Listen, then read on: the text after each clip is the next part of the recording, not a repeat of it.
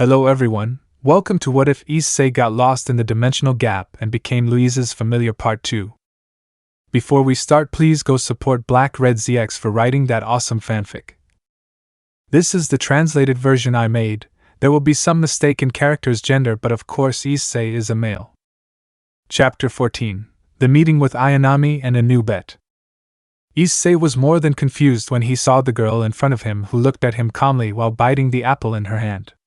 Issei had to admit that the girl was very beautiful, but something told him that the girl in front of him was not someone simple, so at no time did he let his guard down in front of the girl who had been more than calm. Issei, who are you? Issei asked again as the girl stopped biting the apple in her hand and then looked at him for a few seconds. Of course, Issei was more than surprised since he could feel a great amount of intimidation in the girl's gaze, which made him more than nervous. Who do you think I am? She asked with a smile as she watched him waiting for his answer. Of course, Issei didn't know what to answer since she could have any identity, but for some reason the girl's aura seemed familiar to him. Issei, I don't know, but I feel like I've seen you before. I don't feel like you and I have been together for a long time. And why would that be? She said with a sly smile as she bit into her apple again.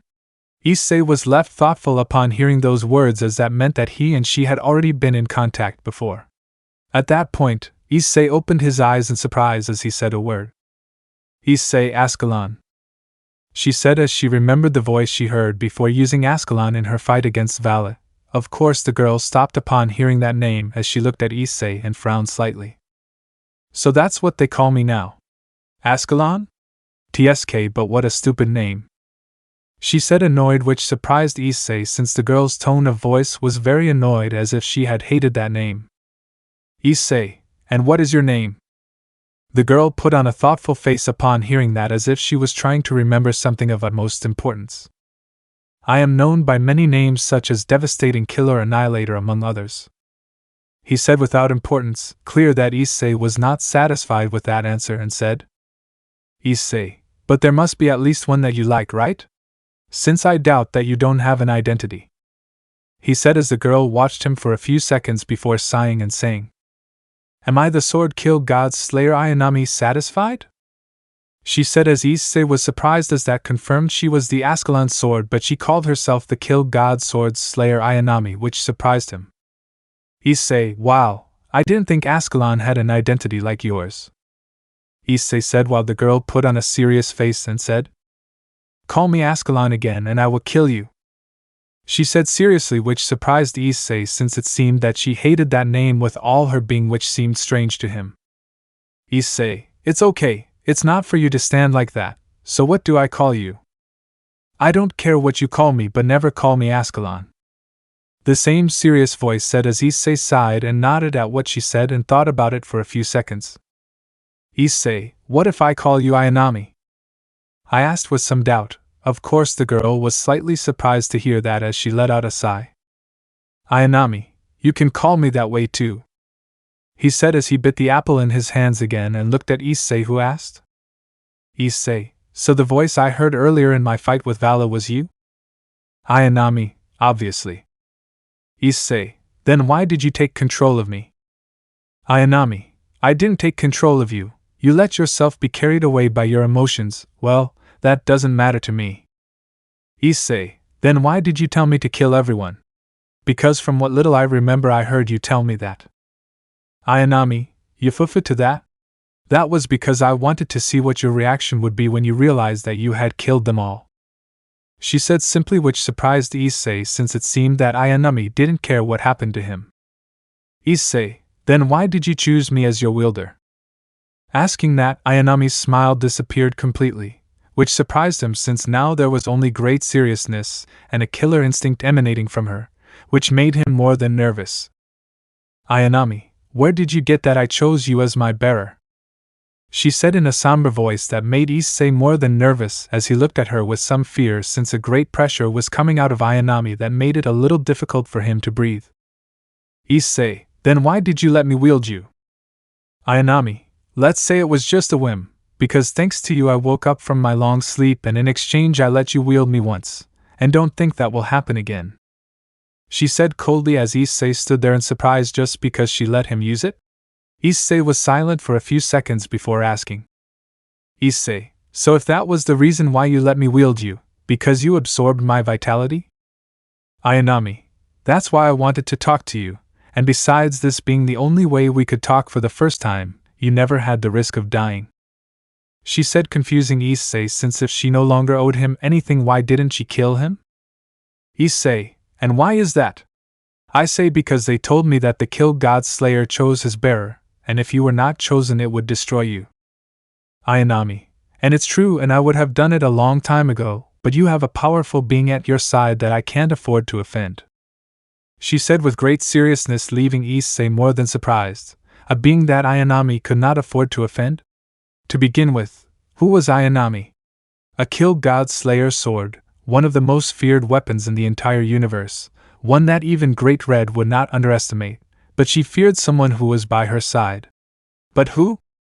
Drake was ruled out, since when he explained what Ayanami was, he said it with great fear in all his words, so it could not be him, or was it someone in his previous world?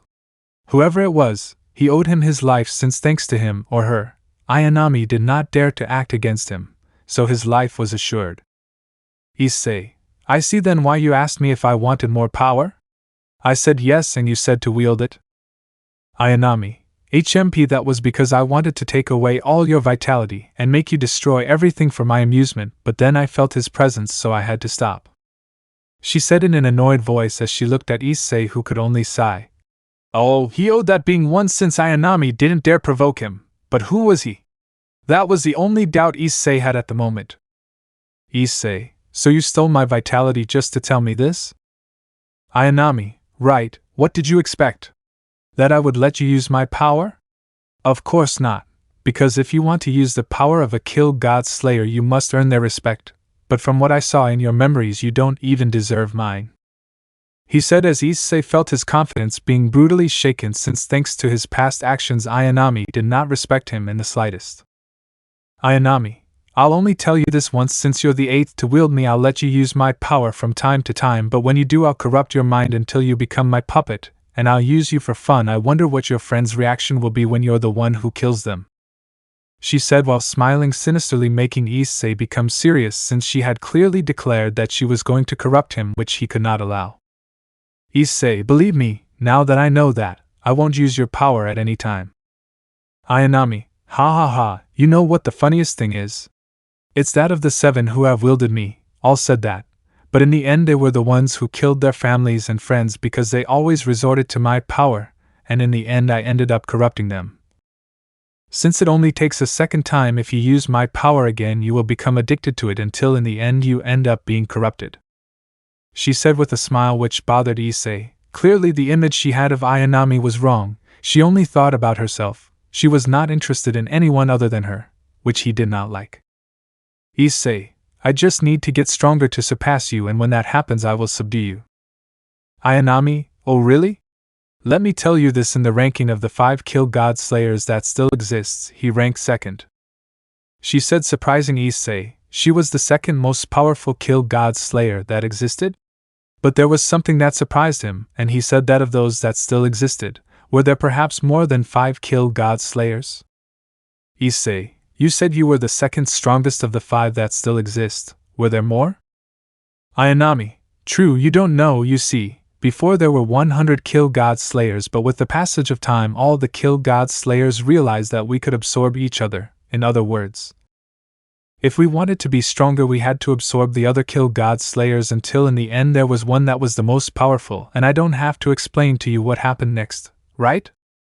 She said as Issei tensed up. If there were 100 before and now there were 5, that means the 5 left are the strongest.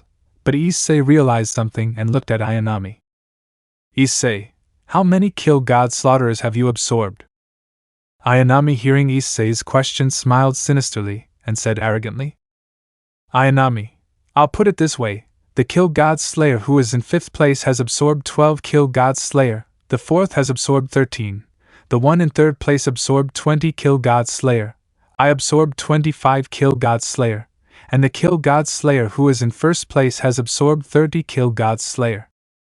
He said, surprising Issei. Ayanami had absorbed 25 killed God Slayer. That only meant how strong he was, since if he had survived those battles it was because his power was enormous.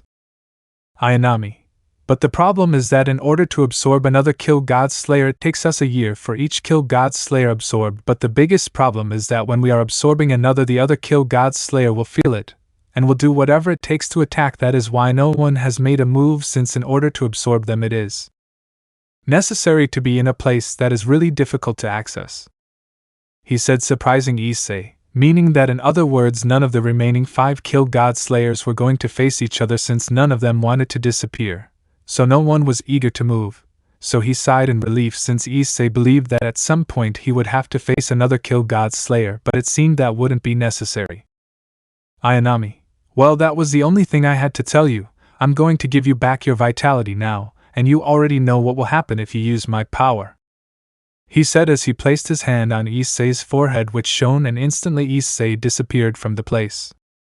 Out of the mind space.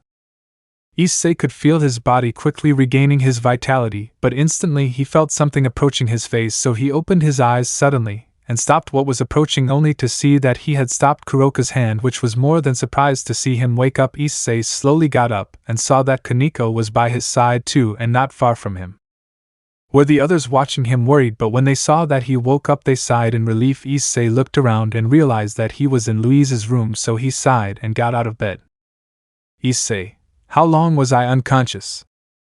Kuroka. Just a few minutes, she said, surprised at that. The boosted gear appeared and turned into a red flash, and from it came Drake, who looked at Issei and said, Drake, partner, can you tell me why your vitality returned to normal? Besides having recovered the vitality that you lost when you activated the Juggernaut drive on that occasion, he said, surprising everyone, especially Kaneko and Kuroka, since they knew that the only way to recover vitality was through senjutsu, which left them more than surprised. Issei. Well, let's say that it was thanks to Ayanami, he said, surprising everyone and at the same time confusing them, since they didn't know who Ayanami was. Drake. Who is Ayanami?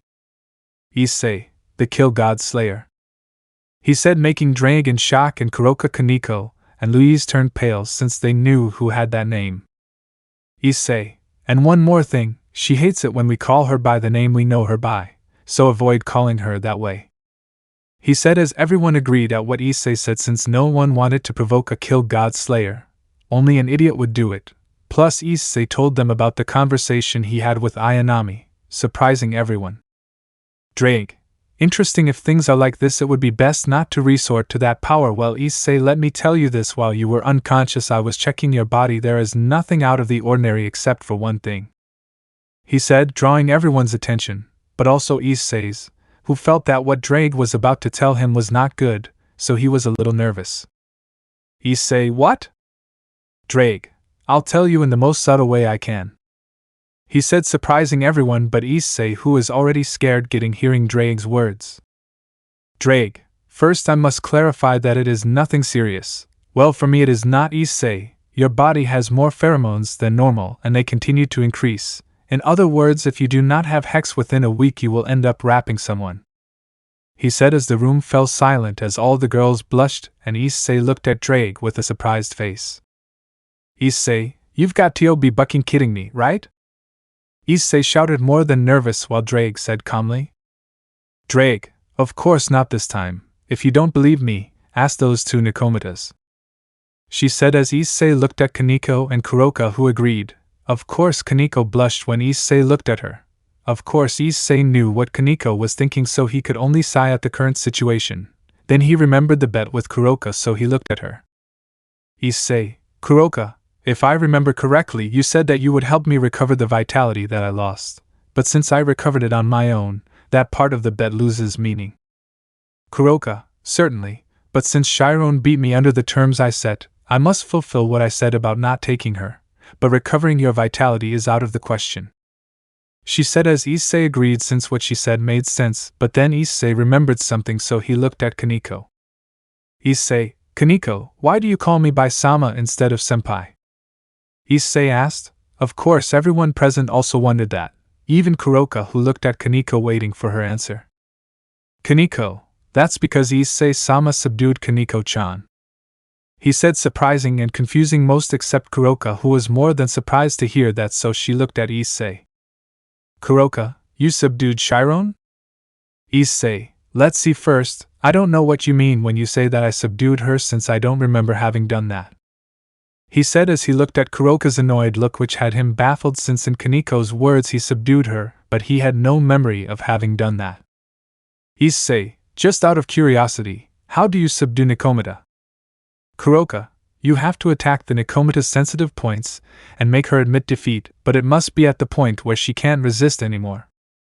He said, surprising everyone but Issei, who remembered the punishment he had given to Kaneko, so he understood why she called him Sama and called him Master when they were in the directorate. Issei, I imagine there is a way to cancel it, right? Kuroka, there is. The Master must say the full name of the Nikomata and then say I free you, and by doing so the Nikomata will be freed but will lose all memories of his previous master.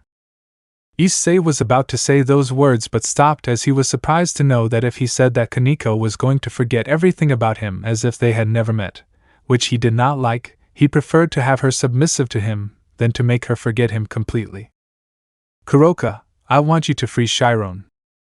Kuroka said seriously, which surprised Issei and Kaneko as well as those present. Issei, I don't plan to do it because if I do, Kaneko will forget everything that happened with her, and I'm not willing for her to forget it. Plus I'm also considering Kaneko's feelings, so I don't plan to do it. He said with great seriousness in his words, which surprised everyone but the little Nikomata, who wanted to cry with happiness upon hearing that, but instead Kuroka made an annoyed face upon hearing that, since she could not accept that Chiron was submissive to someone. On the other hand, Drake had noticed the change in the atmosphere, so he sighed. Since if this continued a fight he would break out, and he was too lazy to help Issei. Drake, seeing the situation, why don't they decide it with a bet? He said, drawing the attention of everyone present, as they had also noticed the change in the atmosphere. Kuroka, what kind of bet? Drake, simple, you want Issei to free your sister but he doesn't want to, so let's do this in 10 minutes. Issei will try to subdue you. If he succeeds, as you said, you will see him as your new master, but if after 10 minutes Issei doesn't manage to subdue you, he will let your sister go, and you can take her with you. What are you saying? Everyone was surprised to hear that, since no matter how they saw it, it was a good bet, and they never expected that from Drake, which gave it more impact. On the other hand, Kuroka had to admit that this bet was very tempting, and if it was as she thought, Issei had touched Chiron's private parts to subdue her, even though she was still a virgin and no man had seen her body yet, she was willing to do anything to save Chiron, so she had made a decision. Kuroka, fine, I accept. She said, surprising Issei, who thought that Kuroka would refuse Drake's bet, but when she accepted he was surprised, but he couldn't afford to use the same technique he used with Kaneko, since with Kaneko he only used a few words to embarrass her, so he couldn't. Don't use those same words with Kuroka. Issei, well, let's do it, the rest of us leave us alone.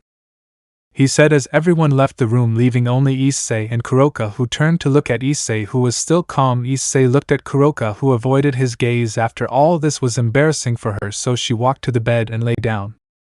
Kuroka, whatever you're going to do, go ahead, she said while looking away for a few seconds before closing her eyes. Issei was surprised to see that Kuroka had taken the initiative, so he could only sigh and approached Kuroka, who felt how Issei got on top of her, which made her nervous. Although she showed herself to be someone confident and daring and even a little perverted, she was more than nervous at the moment, since this was the first time that a boy got on top of her. Although she knew some things about Hex, she was more than afraid of it, since even if she didn't say it, she wanted her first time to be with someone she loved, but that was impossible at this point, since she was wanted by the entire underworld. In addition to the reason why she wanted to have children with Val or Issei was not only because she wanted her children to be born strong, but she also wanted someone strong to protect them, since she couldn't always be with them, since as she was a criminal, her children would be persecuted if they stayed with her, so the best option was for the father to protect them.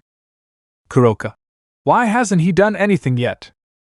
She thought, somewhat bewildered, since Issei had not moved since he had gotten on top of her, which made her more nervous. On the other hand, Issei had realized several things. The first was that although Kuroka proved to be someone confident and daring and even in some cases perverted, she was actually someone very shy inside. The second was that Kuroka, At this moment was more than nervous since although she had not made any movement she tensed every time she felt that Issei was about to move, which surprised him on more than one occasion, so he was not sure how to act. But if there was one thing he was sure of, it was that the expression that Kuroka had at this moment was too cute. Besides that, he was sure that he was the first to see that expression, which for some reason made him happy. But at the same time Issei realized something, and it was that for some reason he wanted to be the only one to be able to see that expression, and also be the only one to provoke that expression, also be the only one to be able to be on top of her, since the mere idea that someone else could see that expression and could be above her made him furious. At first he didn't understand why he thought that, but then he understood he had fallen in love with Kuroka unconsciously, just like with the other girls. So Issei made a decision, so he approached Kuroka's face and said in a soft but dominant voice, "Issei, Kuroka, I'm going to subdue you and you're going to be mine and no one else's. Anyone who tries to hurt you will die." Chapter 15. Subduing Kuroka and the appearance of Count Mott. Kuroka was more than shocked to hear those words, so she turned to look at Issei only to see that Issei had a serious look, which surprised her since that meant that what Issei said was true, which for some reason she felt a warmth in her heart, while a blush appeared on her cheeks making her look adorable, which surprised Issei. But Kuroka reacted and turned to look away. "Kuroka, HMP, as if you could subdue me also, don't promise what you won't fulfill," she said, annoyed but with some hidden pain in her words that surprised Issei since he could notice the pain in her words, so he put on a serious face and said, "Issei, Kuroka, what I said before I meant it. Besides, you witnessed how I finished off Vala, who was and is considered the most powerful Hakyurka that will ever exist, and I was considered the weakest of all the Sekyurudai that have ever existed. But look how the roles have changed, even Ophis said it. I have become the most powerful Sekyurudai that will ever exist in the past, present, and future," he said, while Kuroka was surprised since she also heard when Ophis said that. He surprised Issei even more when Drake told him when they were coming back through the portal, since he never expected that he was now the most powerful Sekyurudai that would exist. So he approached Kuroka's ear. "Issei, also, don't be so sure that I can't subdue you, since thanks to Kaneko I know a thing or two about the sensitive parts of a Nico like you," he said as Kuroka blushed at the way Issei called her. But before she could say anything, Issei blew hot air into Kuroka's ear like he did with Kaneko before. Kuroka was instantly surprised to feel how Issei had blown hot air into her cat ear, since she knew perfectly well that place was the most sensitive, and an Nikomata. "Kuroka, nya?" Kuroka couldn't help but let out an embarrassed sound, as she never expected Issei to know that an Nikomata's cat ear was extremely sensitive. "Kuroka, I didn't expect you to know that a Nikomata's cat hearing was very sensitive," she said, trying to keep her composure since she had made her body sensitive for a second, while a blush appeared on her cheeks. "Issei, he, and it's not the only thing I can do, because if I want I can make you ask me to kiss you in a few minutes," he said with great confidence that surprised Kuroka. But at the same time she realized that Issei thought that subduing her would be as easy as he subdued Chiron, which bothered her. "Kuroka, don't think you're going to easily subdue me like you did with Chiron." "Issei, and I don't do it, Kuroka. I know you're proud and that you wouldn't let yourself be defeated easily, but you know what?" he said as a smile appeared on Issei's face where there was a great amount of confidence, which made Kuroka surprised since she couldn't understand where that confidence came from. "Issei, that makes it more fun, since before the 10 minutes are up you will kiss me voluntarily," he said, while Kuroka got upset. But before she could answer, Issei blew hot air in her ear again, which surprised her but at the same time caused her to shudder, so she tried to push Issei away. But before she could do it, Issei took her hands, putting them against the bed, which upset her. Kuroka was going to use senjutsu to strengthen her body, but then Issei's version of dividing appeared, surprising her, and when they appeared they blinked a few times, surprising her since she never thought that Issei could use his version of dividing without drag inside him. Plus she felt how the senjutsu she had gathered dispersed. "Issei, it's useless. As long as I have my version of dividing activated you won't be able to use senjutsu," he said as Issei smiled. But before Kuroka could say anything, Issei blew hot air again while licking Kuroka's cat ear a little, causing Kuroka to shudder as she tried to suppress the moans of pleasure she felt when Issei blew and licked her ear, since for some reason her whole body was becoming more sensitive than normal, which had her somewhat Confused, and Issei did not stop at any time as he continued blowing and licking Kuroka's cat ears, which she knew that if Issei continued like that in an hour she would fall subdued to him, but the time that Issei had to subdue her was 10 minutes and 4 minutes had already passed. In other words, she had the advantage, but then she felt Issei join her hands together, which surprised her since now Issei was only using one hand to hold her hands, and she was instantly surprised to feel how Issei with his free hand began to caress her ears, gently causing her to shudder again.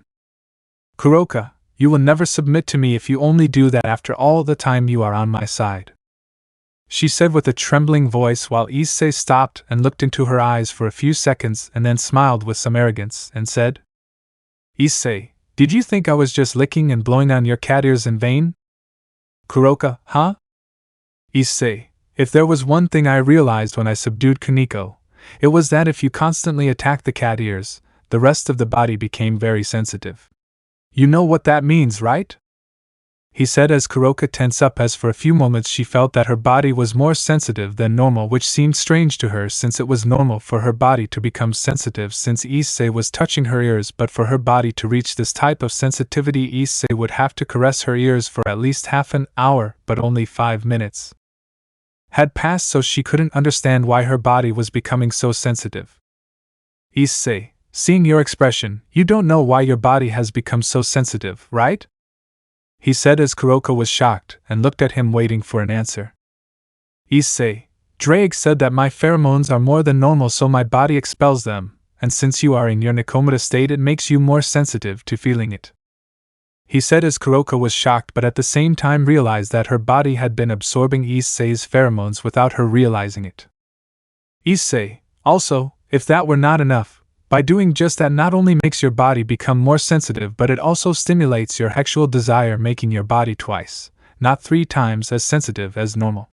In other words, the one with the advantage here is me," he said, surprising Kuroka as she could feel her body getting hotter by the second, and Issei was touching her ears and licking them relentlessly, which caused Kuroka to finally understand what Issei wanted to do. From the beginning Issei knew that she had great resistance, so from the beginning he attacked her ears not only to try to subdue her, but he also did it to make her body more sensitive than normal, in addition to taking into account that Issei's body expelled pheromones that his body absorbed, and that Issei's pheromones were like a drug for any girl since Issei was a dragon, which made him a powerful weapon for any girl, and since she was in her Nikomata state she was exposed for a few minutes, making her more sensitive in addition to stimulating her sexual desire. In other words, she never had the advantage. The one who had the advantage from the beginning was Issei, and finally Kuroka understood why Issei had a confident and arrogant smile. It was because he already knew he could subdue her. "Issei, now you're going to be mine, Kuroka," he said while caressing Kuroka's cat ear and at the same time kissing her neck. Kuroka, feeling that, couldn't hold it in any longer and moaned loudly. Issei smiled upon hearing that and said, "Issei, I never thought Kuroka-chan would moan like that," he said as Kuroka's blush increased, and she looked at Issei with some anger since the moment Issei kissed her neck she felt like an electric shock ran through her body, and her body heated up instantly, as well as feeling a great pleasure that she had never felt in her life. And what made things even more difficult for her was that Issei never stopped caressing her ears, which caused more pleasure. "Kuroka, shut up, that doesn't mean you've subdued me," he said as he tried to breathe normally as he could barely control his emotions.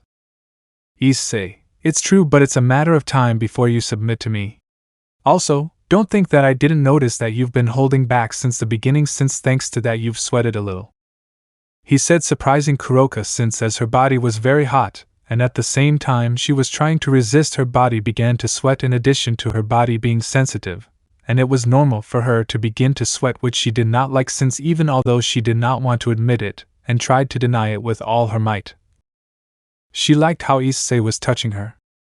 "Issei, also the sweat on your body gives you a rather erotic appearance," he said, embarrassing Kuroka more. Issei, without wasting time, kissed Kuroka's neck again, while he caressed her ear again. In addition to that, Issei began to lick Kuroka's sweat, which could no longer hold back her moans, since when Issei's tongue touched her neck she felt like her body was burning. In addition to that, Issei slowly stopped applying force in the grip of her hand without her noticing while he continued kissing Kuroka's neck in addition to caressing her ear, causing Kuroka's mind to begin to cloud with pleasure so much that she could no longer think clearly. In addition to that, her sexual desire increased every second, making it more difficult to bear. But in that, Issei, I guess I have to get a little more serious, he said while using his tongue. He licked from Kuroka's neck to the beginning of her breasts, right in the middle of both, where his tongue moved up and down in the middle of both breasts, causing Kuroka's entire body without exception to tremble violently, since Kuroka could not bear any longer all the pleasure she felt in addition to her sexual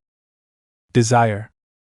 Issei, but how sensitive you are, Kuroka, trembling just because I caress your body a little, he said as Kuroka looked at him, but in her gaze there was no shame or hatred, but Kuroka's eyes seemed to be cloudy as she tried to catch her breath. Issei, besides, I let go of your hands a minute ago and now you're the one who doesn't want to let me go, he said as Kuroka lowers her gaze to Issei's neck only to see her hands clinging tightly to Issei's neck, refusing to let go, which surprised her, and before she could react she felt Issei's breath mix with hers. Issei, tell me, Kuroka, do you want to kiss me? He said while touching his lips with Kuroka's, who was not able to react since it seemed that her mind was in a trance like her body, since the sexual desire was too much, in addition to the fact that her body was still exposed to Issei's pheromones, who slightly moved his head from left to right, which caused Kuroka to imitate him. Issei, do you want to kiss me? Kuroka, yes, she said, lost in pleasure and sexual desire, trying to get closer to Issei's lips to kiss him, but Issei moved away enough to prevent it, which caused Kuroka to lie down again. Issei came closer again and repeated the above a few times, making Kuroka want to kiss him more since she wanted to relieve all the excitement she felt. Issei, do you want to kiss me? Kuroka, yes, that I want. Issei smiled at what Kuroka said as she was no longer able to resist the excitement of her body. Issei, I'll let you kiss me if you say those words. Do you understand? Kuroka, yes, she said in a panting voice as Kuroka felt her body burning with each passing second, increasing more, making it impossible to bear, and Kuroka could no longer think clearly since now she only had the thought of kissing Issei. It didn't matter that she had to kiss him. Kuroka, he said slowly as Issei smiled and approached Kuroka slightly, who opened her mouth when Issei touched her lips with his, in addition to Issei's pheromones which continued to enter her body. Kuroka, Kuroka said. Issei had a smile on his face when he saw that Kuroka could no longer resist the excitement of her body.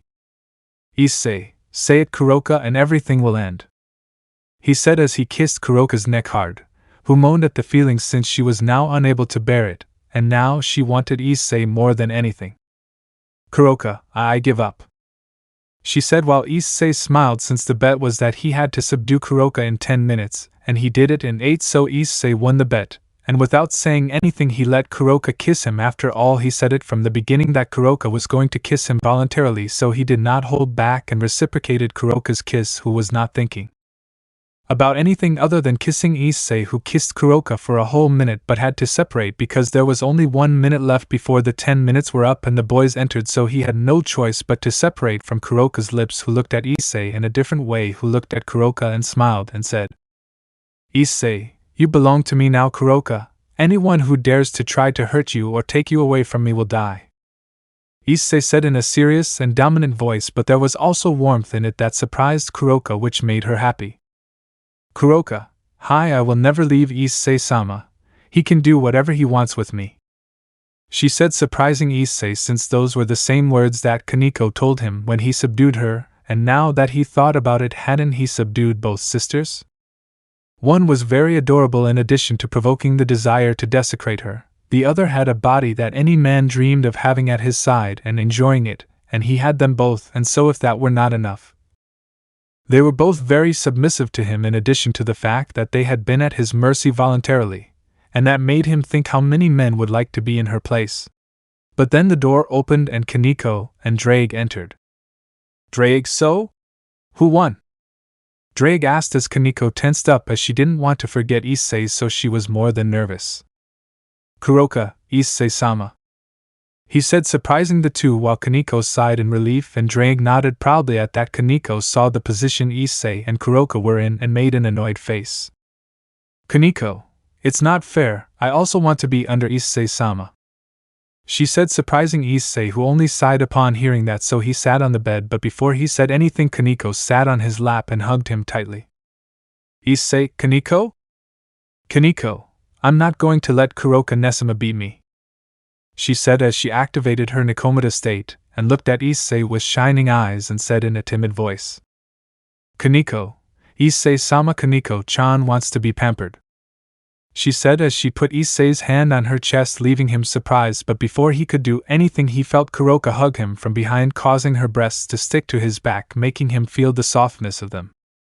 Kuroka, it's not fair, I also want to be pampered, she said while licking Issei's cheek, making him tense. Kaneko, seeing that, she got upset and opened her shirt and put Issei's hand under her bra, causing Issei to feel Kaneko's small breasts in his hand, surprising him, and before he could react, both sisters began to lick and kiss his neck without stopping, causing Issei to growl in pleasure as he felt how both sisters were licking and kissing his neck. But what Issei didn't realize at that moment was that he unconsciously began to squeeze Kaneko's chest while caressing her nipple, causing her to moan. Kaneko, nya Issei-sama, she said in a shy voice as she enjoyed the feeling of Issei caressing her breasts, while Kuroka kissed Issei in an erotic and provocative way while their tongues joined each other. Issei was about to lose control, but Drake's voice brought him back to reality. Drake, I don't want to interrupt your moment of intimacy where it is certain that you were marked by my partner, but remember that there are things to do, he said while scratching himself, and Issei finally reacted and moved his hand away from Kaneko's chest and got up from the bed, surprising both Nikomata's sisters, who got upset and looked at him expecting something, for which Issei sighed. Issei, I'll pamper them later, okay? She said as both sisters smiled and nodded at the same time while Issei sighed as they left the room. Issei, and the others? Kaneko, they said they would be at the principal's office, he said as they headed to that place, and upon arriving they were surprised to see the boys standing to one side while the director was talking to someone who was dressed strangely and had a mustache that made Issei want to laugh at him, but upon seeing the worried faces of the girls and the director, he knew that he was not someone simple, but that was worth it to him. Issei, Osmond, we have to talk about something, Issei said out of nowhere, drawing everyone's attention, as well as that of the guy with the weird mustache, who was more than surprised to see Kuroka and Kaneko, especially when he saw Kuroka's ears and two tails while she licked her lips when she saw them. Issei put on a serious face when he saw that, since he wasn't stupid and he knew what that guy was thinking. Osmond, why didn't you tell me you had two beautiful commoners at the academy? Osmond tensed up upon hearing the question and looked at Issei, who had a sinister smile on his face when he saw what that guy's intentions were. Osmond, Count Ma, I must say that I did not tell you about them because they do not belong to the academy but to the boy in front of you, he said, surprising the subject now identified as a count, which Issei didn't give a shit about. But the count looked at him carefully and realized that Issei was not a noble but a commoner, so he smiled since he liked the appearance of Kuroka and Kaneko. But before he said anything, Osmond, Issei-sama, what did you want to talk about? Issei, give me access to the place below the academy, he said, surprising Osmond and Count Mott, who looked at Issei with some anger since for Issei he was just another commoner. But before he said anything, Osmond, I see, I'll take you there in a few minutes. Issei, well, I'm leaving, let's go, he said as he left the office accompanied by Kuroka and Kaneko, and also the boys, who bowed and left, leaving only the two adults. Mott, Osmond, can you tell me why you let him talk to you like that? And also, why do you let him enter that place? After all, he is just a commoner, and I want you to help me get him to give me those two commoners, since those commoners are really beautiful and having them with him is a huge waste. Osmond said with great arrogance. Upon hearing that, he sighed and looked at Count Mott as if he were looking at a big idiot, and said, Osmond, I refuse to help you with that, he said, surprising Count Mott since whenever he wanted a commoner from the Osmond Academy he gave it to him after signing some papers, so he got upset and said, Mott, why? Do you want to lose the support I give to the academy? He said in a serious and cold voice, trying to pressure him. Osmond sighed upon hearing that and said, Osmond, if you want, do it, but I'm not willing to offend Issei, he said, surprising Count Mott, but at the same time he became more upset since he could not understand why Osmond was afraid of that commoner. Mott, can you tell me why you are not willing? And why would you be afraid of offending a commoner? Osmond, that's because Issei is not a simple person. Even if it were the princess who was in front of Issei, she would have to be respectful in front of him. She said, surprising Count Mott, since their status compared to that of the princess there was a big gap between them, since the princess was the current queen of Tristan after her father the king passed away from a strange illness. Mott, that's impossible, because why would the princess have to have respect for that commoner? Osmond sighed, because Issei has the power to destroy the academy. It couldn't be said that he could destroy the entire kingdom of Tristan if he wanted to do so. He could do it with just a wave of his hand. He said, surprising Count Mott, as he could not believe that a commoner would have the power to destroy a kingdom completely. Mott, I refuse to believe that a simple commoner has the power to destroy the entire kingdom of Tristan. Osmond, I would also refuse to believe it, but I have witnessed his strength, and I have no doubt that he can destroy the kingdom of Tristan. He said, surprising Count Mott, since he knew how proud Director Osmond was, so doubting his words was foolish, so he sighed. Mott, if you say so, I'll try my best not to offend him. Well, is the plebeian I asked you for a few months ago ready? Osmond, sigh, you just have to sign this. He said as he placed the document on the table, and Count Mott signed it, and then it was sealed by Osmond's mark. Mott, well, that would be all for me to retire. He said as he took the document away, leaving Osmond alone, who could only sigh when he saw that Count Mott was gone. Osmond, I wonder what Issei's reaction will be when he finds out that Count Mott took away the maid for whom he confronted young Issei. He said as he stood up and looked out his window at Count Mott, who was accompanied by the maid, who had a sad face at having to go with the Count. Osmond, I just hope he doesn't get upset, and if he does, nothing good awaits Count Mott. He said as he stopped looking out the window and went to look for Issei. Chapter 16. The Ancient Library and Saving the Maid. After Count Mott left, Osmond took Issei to the room that was under the academy, since he could not enter unless the princess had given an order that access was possible. But at the moment he did not have it, in addition to being accompanied by everyone. Those who were going to participate in the magic festival, of course Kaneko and Kuroka, were also going with them, in addition to the fact that Drake's time to be outside the boosted gear was over, so he returned to Issei's arm and fell asleep. Osmond, Issei, how did you know about this place? Issei, well, when I first went out to the courtyard, when I came here, as I stepped on the grass I felt this place, since it is guarded by a seal, right? Osmond, yes it is. He said as they reached a door, while Osmond said a few words as the seal was deactivated and the door opened, where everyone entered and walked for a few seconds and found a large bridge, and below it a large abyss where the bottom could not be seen, surprising Issei and more when he saw a kind of ancient building. They all walked across the bridge.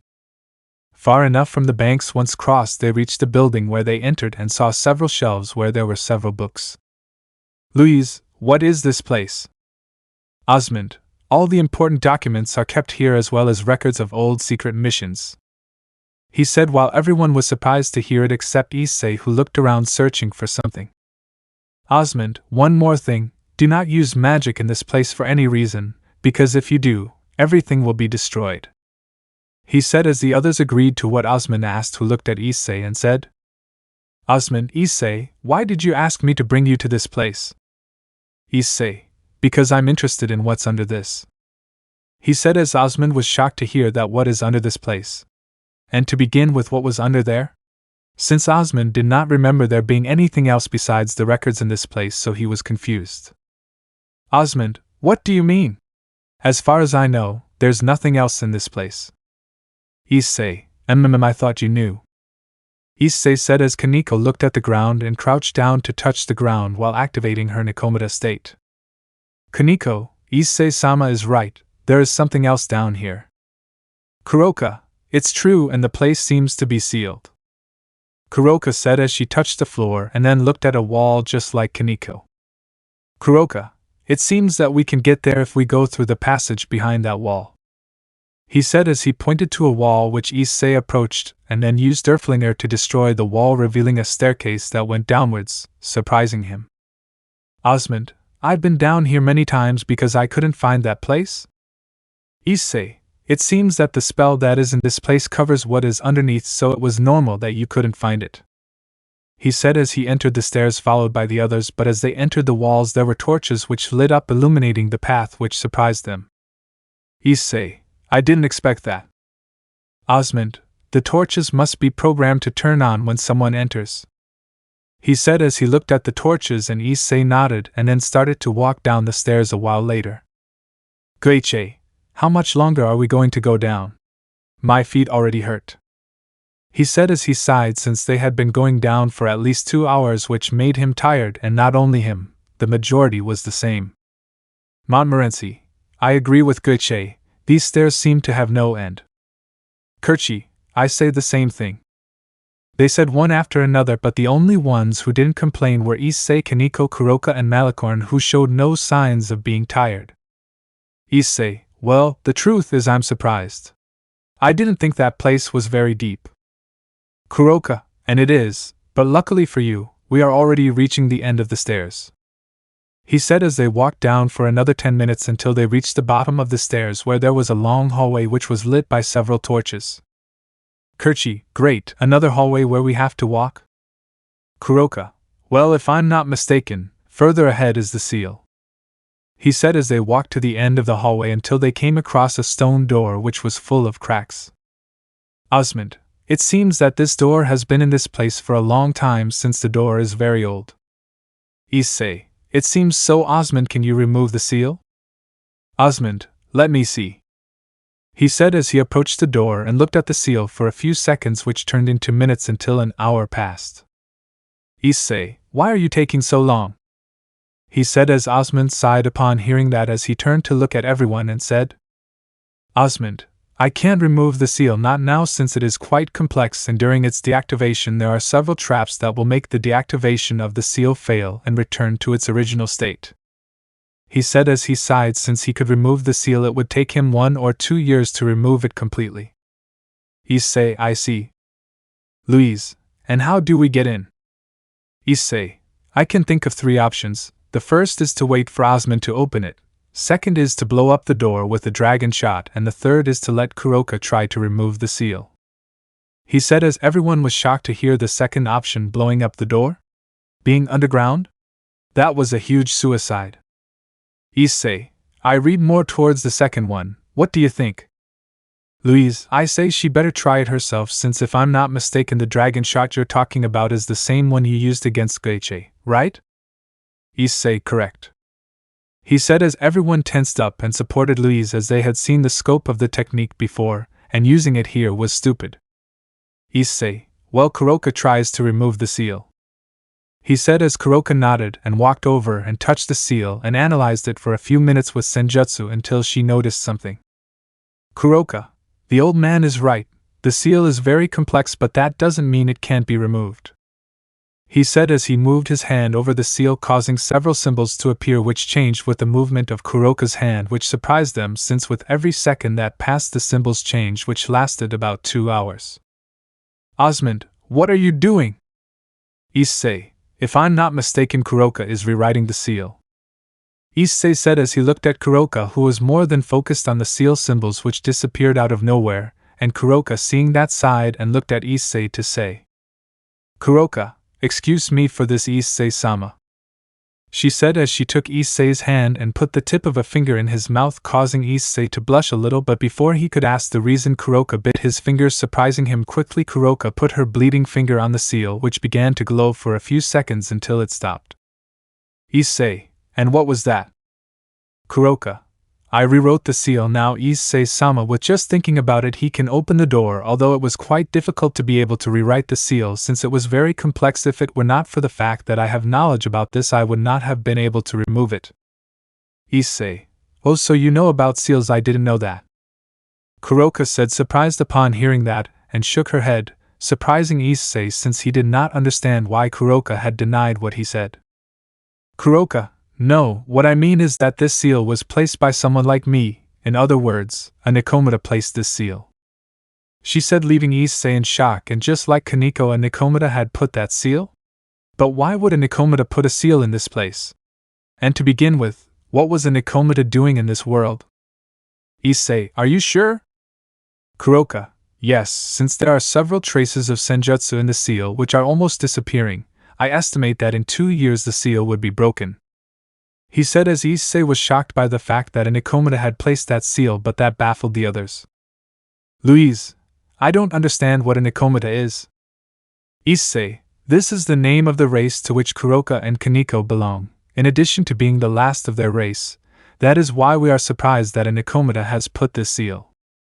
He said, surprising the girls since they didn't know that, but at the same time they were curious to know more about Issei's world. Issei, although it's strange that there was a Nikomata here? Kuroka, I don't know, but the time that the seal was active was for at least 1,000 years or more. He said as Issei put on a thoughtful face, as it was extremely rare for a Nikomata to have come to this world since as they had no knowledge about this world, so coming here was impossible, unless it was at that moment that Issei came up with a possible answer, so he took Derflinger out of his sheath. Issei, Derflinger, if I remember correctly you said that your previous wielder was a girl, right? He said, surprising everyone except Louise, who did not understand why Issei asked that, but instantly a possible answer occurred to her. Derflinger, yes, why? Issei, just to confirm, did your previous wielder have cat ears and tail like Kuroka? Derflinger, no, she didn't have cat ears and tail. Issei, are you sure? Derflinger, well, no, but now that I think about it, the aura that those two emanate is similar to the one she emanated. He said as Issei realized that there was a possibility that the previous wielder of Derflinger had been a Nikomata, but it was still not certain that the previous wielder of Derflinger had been a Nikomata. Issei, so this place looks familiar to you? Derflinger, now that you ask, does this place look familiar to me? He said as Issei nodded and looked at the door while thinking about something, so he looked at Kuroka. Issei, tell me Kuroka, was the seal to prevent anyone from entering or leaving? Kuroka, luckily it was to prevent anyone from entering. He said as Issei nodded, and just thinking about it he heard how several locks were removed from the door, which slowly began to open, and when it opened completely only a dark room could be seen. Issei, wait until I tell you it's safe. He said as he entered the room through the door, but to the boys' surprise Issei disappeared as soon as he entered the door. In the city of Ko, all the members of the club were gathered since the trip to Kyoto. Asia, Zenobia, Irina and Kiba would soon be. Rias, remember, don't get into any trouble with the Yukai. Asia, yes, we know. She said as they smiled, as their spirits were better since they saw Issei alive, although they still wanted to be by his side. Akino, I think Issei would like to have to go, don't you think? Rias, I'm sure I couldn't sleep because of the excitement. Zenobia, it's true, but at least we know it's okay. Irina, yes, although I was really surprised to see him arrive like that. Asia, that surprised us all, but there's also that. He said as he remembered Opha's words about Issei's kill god slayer, so they understood that it was an extremely powerful but dangerous weapon, so they were worried that Issei would not be able to control it as had happened. Rias, certainly, but remember that Azazel-sensei is about to finish the bracelets. Rossways, correct, besides that we already have permission to go look for Issei. Kiba, it's true, soon we will go to where he is. Gapser, and also with Kaneko-chan. Akino, Era, it's true she left with him. Rias, it's true that girl better not have done anything to me, Issei. He said, but at that moment the door opened and Azazel entered with a nervous face which surprised the girls. Rias, is something wrong? Rias asked, but before Azazel could answer a magic circle appeared where Serzex came out with a nervous face.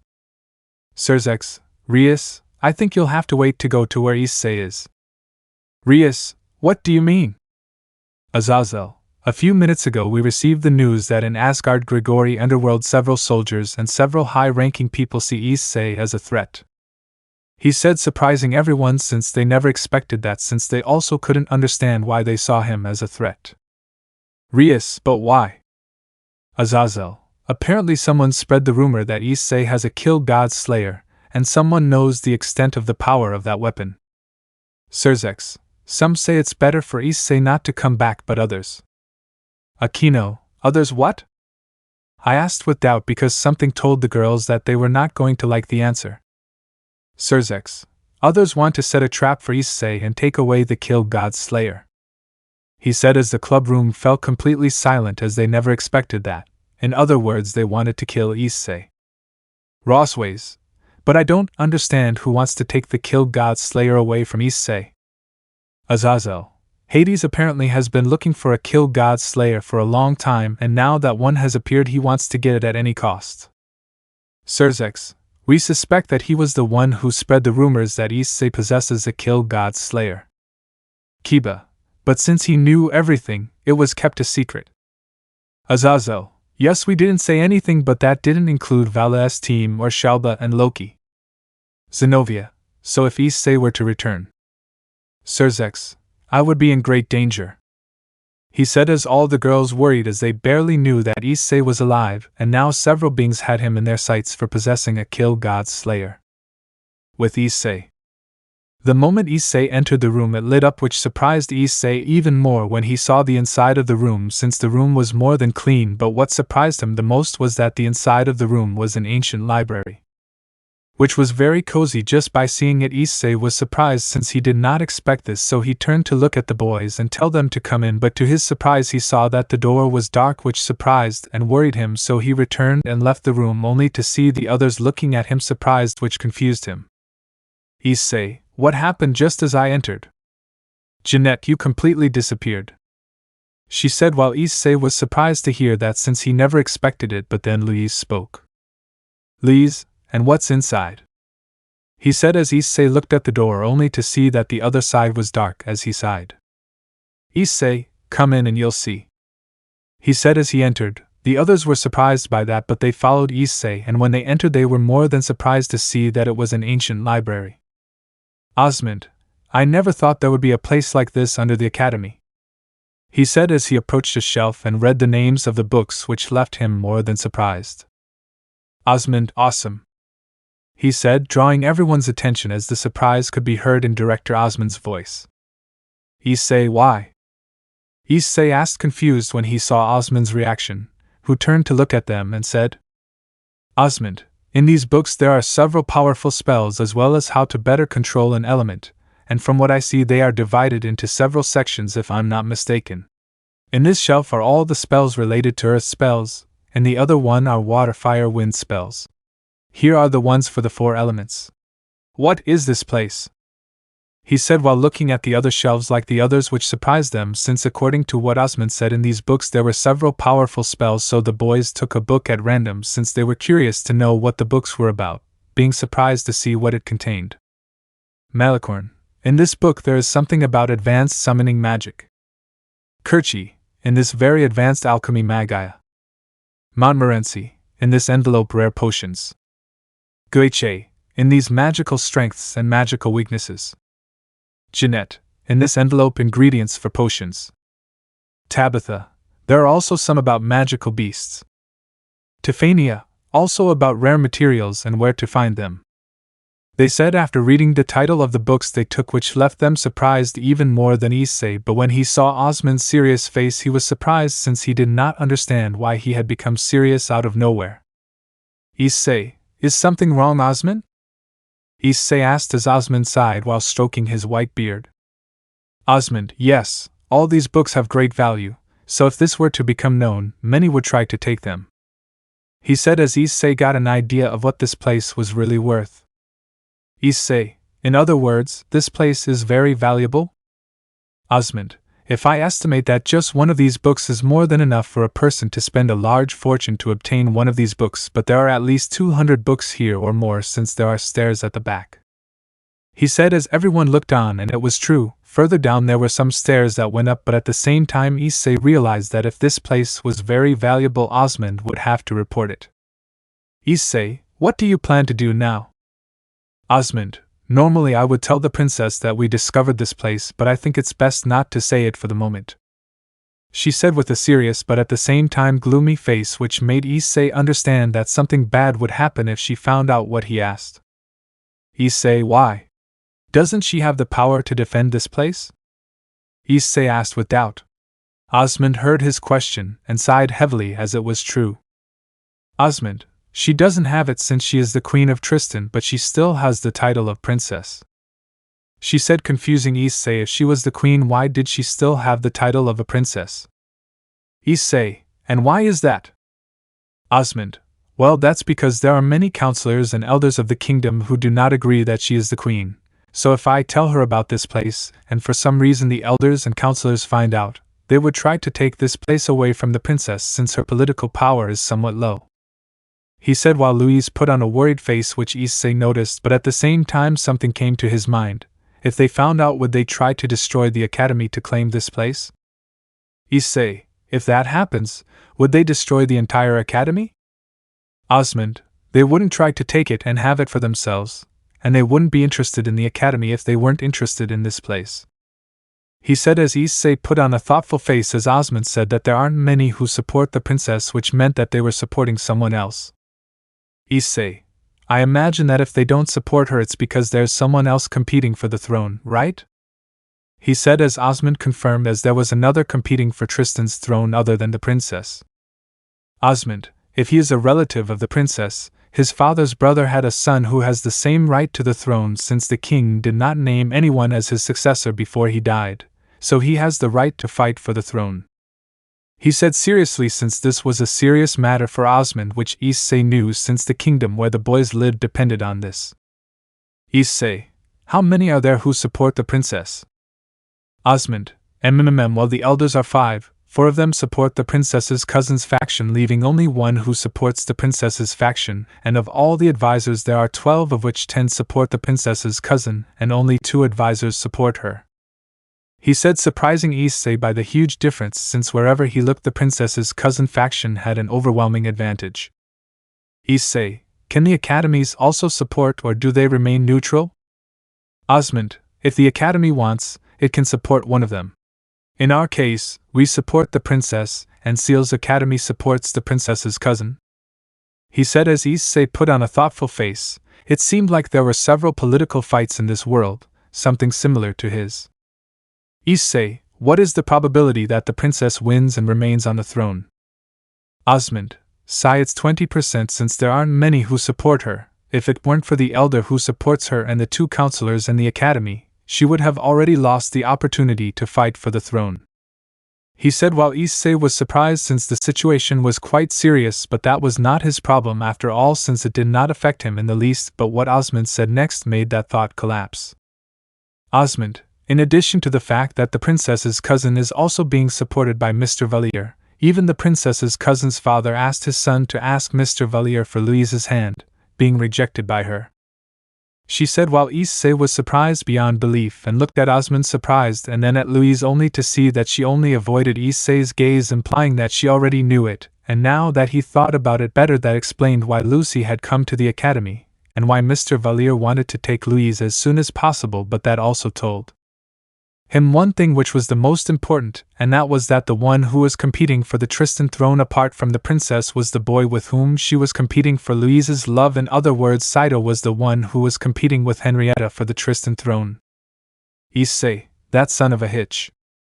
He said with a sinister look on his face since Issei knew that if Saito won he would have the power to ask for Louise's hand, which explained Mr. Valier's actions, and he also understood Saito's words.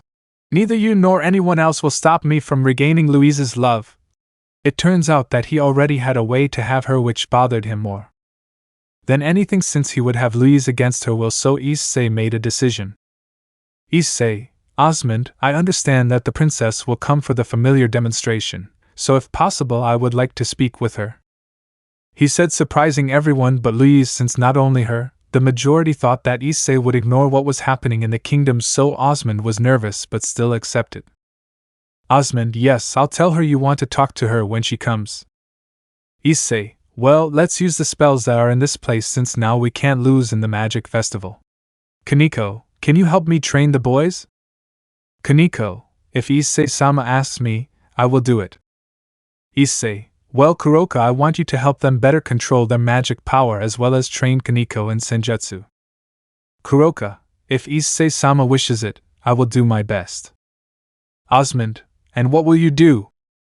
Issei, I will train them so that their attacks are stronger, and we will use some magic from my world since I will be helping Louise. He said, surprising everyone since now Issei was taking things more seriously, and they were surprised to know that they would use some of the magic from Issei's world. Malicorn, what magic from your world will you teach us? Issei, well, you'll have to wait to see it, but the one who will teach you will be Kuroka since I have talent for that. So let's train tomorrow since if I'm not mistaken, it's already night time. He said as Osmond pulled out a watch from his robes and agreed to what Issei said, who remembered something. Issei, I forgot, Osmond, the boys are going to miss classes so they can focus on their training, so you must bring them food. Issei said as Osmond agreed to what he was asking. Issei thought about it for a bit, and remembered something. Issei, Siesta should do the cooking since she trusts her, so there won't be a problem if she neglects her duties, right? He said as Osmond tensed upon hearing that name which everyone had noticed, causing Issei to look seriously at Osmond. Issei, is something wrong? Osmond, well? He said nervously, not knowing how to respond, and Issei's gaze made him more nervous than he already was.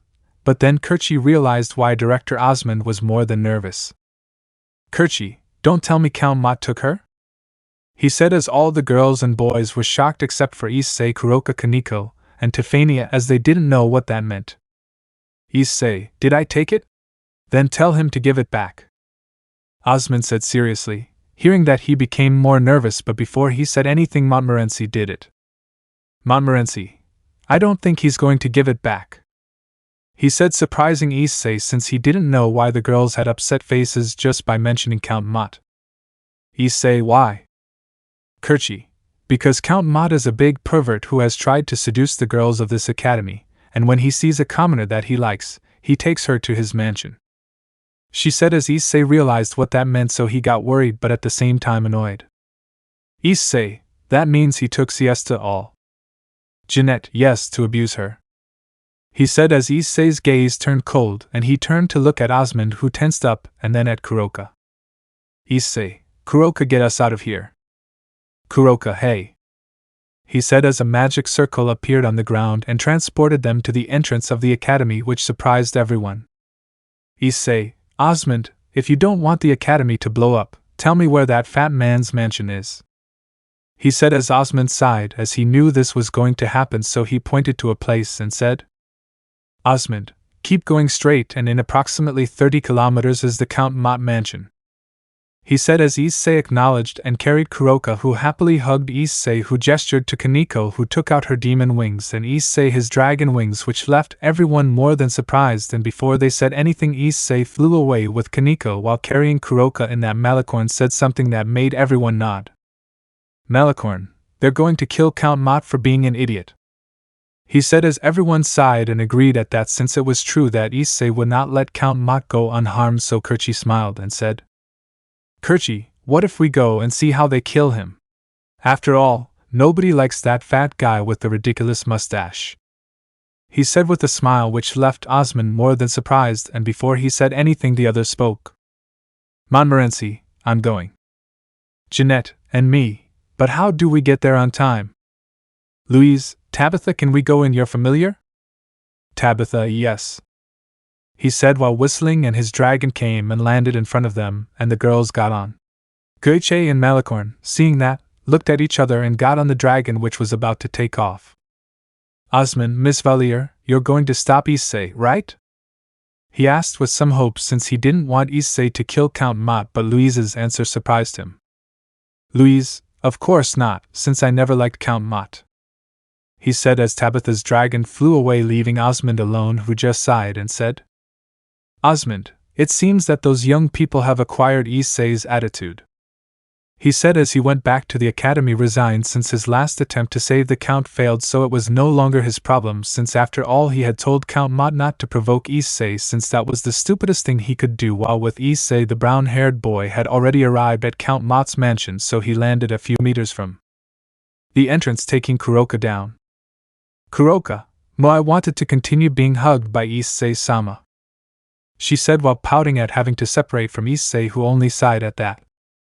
Issei, don't worry, if you do your job well training the boys, I'll reward you.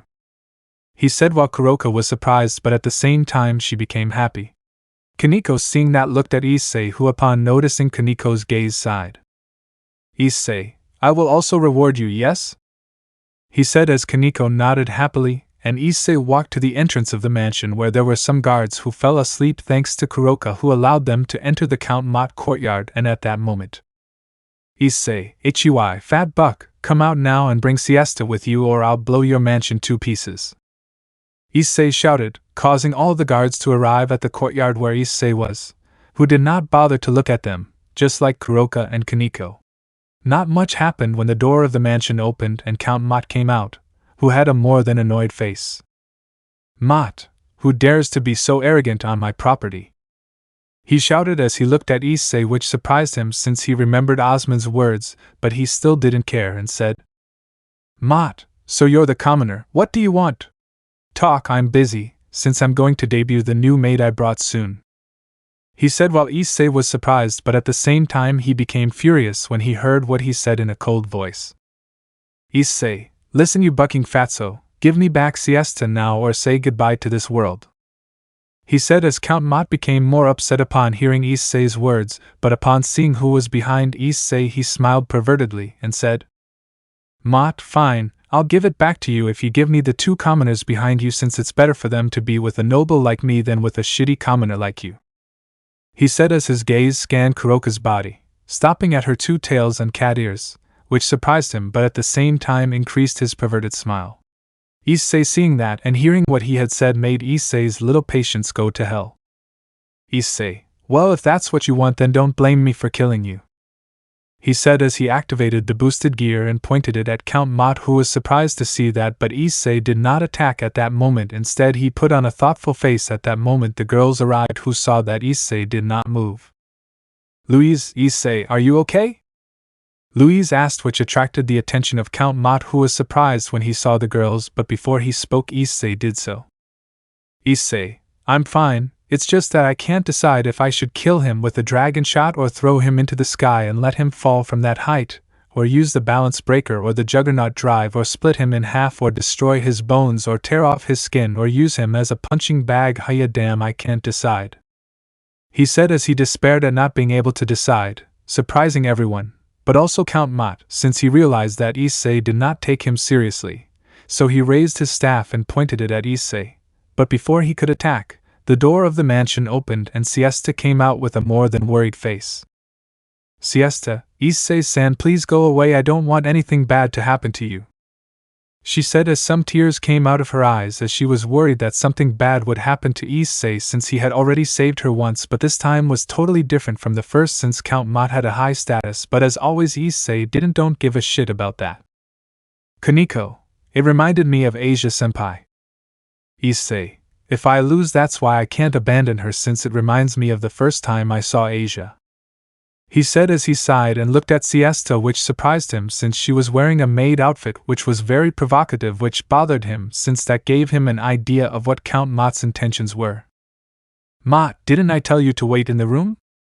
He said as he slapped Siesta, causing her to fall to the ground, which surprised everyone, but at the same time that was the worst mistake he could have made. Issei, big mistake, damn it. Kuroka, get Siesta out of here, and get out of here because I want to try something, you too, Kaneko. She said as they both acknowledged, and beneath Siesta a magic circle appeared, transporting her to another place. Kuroka, I transported her back to the academy. Issei, good. He said as Kaneko and Kuroka retired.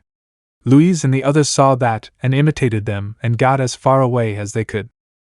Mott, damn commoner, who do you think you are to take my belongings? Issei, first, Siesta does not belong to you, just like Kuroka and Kaneko. Second, I am not a commoner, and third, you just provoked a celestial dragon.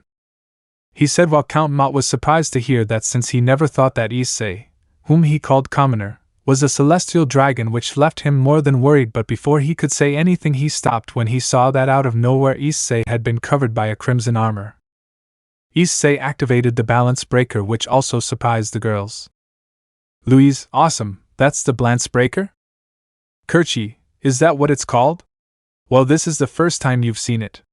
Louise, Issei used it against Lucy and Yujui. The first time we saw it, this would be the second. Montmorency, true, Besides that, Issei is really powerful when he uses it. Kaneko, that's right, Issei-sama is quite powerful when he uses it, but without it he is also quite powerful. Kuroka, exactly, which leaves me somewhat confused as to why I activated the balance breaker if in its base state it is more than enough to defeat that guy. She said, confused, and she was not the only one. The majority knew that Issei even without using Blance could defeat Count Mott, but upon hearing Issei's chant, Kuroka and Kaneko were even more surprised, as they knew what that meant. Issei and Drake. I who must wake up. I am the heavenly dragon who stole the principle of domination from God. I laugh at the infinite and worry about fleeting dreams. I will become the red dragon of domination. I will drag you to the depths of crimson purgatory. Juggernaut Drive.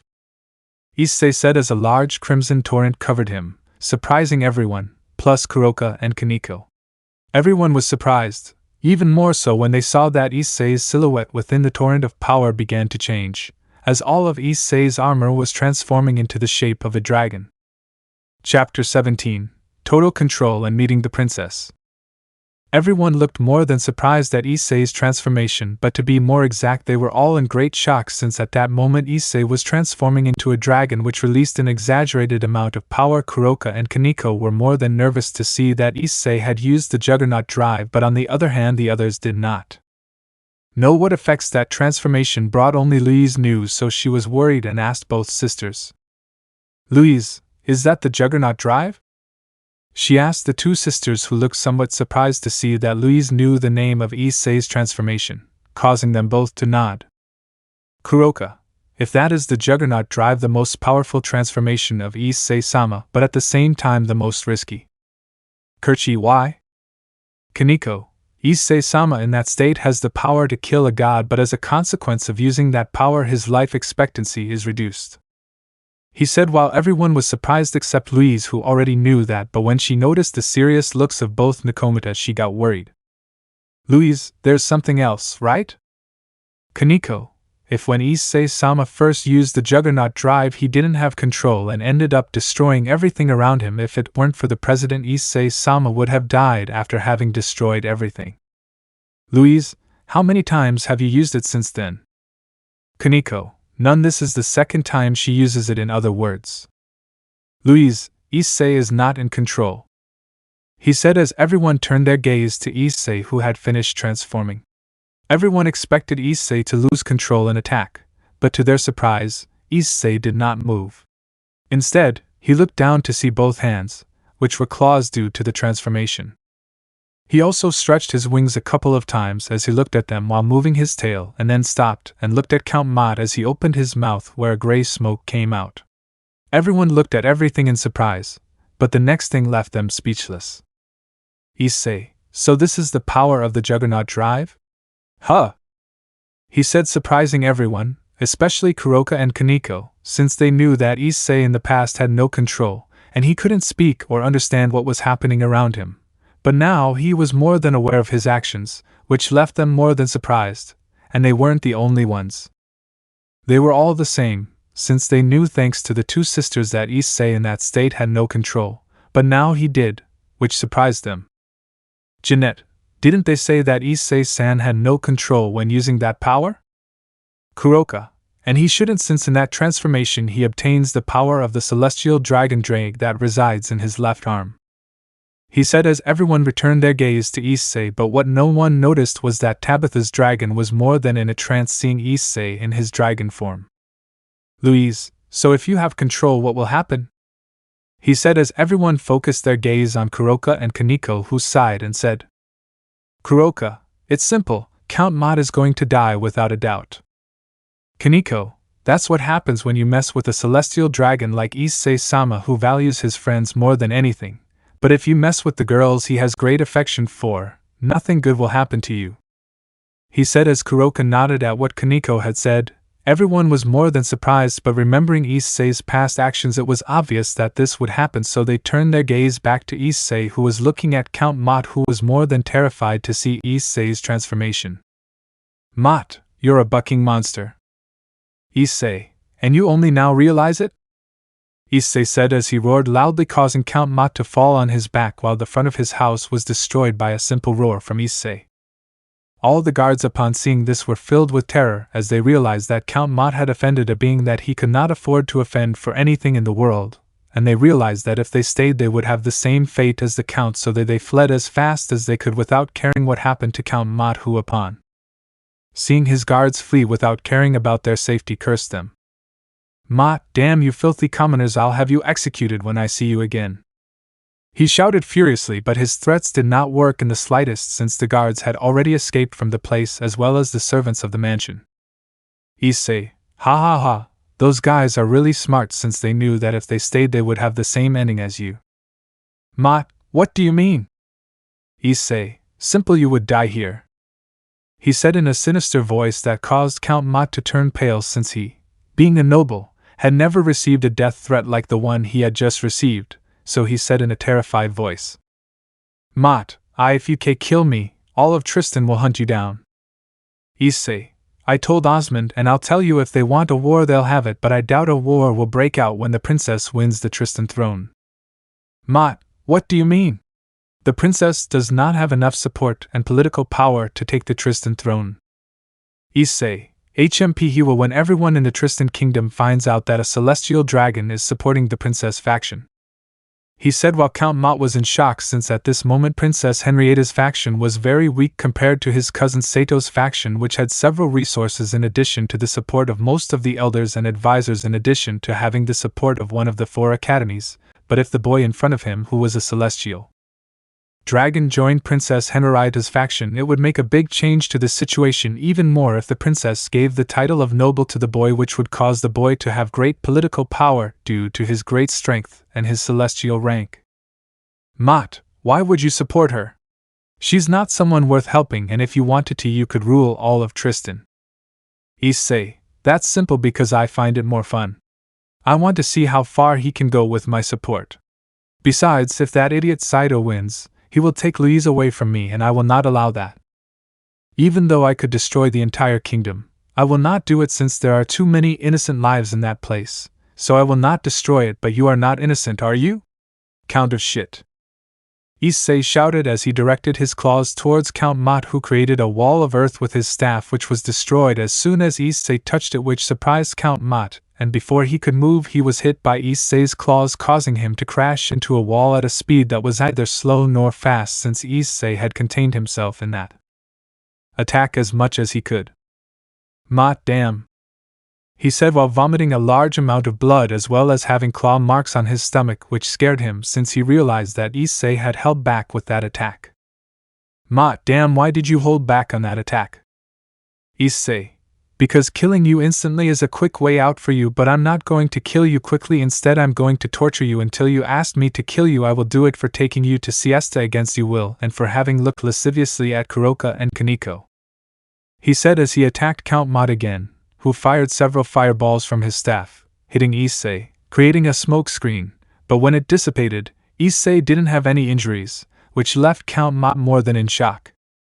Mott, impossible, I used most of my magic. How is it possible that you don't have a single scratch? Issei, I'll tell you in a way that a big idiot like you can understand. Such a weak attack like that wouldn't hurt me at all.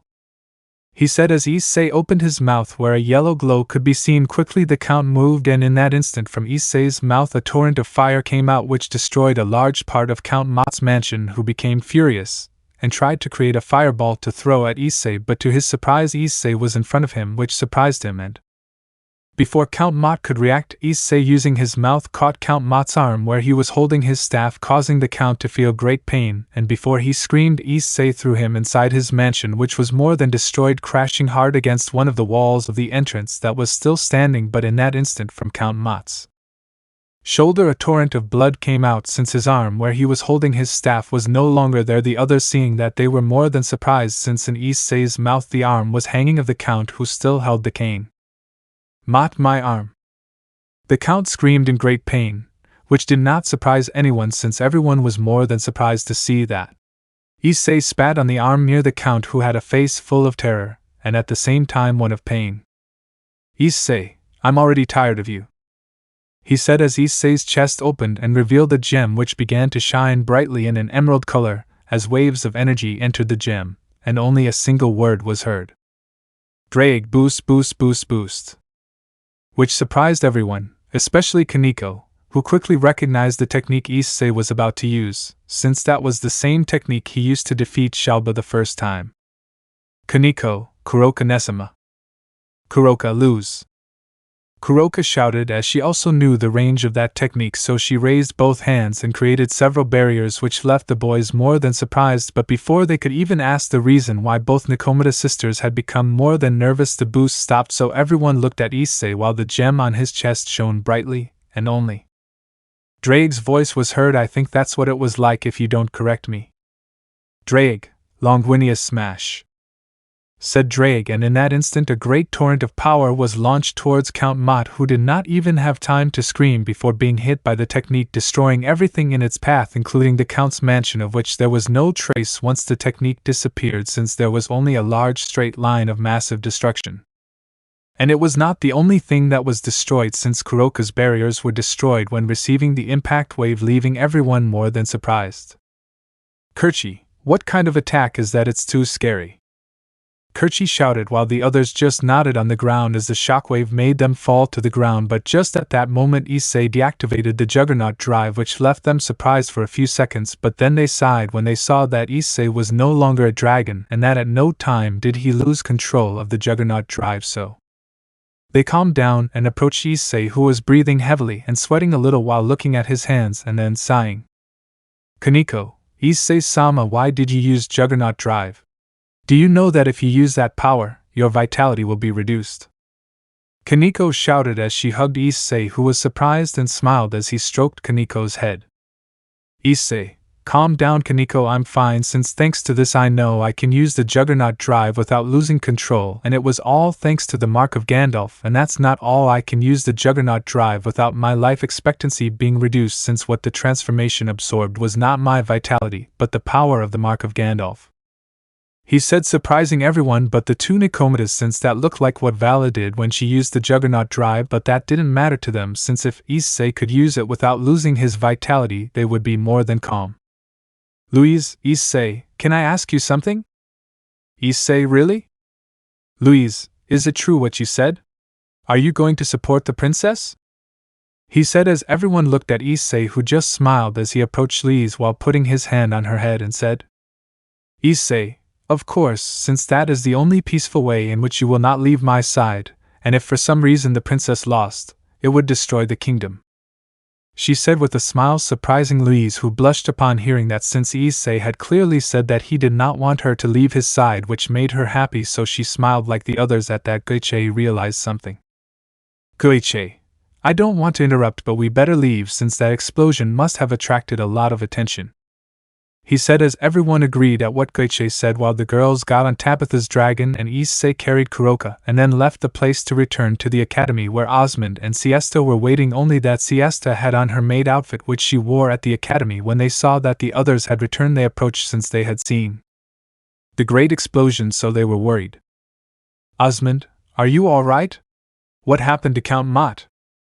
Issei, Count Mott no longer exists in this world, as does his entire mansion, he said, surprising Osmond and Siesta, who looked at the girls, who agreed, saying that it was true, which surprised them. Siesta gasped, thinking about the problem she caused Issei. On the other hand, Osmond just sighed, since seeing that great explosion he knew that Issei had killed Count Mott, so it didn't surprise him so much. Instead, Siesta bowed. Siesta, please excuse me, because of me you will be in trouble, she said, surprising Issei, who just smiled as he approached Siesta and put his hand on Siesta's shoulder, making her look at Issei, who just said, Issei, don't worry, there are few in this world who can give me a fight, but even so, I would beat them without a doubt, so you don't have to worry, he said, while Siesta was surprised but agreed at what Issei had said, who just smiled. Issei, well, rest since tomorrow your training begins, she said as everyone agreed at what Issei said, as everyone was now eager to know what Issei and the Nakomata sisters would teach them. Plus, they had the advantage of having discovered the ancient library where there were several powerful spells, but before they could move, Kaneko pulled the sleeve of Issei's jacket, causing everyone to look at her. Issei, what's wrong, Kaneko? Kaneko-chan wants to sleep with Issei-sama," she said, surprising everyone but Issei, who did not know what to answer since he was going to sleep in Louise's room and he doubted that Louise would agree to let Kaneko sleep with them.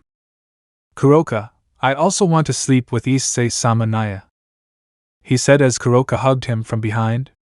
Issei sighed as he expected that, but before he could say anything, Osmond spoke. "Osmond, I actually had a room prepared for both of us, is that okay?" Osmond said, saving Issei from this situation, which Issei thanked Osmond mentally. Of course, Kaneko and Kuroka pouted at him. For that reason, Issei knew that those two would get into Louise's room when they were sleeping because of what he said. Issei, "Okay, you heard, you will sleep in the room that Osmond prepared for you. Go and rest well and don't even think about infiltrating the room where I sleep or else I won't pamper you anymore, do you understand?" Issei said as he looked at both sisters, who were upset when they heard that they couldn't infiltrate Issei's room. But when they heard that if they did, Issei would no longer undermine them, they sighed since they wanted to be pampered, so they had to obey what Issei said. Both hi, they said, somewhat discouraged. Issei just sighed, seeing that what he thought was true since both sisters were going to enter the room when he fell asleep, but seeing that they accepted upon hearing that he would not pamper them, he sighed in relief, so he asked Siesta to take them to their room, to which she agreed while everyone had fallen asleep in Louise's room. The light had already been turned off a few minutes ago, so Issei and Louise should be sleeping, but that was not the case for Issei, who was lying in bed while looking at the mark of Gandalf on his left hand while Louise slept. "Issei, I got more power thanks to this mark. I wonder what would have happened if I hadn't become Louise's familiar?" Issei wondered as he sighed, since the power he gained at this moment was thanks to the mark of Gandalf. Without it, he would never have known about the abilities of the boosted gear and Ayanami, since she woke up from her sleep thanks to the boosted gear gem. If he hadn't known about them, he would never have known that Ascalon was actually a kill god slayer, so he sighed. Issei was going to sleep but stopped when he heard Louise's voice, so he turned to look at her since Louise was turning her back on him. "Louise, Issei, are you awake?" "Issei, what's wrong?" "Louise, can I ask you something?" she said as she turned completely to see Issei, who looked at Louise in the eyes in which there was some sadness and pain. "Issei, sure," Issei said. Since he met Louise, he had the feeling that he had to help her no matter what, but he never expected the following. "Louise, can I hug you?" Issei was surprised by the favor Louise was asking him, and for a second he thought about the stupid things Derflinger and Drake had said before about taking Louise, but he instantly rejected the idea. But his thoughts were interrupted by Louise's voice. "Louise, it's just that I can't sleep because every time I close my eyes I can't help but remember when Lucy used the Deridian on me, which makes me remember the pain I felt at that moment," she said, surprising Issei, who only clenched his teeth trying to control his anger since Louise's state at that moment was very serious, and he couldn't do much besides bringing the tear that saved Louise, so he calmed down, and without saying anything he hugged Louise, who snuggled into Issei's chest while closing her eyes, and after a few minutes Louise fell asleep. Issei, seeing that Louise fell asleep, sighed while a cold look appeared in his eyes. "Issei, Lucy, usually I'm going to make them pay for what they did to Louise," Issei thought seriously before falling asleep. The next morning, everyone had woken up early since Osmond had summoned the entire academy to be in front of the academy, which left everyone confused. But Issei, since he did not stand with the other students, like Louise, since they were behind Osmond, which confused them. And behind Issei were Kuroka and Kaneko, which attracted most of the students' attention. But when they realized that they belonged to Issei, they had to stop looking at them the way they looked at them. "Issei, Osmond, why did you summon us here? What else am I doing here?" "Osmond, well, yesterday when you went to rest a messenger came and told me that the princess would come today," she said, surprising Issei as well as Louise since they did not expect that. But before they said anything, in the distance a carriage pulled by horses was seen. But when they entered through the door of the academy, Issei realized that these horses had a horn on their heads, which left him surprised. "Issei, wait, those pulling the caravan are unicorns?" "Osmond, yes they are," she said as the caravan stopped in front of them, where a girl with an appearance similar to that of a guard opened the door, where a girl was sitting who took out her hand, and the guard took it while helping her out. Issei, seeing the appearance of the princess, was surprised since he thought that the princess was not someone special, but seeing her appearance and feeling her aura of nobility he was surprised since she had short hair that reached her shoulders in addition to being purple and having blue eyes. Although she was wearing a white dress that hid her figure, Issei could clearly say that she had a body almost like Zenovia's, which left him surprised in that the entire academy knelt.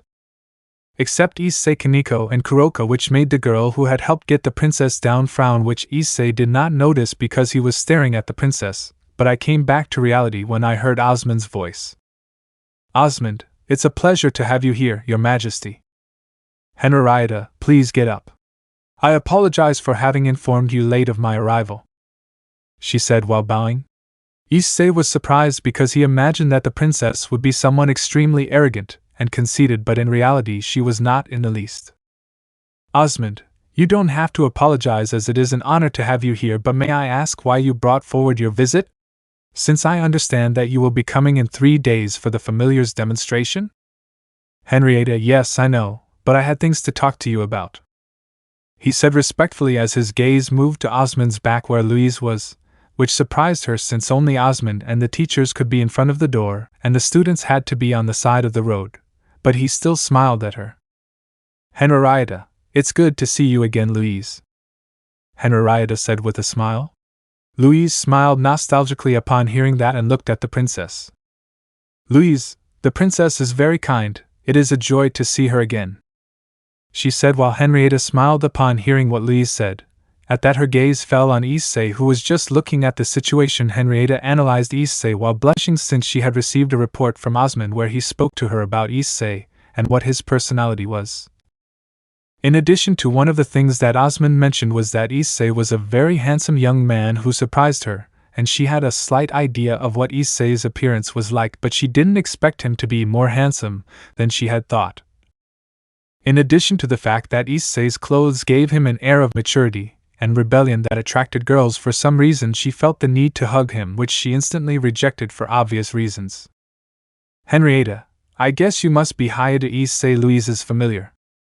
Issei was surprised to see that she had spoken to him in a more than respectful tone, which surprised him since he thought she didn't know him yet. Issei, if you are correct, princess, I am Hyoudou Issei and the 2 girls behind me are Kaneko and Kuroka, he said as he pointed to the 2 sisters who bowed slightly to the princess, who smiled. Henrietta, please don't be so polite, he said, surprising most since the princess was treating Issei as if he were someone of the same rank as her, who surprised some except those who knew who Issei was, who upon hearing that smiled and said, Issei, in that case what's up, I'm Issei, he said as he stretched out his hand towards Henrietta, who only smiled upon seeing Issei's greeting, while everyone else was surprised to see how disrespectful Issei had been, including the knights who were escorting the princess, who were about to draw their swords but stopped when they saw that in an instant Kaneko had hit Issei in the ribs, surprising everyone, including Issei, who knelt down from the blow. Issei, why what? Kaneko, Issei-sama, please don't be disrespectful, or I will tell the president, he said as everyone was more than surprised since with the little they knew about Issei they knew that he would not let himself be intimidated by anyone, but at that very moment he had been hit, so everyone thought he was going to scold the little lowly, but they were surprised to see that he did not do so upon hearing the title of president, which made Issei turn a little pale, which surprised them. Henrietta, it's okay, it's not that big of a deal, Henrietta said, surprising everyone, but also the guards who were escorting her, since for them Issei had been too disrespectful. Princess, why do you let that boy talk to you like that? Henriette, Agni, please, Henrietta said as she turned slightly to see the one she had called Agni, who had short light brown hair as well as blue eyes and a body somewhat similar to Asia's, who remained silent upon hearing the princess's warning. Henrietta, another reason I came earlier was to talk to you, young Hyoudou, he said as he looked at Issei, who was getting up after having received the blow from Kaneko, who was not surprised to know that he was one of the reasons why Princess Henrietta had brought forward her visit to the academy. Osmond, well, please come to my office to talk. Henrietta, of course, that's true, I almost forgot. I would also like to meet those who are going to participate in the magic festival. That is also one of my reasons for bringing forward my visit. she said with some seriousness which surprised Osmond, but he agreed to the princess's request while asking the students to leave and told the maid to call the boys while Osmond left with the princess and her escort to Osmond's office while all the students dispersed. Issei, wow, he's very kind. Louise, it was always like that, she doesn't care much about a person's status, she always speaks to them with respect even when she doesn't know them. Issei, besides being very beautiful. Kaneko, it's not true, Kaneko-chan is more beautiful, she said with a pout as she looked at Issei, who just smiled and patted Kaneko's head. Issei, if you are good at walking. Louise, yes, they said as they walked towards the directorate, and outside they found the others who were waiting for them. Issei, why haven't they come in? Montmorency, apparently they are talking about something important, so we have to wait a few minutes, she said as they waited. After a few minutes the door opened and the same woman who had spoken to Princess Agni came out and only said, Agni, come in. He said coldly while the others were surprised to see her coldness but decided to ignore it, but upon entering they realized that the atmosphere was very tense and that Princess Henrietta was sitting on the armchair, but what surprised everyone was that she had a sad face while Osmond had a shocked face, which surprised everyone even more. Issei, seeing their faces, knew that something was not right, so he looked at Osmond. Issei, what happened? Osmond, Sai, do you remember what I told you last night regarding the Tristan situation? Issei agreed, as what Osmond told him was regarding the fight for the Tristan throne between Henrietta and Saito. Issei, what's up with that? Osmond, well, it turns out that the two counselors who supported the princess stopped doing so and now support the young Sato's faction. He said, surprising all the boys. In other words, Henrietta had just lost more political power, and now Saito had the support of all the counselors and 4 elders. Issei, that means. Osmond, if the princess just lost more political power. Everyone in the room was more than surprised to hear that, especially Louise, who knew that if Saito won, he could ask for her hand. Henrietta, and that's not all, it seems that they are going to give the throne to Saito-san at the end of the Magic Festival. Most people were surprised to hear that he was handing over the throne to Saito at the end of the Magic Festival. But why? Issei, wait, why are they going to give her the throne if the princess still has an elder supporting her besides the academy? Henrietta, that's because most people think that now that I only have 1 elder and the Osmond Academy supporting me, I'm no longer qualified to compete for the throne. He said as Issei realized that that made sense, but there was something that confused him. Why were they telling him this? If he hadn't yet said that he was going to support the princess? Issei, why are you telling me this? Hearing Issei's question, Henrietta stood up and approached Issei, who surprised him, but he never expected what happened next, since out of nowhere Henrietta bowed, which left him more than surprised, but rather in shock, since I have never expected the princess to do this. Henrietta, please help me win the throne of Tristan. In return I will give you whatever you ask for. The whole room was in shock upon hearing that, as it was clear from the princess's voice that she was more than desperate. Issei, huh? Please raise your head, there's no need for you to do that, he said while Henrietta was surprised to hear that, but her guards did not understand why she was asking that boy for help. Issei, well, to be honest, I intended to support you since I don't like Saito. Henrietta, really? Issei, yes, because if Ghana were to try to take Louise away from me, of course I have the power to stop him, but if I do, it is possible that some innocent lives will be involved, which I want to avoid. He said, surprising most, since everyone believed that Issei did not care about the consequences of his actions, but in reality he did care what the consequences were. Issei, if I destroyed everything it would become chaos. Besides, I am not a villain to do that. I only act according to my wishes and objectives, nothing more, he said as the image that most of Issei had collapsed as they realized that the truth was that they didn't know Issei at all, so they saw Issei in a different way. Henrietta, if that is the case, I am deeply grateful. Issei, you're welcome. Now Princess Henrietta, Hyoudou Issei, the current bearer of the boosted gear where the Dragon of Domination Drag is sealed, one of the 2 celestial dragons as well as being the current security, will support you to win the throne of Tristan, he said as Henrietta agreed, The others smiled, seeing that except the guards who couldn't believe that boy was a celestial dragon. Osmond, sigh, well, that's just one of the topics the princess wanted to talk about. Issei, and what's the other issue? Osmond, it's about Count Mott. Hearing that name, all the boys tensed up since Issei had killed him, so now that he has joined the princess faction, she would be blamed for Issei's crime for having accepted him. Issei, what's wrong with him? Don't tell me I'm going to be punished for killing him? Henrietta, well, although I was surprised to learn that Count Mott died, you will not be punished. He said, surprising everyone since most thought that Issei was going to be punished for having killed Count Mott, but the princess had said no, which confused them. Louise, and why is that? Murdering a count is supposed to be a very serious crime. Henrietta, that's because 2 days ago we discovered that Count Mott was selling information about the kingdom to other people whom we have not identified. Agni, in other words, a traitor. Henrietta, exactly why the count was sentenced to death. We decided to act before he escaped, but we were surprised to see that he had already been killed by Issei-san, which was a great favor to the kingdom of Tristan, so I thank him for it. Issei, you're welcome, he. Issei said while smiling, but at that moment he realized something. Hadn't Tristan done something for all of him by killing Count Mott? That he was a traitor? Henrietta, seeing Issei's reaction, smiled while making a sign to a guard who gave something to Henrietta, who upon receiving it she showed it to Issei, who was more than surprised to see that it was a black cape, which meant one thing. Henrietta, Hyoudou Issei, for having eliminated a traitor of the kingdom of Tristan, I am pleased to inform you that from now on you are a noble. He said while Issei was more than surprised to hear those words. He had become a noble? Chapter 18, Confessions and the Soul of the Library. Everyone in the office was shocked to see that Issei had given him the title of a noble for killing Count Mott, who turned out to be a traitor, which took everyone by surprise, but Issei, who didn't expect that by killing the count they would give him the title of a noble, which made him more than happy, since now they had to stop seeing him as a commoner, which he liked more than anything.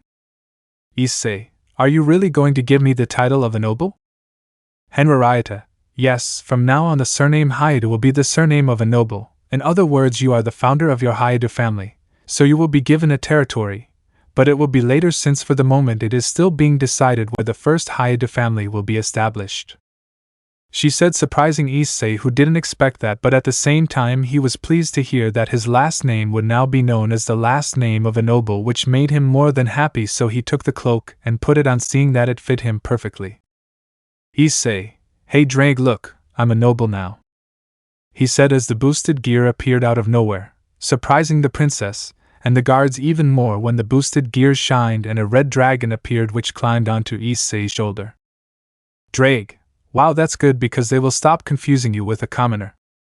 Issei, that's right, he said as he looked at the princess, who was surprised to see Drake as well as the guards, since they remembered Issei's presentation and could only think about whether that little dragon was the celestial dragon that was sealed in the boosted gear that Issei mentioned, who upon seeing Henrietta's surprise smiled and said, Issei, he is Drake, the dragon of domination, one of the 2 celestial dragons that is sealed in the boosted gear. Drake, what's up? Drake said as the guards became more surprised, but Henrietta just smiled. Henrietta, it's a pleasure to meet you, Drake-sama. Drake, wow, you are so polite. You also give off an aura of nobility and purity in addition to being beautiful. Issei, why aren't you polite like her? Issei, you are the least likely to speak iguana. Drake, huh? And why is that? As far as I remember, I haven't done anything wrong. Issei, since we talked to Saito, you haven't stopped bothering us along with Derflinger. Drake, oh, it's true, I forgot about him. Hey Derflinger, wake up, look at Issei, they gave him a noble title. Derflinger, what did I miss? Oh, Issei, you're already a noble? Congratulations. Issei, thank you. Drake, now that I think about it, since you are now a noble, you will be able to participate in the magic festival. Drake said as everyone was more than surprised, since that was true, since only nobles could participate in the magic festival, and now that Issei was a noble he could participate. Issei, it's true, I had forgotten. Drake, see, that's why you have to be more responsible. Issei, you are the least indicated to talk about responsibilities if all you do is sleep. Drake, and what's wrong with that if you used to look forward at night to sleep with Rias and Asia and the other girls? He said as the entire room fell silent as Issei tried not to hit Drake. Issei, why do you always say those things at the least appropriate moments? Drake, because it's fun. He said as Issei sighed upon hearing Drake's response, but then Issei remembered something, so he smiled and looked at Drake. Issei, you know Drake, I already know how I'm going to get revenge on you. Drake, having tried it, I doubt it would work. Issei, a pay dragon. Issei said, surprising everyone as they did not understand the meaning of those words. But Issei had barely said that word when Drake was on the ground crying. Drake, wah Issei, it's not fair, you know well that I hate that word wah. Everyone was silent when they saw that Issei, just by saying a word, Drake had started to cry, but Issei, seeing that, smiled and said, Issei, hey Drake, you still remember the lyrics, right? As soon as Issei said that, Drake stopped crying as he looked at Issei more than surprised, and with fear he said, Drake, you wouldn't dare. He said with great fear in his words, which surprised everyone since they did not understand why Drake hated those words, but Issei ignored that and said, Issei, if I remember correctly it was. There is an apes-loving dragon living on the border of a certain country. The dragon walks when the weather is good. Dragon, a pay dragon. Touch, suck, pfu. There are many types of apay. But he likes the big ones because they are better. The apay dragon also flies today. At the border of a certain country, the apay dragon laughed. Even on a stormy day, the apay dragon is happy to press apays. Dragon, apay dragon. Click, zoom, in. He has seen a lot of apays, but he likes the big ones because they are better. Apay dragon also presses today. Issei sang while drawing circles with his hands and then dipping his fingers in the middle. Drake began to cry when he heard the song while hitting his head against Osman's desk. Drake, wah, don't sing it, shut up. Drake screamed as he continued to bang his head hard against Osman's desk until he broke it while rolling on the floor while crying, leaving the entire room in shock except Kaneko and Kuroka, since they knew that Drake hated that song more than Albion, so they had to hold back their urge to laugh since the dragon of domination that everyone feared was crying on the floor while rolling while listening to Issei sing the song until he stopped. Issei, sigh how good it felt, she said while Drake was crying on the floor, leaving everyone speechless as they did not know what to say in this situation, while Louise said to Kaneko, Louise, what is the apay dragon? Drake, Wawa. On the train to Kyoto. Asia along with Rossways, Kiba, Irina, Zenobia and Azazel were on the train to Kyoto thinking about what they were going to do now, since they had wanted to go to where Issei was, but with the fact that Hades wanted Issei's kill God's Slayer they couldn't go until they resolved it. Kiba, tell me sensei, if we can't go look for Issei, what do we do when we find ourselves in a situation like the one above? It's more than obvious that Issei-kun will come to help us. Azazel, that's what I've been thinking, since Hades will take any opportunity to take the kill God's Slayer from Issei. Zenobia, but why does he want to kill God's Slayer? Azazel, we don't know, and that's what worries us the most, since Hades hates fallen angels and demons, so I wouldn't be surprised if he says he'll use it against us.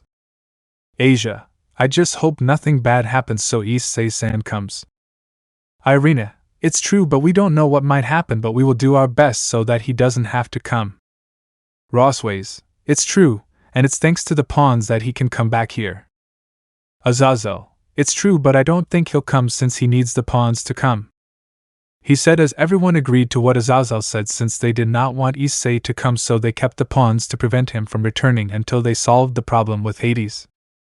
At Tristan Academy, Issei had been more than surprised to hear Kuroka's words while Drake continued crying on the ground. Issei, can we really go back if we use Senjutsu? Kuroka, yes, that's how I managed to come. Issei, come on, we can come back whenever. Kuroka, exactly, but I only need to do it twice a month. Issei, I see, it will be better to use it when it is really necessary. Besides, we can't go back now since we still have to train the boys. Kuroka, it's true. Issei, well, with everything else already solved, the best thing would be to start training. Osmond, we're actually going to be previewing the Familiars demo tomorrow. He said, surprising most, but thinking about it better, it made sense since the princess couldn't leave and come back in 2 days for the demonstration, so doing it early was the best thing to do. Issei, and what time will it be? Osmond, at 9 in the morning, so they have a day to practice some tricks with their families. The entire academy has already been informed. He said as the boys agreed and walked away, leaving Osmond alone with Henrietta and his guards. Osmond, it's a relief that Issei has agreed to join his faction. Henrietta, if Angie sends someone to inform the elder that we have just obtained the support of Hyoudou Issei, a celestial dragon, and that he is now a noble. Angie, yes. He said as he bowed and left. While with the brown-haired boy, he was in the place where Louise used to practice her magic, since the others had gone to practice some trick with their familiar, but as Louise told him, it was not necessary for him to enter the contest. After all, he was now a noble, so it would look strange if he participated. Also not far from them were Kaneko and Kuroka, who was training Kaneko to be able to use senjutsu better. In addition to that, in the shade of a nearby tree was the duo of idols, according to Issei, Derflinger and Drake, who was sleeping on a pillow that he took from Osmond's office and was currently sleeping, or seemed to be. Louise, so what do we do now? Issei, well, whatever you say, I'm going to participate. Plus something tells me that the elder who is supporting Princess Henrietta will come or send someone to verify it once the princess tells him that she got my support. Louise, I see then? Issei, let's find a way to break the seal of void magic. He said, surprising Louise, and just at that moment Drag and Derflinger woke up, and before they said anything, Issei did it. Issei, say hex and I'll beat the shit out of you. Drake and Derflinger, hearing what Issei said, remained silent, since that was what they were thinking of saying, so they snorted. Derflinger, party pooper. Drake, prince. They said as they went back to sleep. Issei tense up upon hearing their words, but decided to ignore them as he returned his gaze to Louise, who had blushed upon hearing Issei's words, who tensed upon seeing her like that, since Louise's shy look plus the blush that adorned her cheeks made her look adorable, and seeing her like that increased his desire to have her under him, moaning her name. Issei. What the hell am I thinking? Issei screamed mentally, since the pheromones were still in his body, so he had to control himself, so he closed his eyes and tried his best to calm down. What are you ashamed of? It's more than normal for you to think that. A voice said in Issei's mind, which surprised her since it was the first time she heard it. Issei. Wait, who are you? I am the bad part of your conscience. Issei. I see, that explains a lot of things, so if I have a bad part, I must have a good one. If you have it. Issei. And where is it? He's gagged and locked in the basement of your mind. After all, he would only get in the way. He said, surprising Issei, but at the same time that explained the change in his personality. But in that, Issei realized something. Why the hell did he have a voice talking in his mind? Issei. Wait, that's impossible. Who are you really? Well, I wanted to trick you, but it didn't work. Well, what does it matter? I'm one of the former pioneers of dividing between the boosted gear when you stole Valia's power. Issei. I see, what do you want? Well, nothing in particular, it's just that I'm bored, so I'm going to help you with the girls thing, because to be honest, you're a complete moron when it comes to hex, and you're more than screwed. Issei. Hey, that's not true. I may have a hard time understanding girls, but I'm not screwed when it comes to hex. And I haven't had a situation where I'm going to have hex. If I had a body right now, I would be giving you hell, since from what I saw in your memories you have been presented with more than one situation where you could have hex. Issei. That's not true. I don't remember a situation where there was an opportunity to have hex. Look, I could spend the next month telling you all the opportunities you had, or we can take advantage of the time. Look, I'll tell you this. About the girls from your previous world, they were all more than willing to have hex with you, and the occasions in which you could have had hex with them were more than one. In fact, they gave you several signs for you to take them, but you, not knowing about girls, didn't notice it. Issei. That's not true, is it?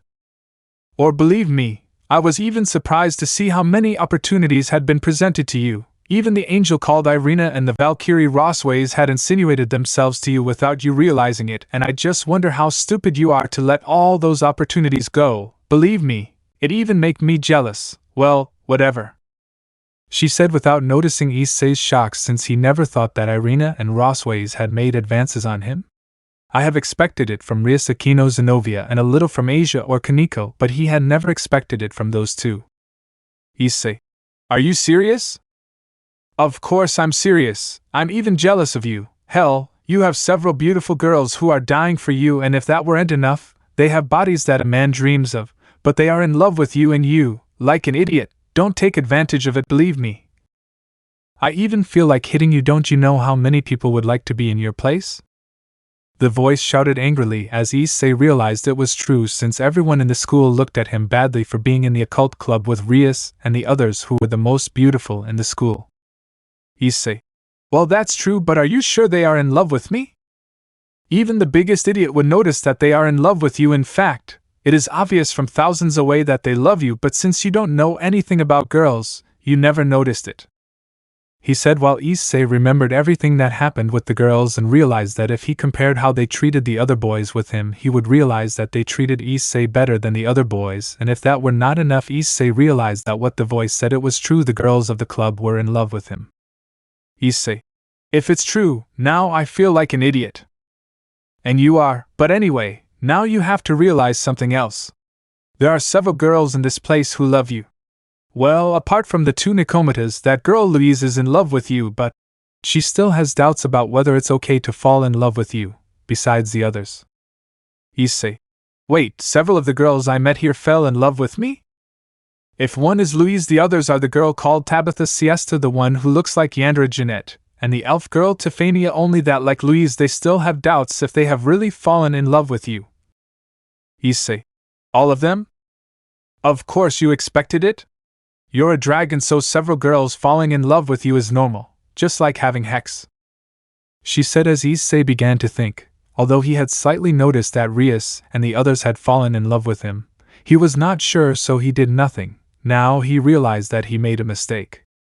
I see that you have already realized your mistake. Well, now if you don't want to be a prince, take Louise, take the courage and do it. Well, that's the only thing I can do since I was bored doing it, or not, it's up to you. He said as his voice disappeared, which Issei did not take into account since he had decided something. Issei. So if the girls wanted me to take them but I didn't, I think they felt that I didn't want them. I see, then I must remedy my mistake. It doesn't matter that I'm going to mock them all. He thought determinedly as he opened his eyes and saw Louise, who was looking at him curiously. Issei, Saihei Kuroka. Kuroka, yes? Issei, send me and Louise to the ancient library. Maybe there is a way to break the seal of void magic there. Kuroka, I don't know what that is, but it's okay. He said as he created a magic circle that transported Issei and Louise to the library, and when they appeared they were inside the library, and the door was closed. Louise, Sai, I just hope there's something here that can help me break the seal of void magic. She said as she walked to one of the shelves and then took a book and read the cover for a few seconds and then turned to see Issei, who had not moved from his place, which confused her. Louise, is something wrong, Issei? She said as she looked at the brown-haired boy, who reacted and looked at her, only that Louise noticed something in Issei's gaze, but she couldn't know what it was about, and that Issei walked towards Louise, who was bewildered to see Issei's attitude, who walked until he was in front of her while he took the book from her hands and put it back in its place, which left Louise surprised, but in that Issei approached her, causing Louise to step back until she collided with the shelf, while Issei put his hands on the sides of Louise, which made her blush since Issei was very close to her. She was going to ask Issei what was wrong, but she stopped when she felt Issei's lips against hers, which left her surprised, but in that Issei began to move his lips, Louise slowly imitated him, while she closed her eyes, while they both kissed slowly without any hurry for a few seconds until they separated from the kiss. Louise looked a little surprised. Issei, who put his head on Louise's shoulder, and said, Issei, Louise, do you love me? Issei asked out of nowhere, causing Louise to be slightly surprised as she imitated Issei's action and put her head on Issei's shoulders. Louise, I don't know. I've been confused and I don't know if what I feel for you is love, she said in a soft voice, while Issei did not react to Louise's response. Instead he said, Issei, if I do this, will you stop me? He said as he put his hands on Louise's waist and caressed her gently, making Louise shudder. Louise, no. She replied as Issei continued to caress her waist gently, which for some reason she liked.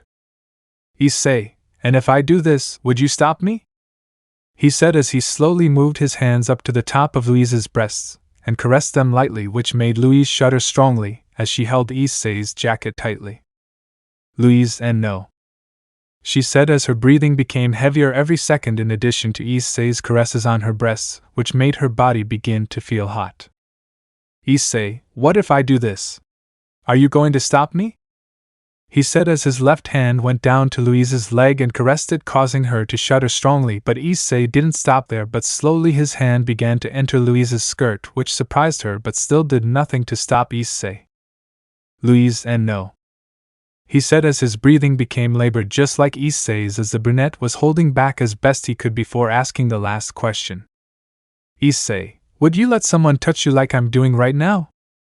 She said as she brought her face closer to Louise's neck and smelled Louise's armor strongly, making her moan as she felt Issei's breath on her neck while her blush increased.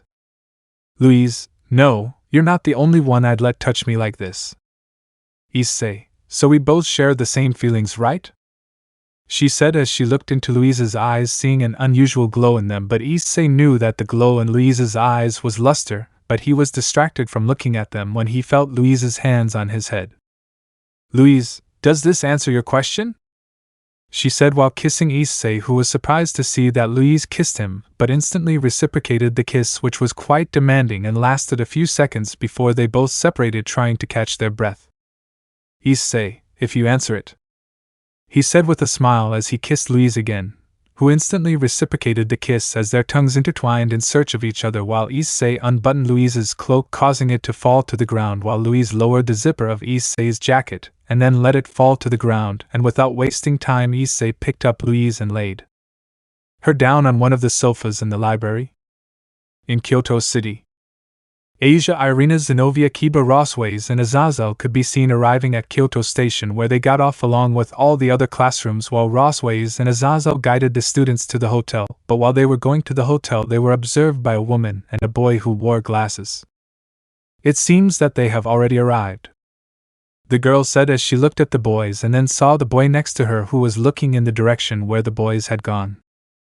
If Chow Chow has to be informed of this, after all, they are part of the plan, he said as he adjusted his glasses and looked at the girl next to him, who just nodded and returned her gaze to the place where the boys had gone. True, he said as he turned around and left with the boy to report the boys' arrival to the leader of the Chow Chow hero faction. In the old library under the Tristan Academy, moans and light sighs could be heard inside the silent library, as at this moment Issei had removed all the buttons on Louise's shirt, revealing her breasts covered by a pink bra, while Issei kissed Louise's neck, making her moan from Issei's kisses, who moved away from Louise's neck while taking off his black shirt, revealing a marked body as he now possessed the physique of a dragon, making his muscles stand out, which made Louise blush as she looked at Issei's marked body, who approached Louise to kiss her while he lifted her up to take off her shirt. I'm sorry to interrupt you, but I need to talk to you, a female voice said out of nowhere, which surprised Issei and Louise, so they quickly separated and turned to see the place where the voice had come from, seeing a girl who had a faint glow on her body. But that is not what caught their attention, but rather that the girl had 2 cat ears like Kuroka and Kaneko, as well as having 3 cat tails. Both young people were surprised to see her, since no one knew about the library except the boys and Osmond, and they would not say anything about this place. But the one in front of them was a Nikomata who had a nervous smile. Okay, this is awkward, but could you get dressed? She said as she turned to look away, making Issei and Louise notice her state, so they quickly got dressed while blushing in embarrassment, since they thought they were the only ones in that place, but apparently they were wrong. After the two finished dressing, the Nikomata sighed and said, "Let's ignore what happened now. Can you tell me your names?" he asked as he looked at both young men, who were still blushing at what had happened but still saw no problem with giving their names. Issei, Hyoudou Issei. Louise, Louise-Françoise Leblanc de la Valliere, they said as the Nikomata put on a thoughtful face as she looked at them for a few seconds before saying, "Well, my name is Yuna Nikomata, and the previous bearer of Derflinger," she said, surprising both boys, as that meant that she was the familiar of a void mage, and she was the one who sealed the library. Issei, so you're the previous one. Yuna, yes, I was the previous Gandalf, but that's not important now, but I have to ask Louise, right? He said, looking at her, which made Louise nervous as she noticed that Yuna was analyzing her with her gaze. Louise, yes. Yuna, well, if I heard correctly, you said you were a void mage, right? He asked with great seriousness as he narrowed his eyes, which left Louise and Issei somewhat surprised. Louise, yes, I am. She said, confused as she didn't know why the Nicomaton named Yuna had asked her that, just like Issei, who didn't know why Yuna wanted to know if Louise was a void mage, but at the same time she was bewildered to see that Yuna had sighed in relief upon hearing that Louise was a void mage. Yuna, it's good that you are, but tell me, you still haven't removed the void seal? Yuna asked, causing Louise to be slightly surprised by the question, but she still answered. Louise, not yet. Yuna, well, that doesn't surprise me, but that doesn't matter now, she said while putting on a serious face, which surprised Issei and Louise, since out of nowhere Yuna had changed her attitude. Yuna, well, now listen, Hyoudou Issei, Louise Françoise Leblanc de la Valliere, I have to ask you something very important, he said with great seriousness, what surprised both young people, since it seemed that what Yuna was going to ask them was of utmost importance. Issei, what thing? Yuna, they must gather the other void mages and their familiars Liftbrace or Window from Iozinit and Iron, he said, surprising the two since they never expected to gather the other void mages and also their familiars. Although they knew that there was more than one user of void magic, they never expected that there would only be 3 more users, but what they didn't understand was why they had to look for them. Louise, wait, why do we have to go find them?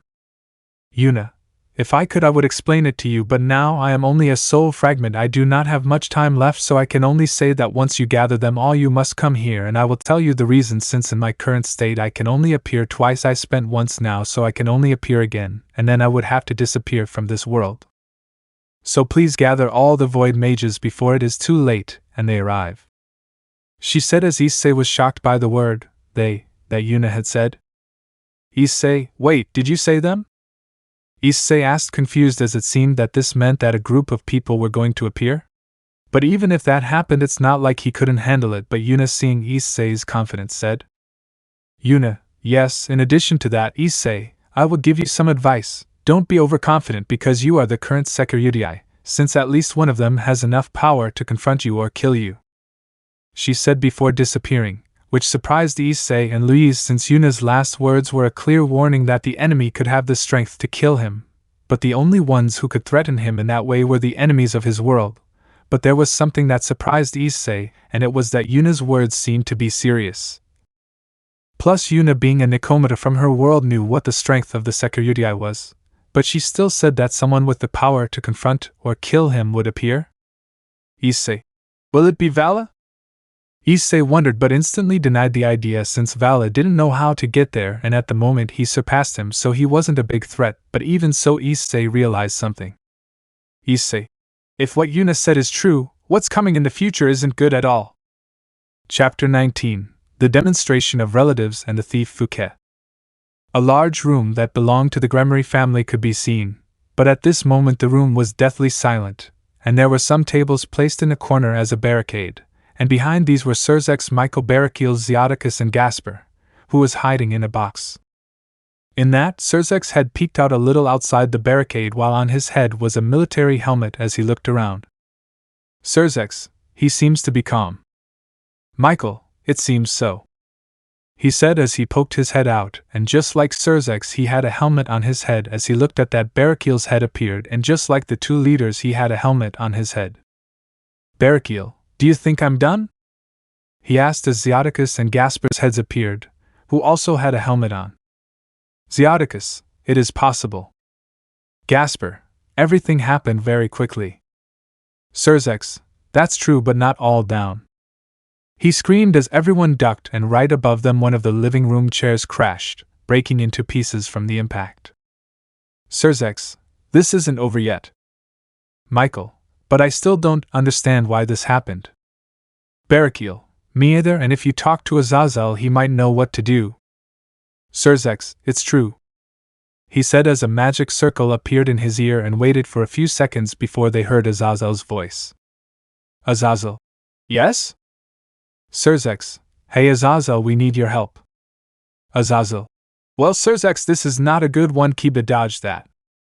Azazel shouted out of nowhere, surprising those present, while the sound of something crashing was heard, which surprised them. SirsX, Azazel? Azazel. I'm sorry, I can't talk right now because shit. He screamed again as the sound of something crashing was heard again, which surprised them again since the place where Azazel was looked like a war zone.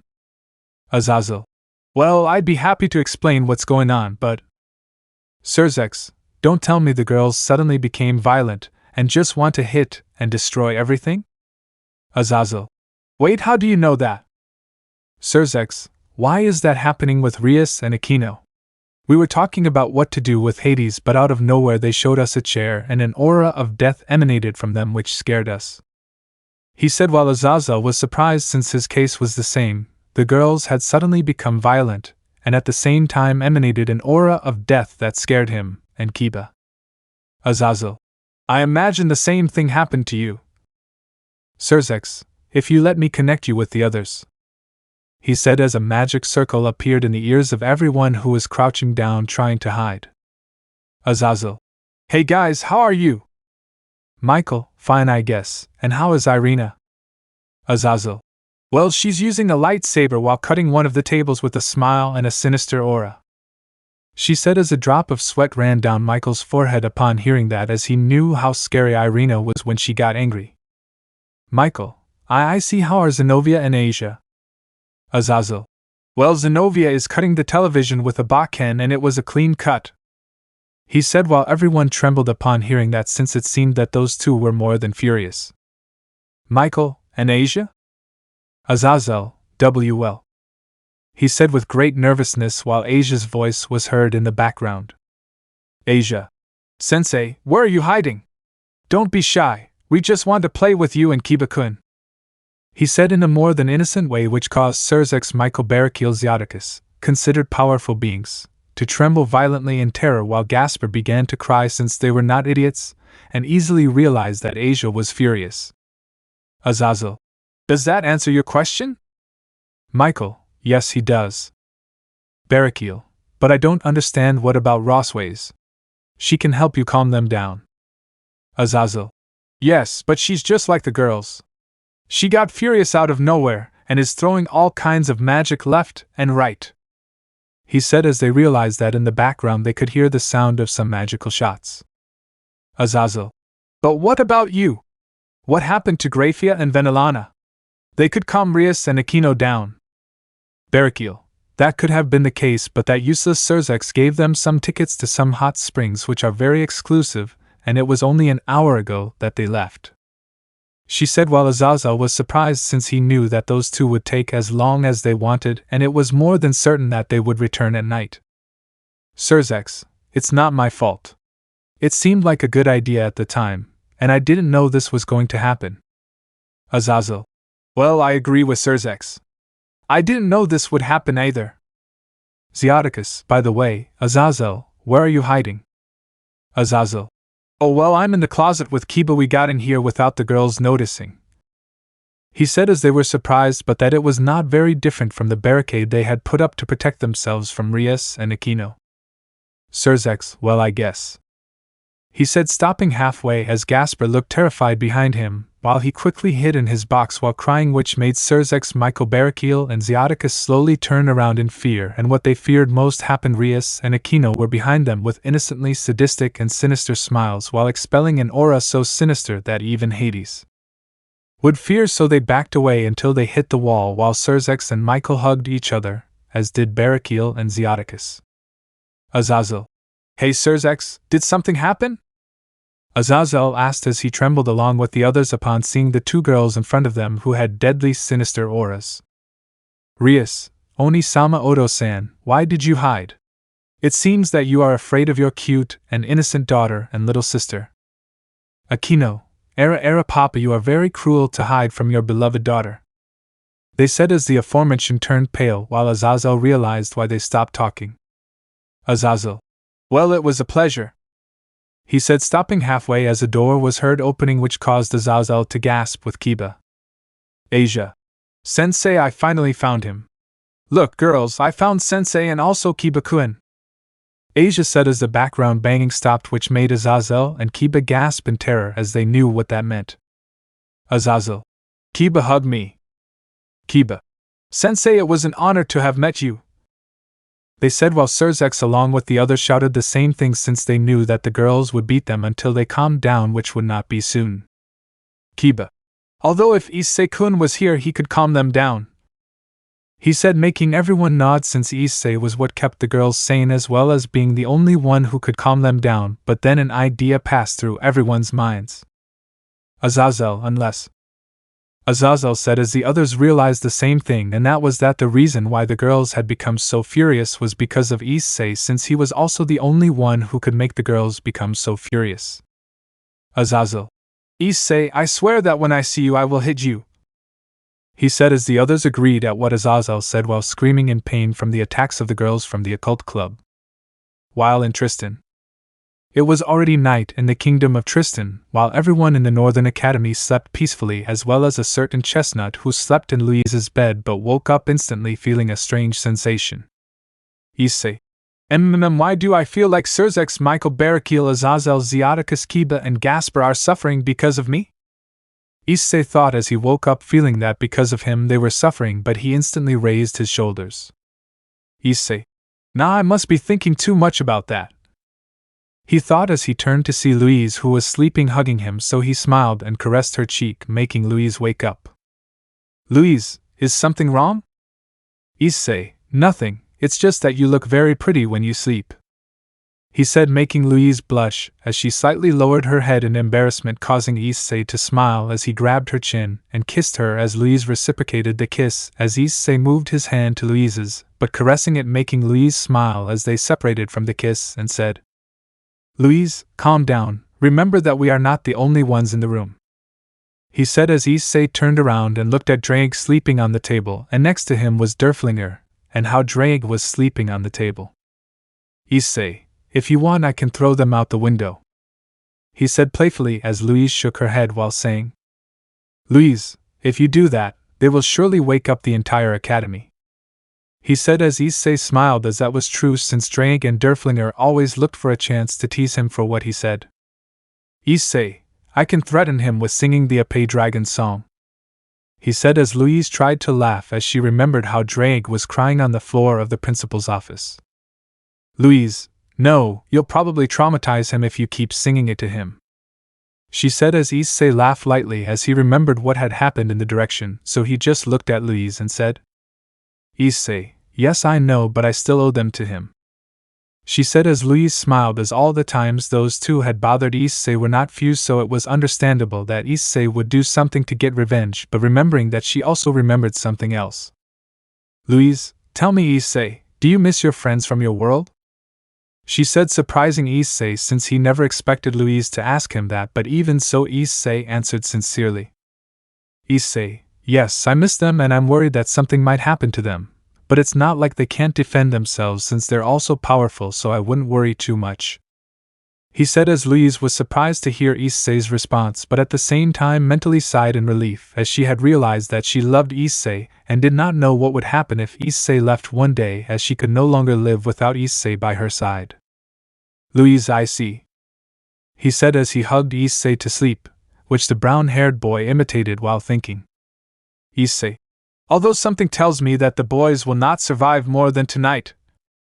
He thought something serious, but in the end decided to ignore it, and went to sleep peacefully while hugging Louise without knowing that his friends were being massacred by the girls of the occult club, and not only them, risers suffered the same with Ravel. The next morning, everyone was excited because today was the family demonstration, the moment where their family members were going to shine, so all the students got up early to be able to practice a few more times. But that was not the case for a certain brown-haired boy, since at this moment he was lying on a bed while kissing Louise for half an hour, ignoring what the others were doing. Louise, we should get ready, there's an hour left for the demonstration, she said as she separated from Issei's lips, who only smiled since if it were up to him he would stay all day in bed with Louise. Issei, well, let's go since it is likely that the elder's representative has already arrived. Louise, true, he said as they both stood up and got ready for the family demonstration. When they finished, they went to the dining room to have breakfast, meeting the others so they sat with them to eat. But while they were eating, Osmond arrived at their table with the princess, who, apart from being accompanied by her guards, had a woman at her side who had green eyes and hair. Louise, princess, she said as everyone stood up and bowed except Issei, Kuroka and Kaneko, who only nodded to the princess, although if Issei had wanted to get up it would have been impossible since Kaneko was sitting on his lap, so he could only do that while the princess spoke.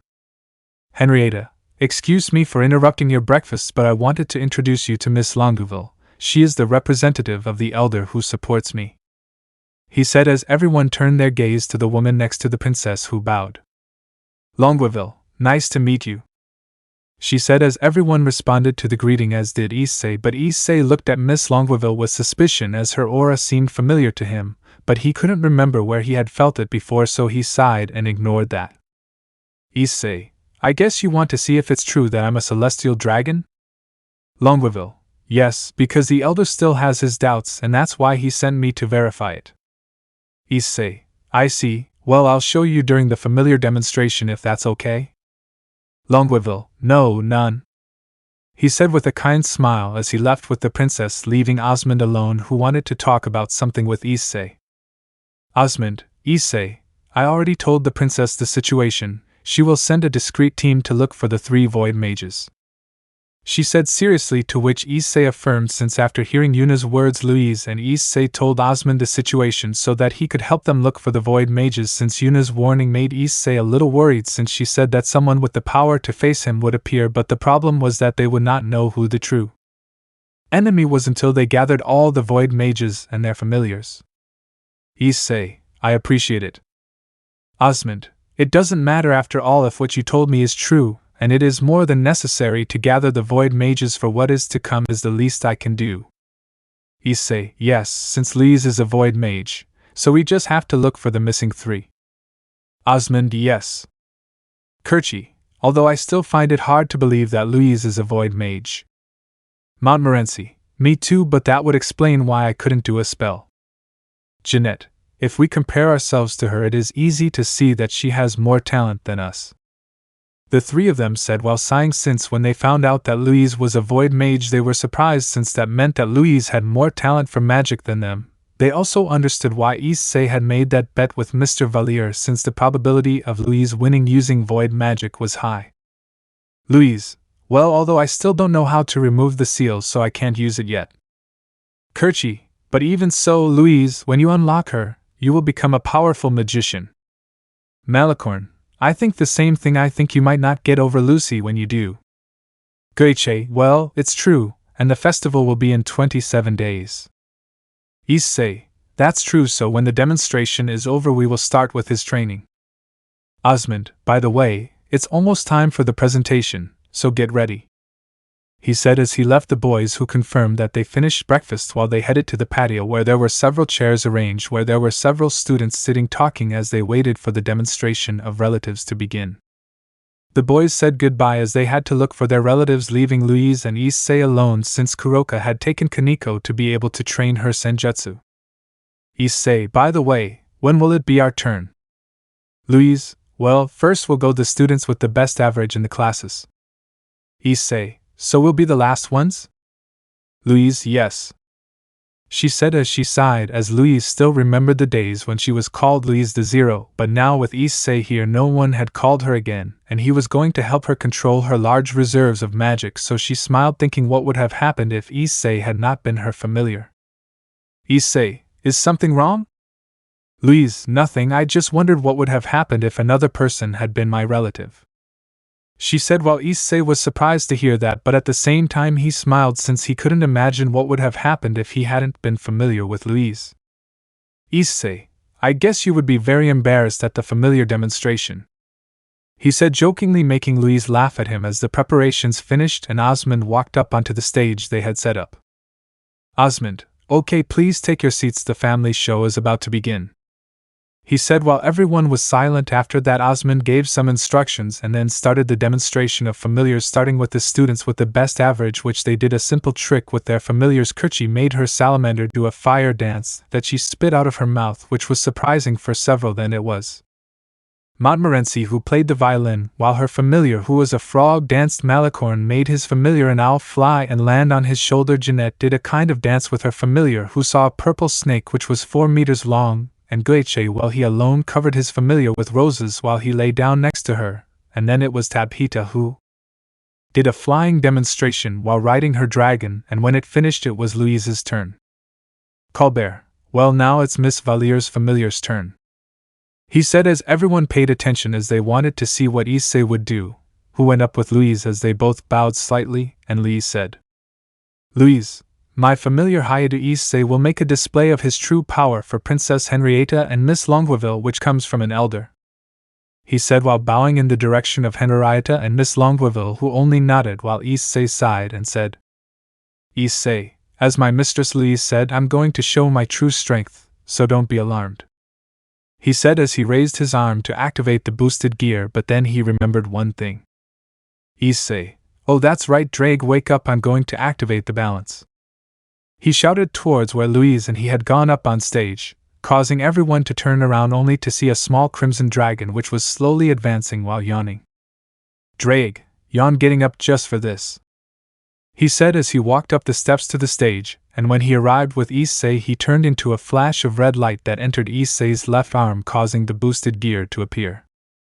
Issei, well now, balance breaker, he shouted as he was covered in crimson armor, surprising everyone since although some had already seen it once, it was still more than surprising, but for those who had not seen it, like Princess Henrietta, Miss Longueville, and the Princess Guards, it was more than surprising to see it since they could also feel the power emanating from the armor, but they were even more surprised to see that Issei was not finished. Issei and Drake, I who must wake up. I am the heavenly dragon who stole the principle of domination from God. I laugh at the infinite and worry about fleeting dreams. I will become the red dragon of domination. I will drag you to the depths of crimson purgatory. Juggernaut drive, Issei said as a large crimson torrent covered him, surprising everyone, plus Henrietta and Miss Longueville and the guards, since they never expected to feel such power in their lives, and they were not the only ones. Everyone in the academy was surprised, especially when they saw that the silhouette of Issei's crimson armor that was inside the torrent of power began to change its shape, since all of Issei's armor was transforming.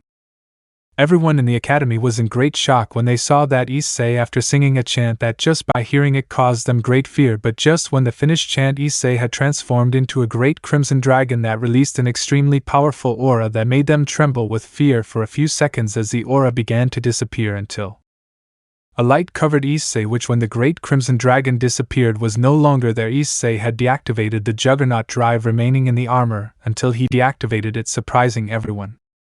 Louise, well, this concludes my family presentation, she said as she and Issei bowed and walked off the stage, causing everyone in the academy to finally react just like the princess as they looked at both young men walking away.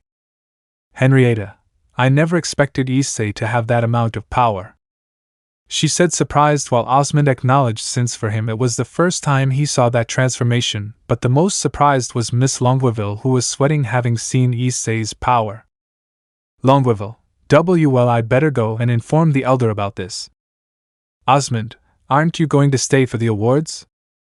Longueville, no, since it is obvious that young Hyoudou will take first place, second place will go to young Orleans and third place to young Zerbiest, he said as he stood up from his place and left, leaving Osmond and Princess Henrietta somewhat confused. But what Miss Longueville said was also true, since the demonstrations those three gave had been the most surprising, although Issei gained a great advantage for what he had done. So Osmond could only sigh in relief for not having provoked Issei, which was a wise decision, and Henrietta, seeing that a being of such high power had joined her faction, shortly after everyone calmed down, gave the names of the first 3 places. Osmond, okay, now we'll give the names of the top 3 winners in the family showcase. First place is Miss Valier, second place is Miss Orleans, and third place is Miss Zerbiest.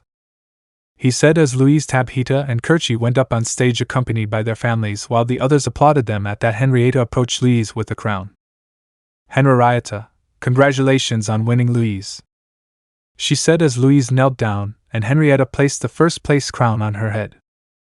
"Louise, thank you, Princess," she said happily as Henrietta smiled and looked at Issei, who only smiled when he saw Louise happy, but then he frowned, which surprised Henrietta and Osmond. "Issei, Osmond, if I'm not mistaken there was a sign in that place, right?"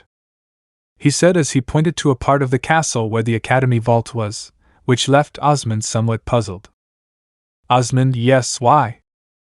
"Issei, because the seal just broke," he said, while Osmond and Henrietta were surprised that a large explosion was heard coming from there, which caused everyone to be surprised. Quickly the guards surrounded Henrietta to protect her, while Osmond told the students not to move while he went to see what that explosion had been. Of course Issei also went with him, and when they reached the other part of the castle they saw a large hole in the wall.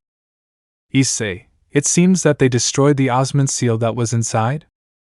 Osmond: "Well, there were a lot of things, gold coins, some relics, and," he said, stopping halfway, which caught Issei's attention since apparently there was something important in that place. Issei: "So what?"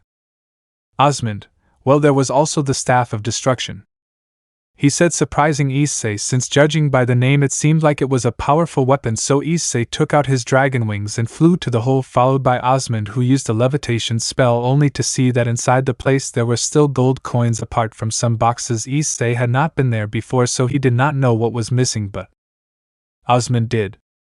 "Osmond, what I feared took the Staff of Destruction." Issei: "Do you know who took it?" Osmond: "If the only person who would dare to rob an academy in daylight, the thief Fouquet, triangular magician," she said, while Issei was surprised since it seemed to be a famous thief, but apparently it was a Ladorna. So Issei looked around the room while he sighed and went out through the hole and landed on the ground, while Osmond followed him, and that Henrietta arrived accompanied by her guards. "Henrietta, what happened?" Osmond: "They broke the seal of the vault and took the Staff of Destruction," he said, surprising Henrietta since she knew that the Staff of Destruction was a very rare weapon that possessed a high destructive power from what she had heard in that Louise and the others arrived. "Louise, Issei, what happened?" Issei: "Well, to summarize, the thief Fouquet stole the Staff of Destruction," she said, surprising her friends since they had heard about the thief Fouquet and that she was a powerful magician, and that someone jumped over the academy wall, which caught everyone's attention, but everyone calmed down when they saw that it was Kaneko. "Kaneko, Issei-sama is okay?" Issei: "Yes, I am, but where is Kuroka?" he asked, bewildered, as she would normally come using the magic circle, but she didn't, plus Kaneko had come running, which confused him. Kaneko: "Well, when we heard the explosion we were worried about what we were going to see, but then not far from us a woman ran by carrying a rectangular box in her hands, and she was using something to erase her tracks, which confused us, so Kuroka-nesama told me that she was going to follow the woman since she came from this address, so Kuroka-nesama suspected that the explosion had been caused by her, so I came to warn her," he said, as everyone was shocked as the probability of it being Fouquet was too high. So Osmond asked, "Osmond, what did he look like?" Kaneko: "I don't know, since he was wearing a cape that covered his head and most of his face, and there was something altering his aura." Osmond: "And the box he was carrying had a purple lid with a ruby in the center?" Kaneko: "Yes." Osmond: "There is no doubt that it is the Staff of Destruction, and the person who carried it was Fouquet," he said seriously while thinking about what to do. On the other hand, Issei was curious to know what the Staff of Destruction was like from what he said. Issei: "I'll go to the staff after all. I'm also curious to know how strong Fouquet is," he said, while Osmond was surprised like the others since they had not expected that, but Henrietta knew that if Issei went it was more than certain that Issei would bring the Staff of Destruction back. Henrietta: "Well, Issei-san tasked you with catching Fouquet and recovering the Staff of Destruction." Issei: "Good. Louise, I'm going with you." Kerchi: "Sounds fun, so I'm going too." Tabitha: "Me too." They said how surprised Issei, so he looked at Osmond, who just sighed seeing that, and agreed, as did Henrietta since she knew that Issei would protect her if something bad happened. Issei: "Well, Tabitha, then take Louise and Kerchi in your familiar?" he said as Tabhita nodded and got on her familiar while Louise and Kerchi also got on while Issei told Kaneko to guide them to where Kuroka was, who agreed and took out her demon wings and Issei his dragon wings and they flew away together with Tabhita's dragon. "Henrietta, I hope nothing happens to you," she said with some concern as Fuke was in the position of the Staff of Destruction, a weapon that, in the words of her father who once spoke to her about it, he said that it had a high power of destruction, which left her worried. "Osmond, don't worry, even though Fuke has the staff, Issei goes with them in addition to those two Nikomadas which are powerful," he said as Henrietta sighed in relief upon hearing Osmond's words as she was also worried about Louise but she also knew that Issei was not going to let anything bad happen to her so she could only sigh and wait for the boys to return. Chapter 20. Catching Fuke in an Unforgettable Night. After leaving the academy, Issei wondered what to do since he could catch Fuke with great ease, but at the same time he came up with an idea that the ones to catch Fuke would be Louise, Kerchi and Tabhita, since he realized that even if they managed to become stronger, they lacked experience in real combat. So it would be easy to defeat them even if they were strong, since experience was also an important factor, so he decided to do so. "Issei, girls, you will catch the thief Fuke," he said as he looked at Louise, Kerchi and Tabhita who were surprised to hear that. "Louise, what are we?" "Issei, they will catch Fuke since if I'm not mistaken they haven't been in a real fight. Of course only Tabhita has some combat experience, or am I wrong?" he said looking at the blue-haired girl who only looked at Issei and agreed since Issei realized that Tabhita and Jeanette had already fought, and that it was Tabhita who had killed Jeanette even though she knew what she was like, so he assumed that Tabhita he had fought by his side. "Louise, well although experience is important remember that I can't do a spell correctly." "Issei, that's not entirely true, you told me that you managed to do a spell, right? Against Lucy." "Louise, yes, but only because you gave me the advice to imagine a river and walls to control my flow of magic."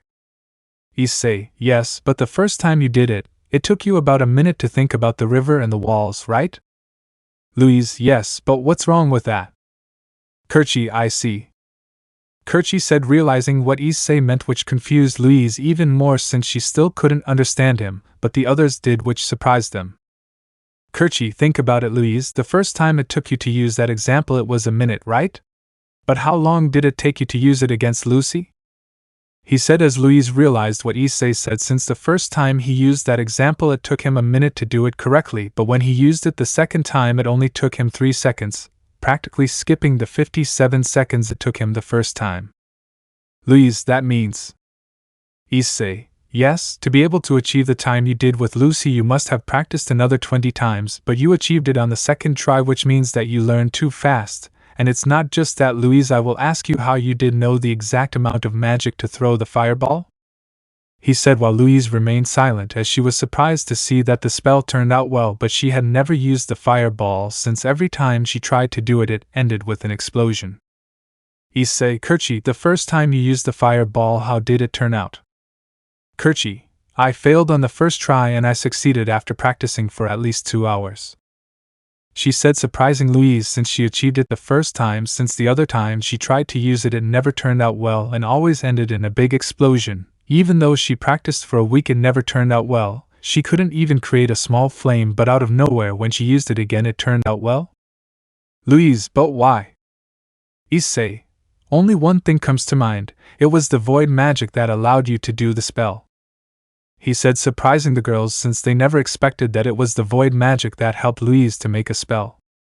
"Issei, Derflinger already said it. A user of void magic will not be able to use any type of magic until he summons his familiar since it had the key to break the seal of void magic." "Louise, but the seal hasn't been broken yet?" "Issei, true, it has not been broken but it has been weakened since Derflinger said that the key always varies. The previous one was having hex with the magician and the familiar to break the seal. But in your case Louise the seal weakened without us doing it, which means that the key is another." "Kerchi, but if the seal weakened, it's because Louise approached the clave to break it, right?" "Issei, exactly." "Tabhita, the key is in Louise, not in Issei," he said without stopping to look ahead to which Issei acknowledged since he came to this answer thinking about it. He was not there when Louise used the spell, but it was a fact that at that moment the seal weakened a little. In other words, he was just a clue to break the seal of the void magic that slept in Louise. Louise, but that doesn't mean that. Issei, if I'm just a clue, I'm not the key. He said as everyone remained silent, but Issei also realized something, and it was that his case was not the first, since by Derflinger's words all the users of the void magic were able to use the magic after having summoned their familiar, which meant that the familiars were never the key, they were only a clue to find the key to break the seal. And judging by what Derflinger said, all the void mages took time to find it, but time was the least they had since the magic festival was approaching, so they were against the clock. Issei, although it weakened, it allowed you to do a spell, which means that now you can do spells with a limit, which we must find out, and what better way to practice than in a real battle. Of course I will intervene when the situation requires it, but in the meantime I will be hidden with Kuroka and Kaneko. He said as the girls agreed. At that, Kaneko pointed to a part of the forest as she said, Kaneko, Kuroka Nesima is in that place. He said as Issei nodded, and they got down to the ground and walked to where Kuroka was. Of course, Tabhita's dragon was left behind since they couldn't take it to where there would be a fight. After walking a bit, they saw Kuroka looking at a cabin which was in the middle of the forest. Issei, Kuroka, where is the girl you saw? Kuroka, Issei-sama is inside the cabin and has not yet detected my presence or yours. Issei, I see. Girls, it's your turn. She said, looking at Louise and the others, who sighed and walked until they were 10 meters from the cabin. Kuroka, and how are they going to get Fuke's attention? Issei, I'll take care of that. He said as he took a rock from the ground and threw it hard into the cabin, destroying the entire roof, which surprised everyone. Issei, I think I went too far. He said, looking at the cabin which was missing the entire roof, while all the girls sighed upon hearing what Issei said. At that, the door opened and a woman came out which had a cloak that covered her entire body and part of her face, making it difficult to see who she was, but the girls knew that that woman was Fuke, so they became alert. Fuke, you know, it would have been enough to call me, there was no need to blow the roof off. Kerchi, it's true, but at least we caught your attention with style. She said as Issei sighed upon hearing that, as that was more of an insult than a compliment, but he didn't think about it as Fuke took out his wand and looked at the girls. Fuke, let's see what we have here. I'm surprised they sent Kerchi of the Burning Flame, Tabhita of Eternal Ice, and Louise La Zero. She said, surprised to see Louise, so she turned to look around looking for Issei. Of course the girls knew she was looking for Issei. Louise, if you're looking for Issei, he's not here. I have stayed at the academy with the princess. She said as Fuke sighed in relief, as she did not want to face Issei, since just seeing the power he expelled was more than enough to scare her. Fuke, I see. Kerchi, you're very calm, and you weren't surprised to see us. Did you know we were coming? Fuke, yes, I knew that because in the box of the Staff of Destruction there is a tracking spell that I have already broken, so if I kill them now I will be able to escape. He said with a smile barely visible through his cloak as the girls became serious upon hearing that. Kerchi, so, what's the plan? He said, whispering to the girls, who looked at each other since Issei had told them that he would only help them when the situation was critical, so they had to find a way to defeat Fuke. Tabitha, distraction. Kerchi, it's a good idea, but who's going to distract her? And who's going to attack? Tabitha, we're the distraction and Louise is going to attack. She said, surprising Louise, since although Issei said that she learned quickly, she didn't know if it was true, since there was also the possibility that when he did the spell it was luck that it turned out well, so she was a little nervous. Louise, are you sure? We don't know if what Issei said is correct. Kerchi, well, he also said that you learned quickly, so there won't be a problem. Just try a different spell than the first one you did. Louise, good. He said as Kerchi and Tabhita prepared themselves, as did Louise, who began to think of some spell. Fuke, are you sure you can beat me? Kerchi, we won't know if we don't try, so fireball. He said as Kerchi pointed her wand at him and a large ball of fire shot out towards Fuke, who just smiled as she moved her wand and a wall of earth appeared from the ground covering her. Fuke, that's there? He asked mockingly, but instantly moved, dodging several ice fragments which had been thrown by Tabhita. Fuke, TSK, You guys are really well coordinated, but how will you deal with this? He said as he waved his wand, and out of nowhere the ground in front of them began to rise, which surprised the girls as they recognized the spell. Kerchie, damn it, Louise has. She said as she looked at Louise as well as Tahita, only to see that Louise had her eyes closed as if she couldn't feel the things that were happening around her, which surprised them. But then a large golem came out from the ground while Fouquet climbed onto her shoulder. Fouquet, now die. She screamed as she ordered the golem to attack, which raised its large arm to crush them. The girls were about to move, but then Louise raised her wand, which caught everyone's attention, and without moving her hand, several spikes of earth came out of the ground and pierced the golem, leaving everyone speechless. But Fouquet, seeing that his golem had been easily destroyed. Derflinger, what I assumed. Derflinger said, drawing the attention of Issei and the Nikomata sisters who were closest to him. Issei, what? Derflinger, what you said before was true. It was the void magic that allowed Louise to cast the spell well, but before I had my doubts about why she managed to do it correctly without practicing it. She said, confusing Issei, wasn't that Louise was good with magic that she could do a spell on the first try? Issei, but wouldn't that explain why Louise is a prodigy in magic? Derflinger, yes, since all void mages are prodigies in magic. But now I know why Louise was able to cast a spell correctly before and the one she used now. He said seriously, which surprised Issei since this was the first time Derflinger spoke that way. Issei, why? Derflinger, it's because Louise is using experience in magic that is not hers. He said, surprising and confusing Issei since he didn't know what Derflinger meant by that. Issei, what do you mean? Derflinger, what I mean is that Louise is somehow using the experience and magic of the previous void user, since the spell she just used was one that the previous one could do without moving his wand. Issei, I see, but I don't see the bad thing. Since he can use the experience of other users, controlling the void magic will be easy for him. Derflinger, that might be the case if it weren't for the fact that the spells that the previous void mages used put the power of the void into all of their spells, and since Louise doesn't have the power of the void, she is still using more magical power than necessary to compensate for it. She said, surprising Issei, since if Louise used the spells of the previous users that required void magic to be used, didn't it mean that Louise would exhaust her magic power faster? Since she still couldn't use void magic, so it could be said that it was dangerous for her to use them without having unlocked it yet. Issei, how fast will Louise's magic power run out if she uses them? Derflinger, well, it's hard to tell since Louise has magic reserves that are exaggeratedly high. Even if compared to the previous void mages, Louise's magic power far surpasses them. She said, surprising Issei since he knew that Louise's magic power was high, but he didn't know that she was the one with the highest magic power of all the void mages that had existed, so he was slightly surprised and paid attention to the fight, since he wanted to see what Louise's next move would be. Fouquet, but what kind of spell was that?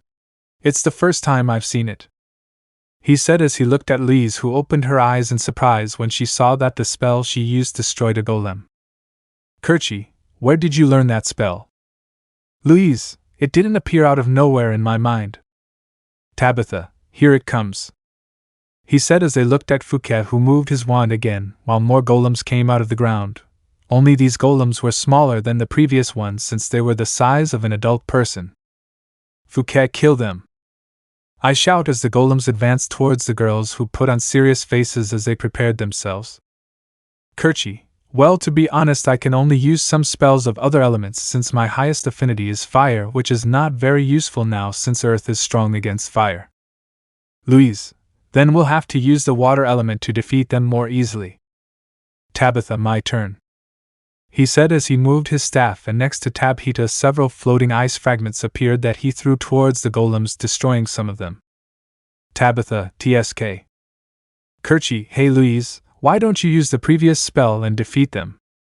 Louise, well, that would be a good idea if it weren't for the fact that it is necessary to have a target, since before I used it because I used the magic that was in the golem as a guide to attack it, but since now they are all small, they have the same level of magic as a person, so if I use the spell it is likely that it will attack us too.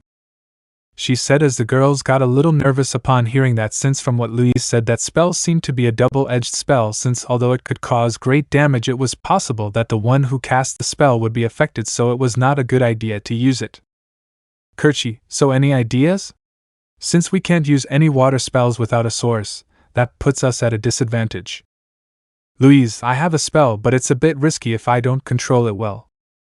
Kerchi, it's better than nothing. Even if it goes wrong, Issei will intervene, she said as Louise nodded and closed her eyes, concentrating as the golems advanced towards them, but some were destroyed by Tabhita and Kerchi, who used wind magic to destroy their legs, and that Louise opened her eyes while at the same time pointing her wand at the golems, but before she could do the spell Louise felt a great pain coming from her abdomen, causing her to fall to her knees, which surprised everyone.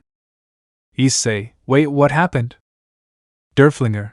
Louise tried to use a spell that required a large amount of void magic, and when she tried to cast it the spell caused a rebound, since it seemed that the void magic inside her reacted to activate it, but being sealed it caused her great pain, she said, while Issei was surprised since it seemed that what Derflinger said was true, so he became worried, since if that happened there was a possibility that Louise's magic power would be damaged if she did it again.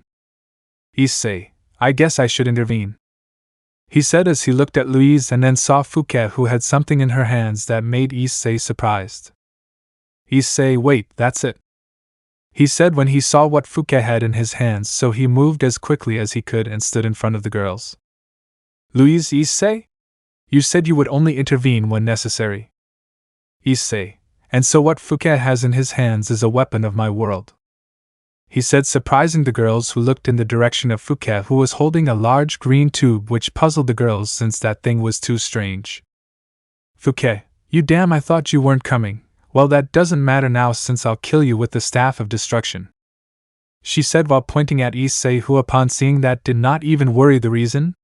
Simple. What Fouquet had in her hands was an old bazooka, since Issei had seen pictures of them in the history books he read, in addition to the fact that Fouquet was not holding the bazooka as she should do. In other words, she did not know how to use it. Besides that, just by seeing the bazooka, Issei realized that it was not loaded, so his worry had been in vain. Issei, well, they did well. Now it's my turn, although there is something I wanted to try for a long time, he said as he took out Derflinger, since when he used it in his battle against Valle he realized something interesting, but he hadn't had time to try it until now.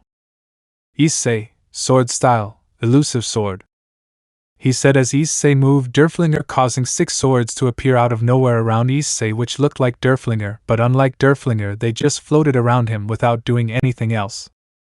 Fouquet, but what kind of spell is that? She said, scared to see him, but at the same time worried, since she had taken out the Staff of Destruction to kill the girls, but in doing so she realized that she did not know how to use it, and when she saw Issei's attack she was surprised.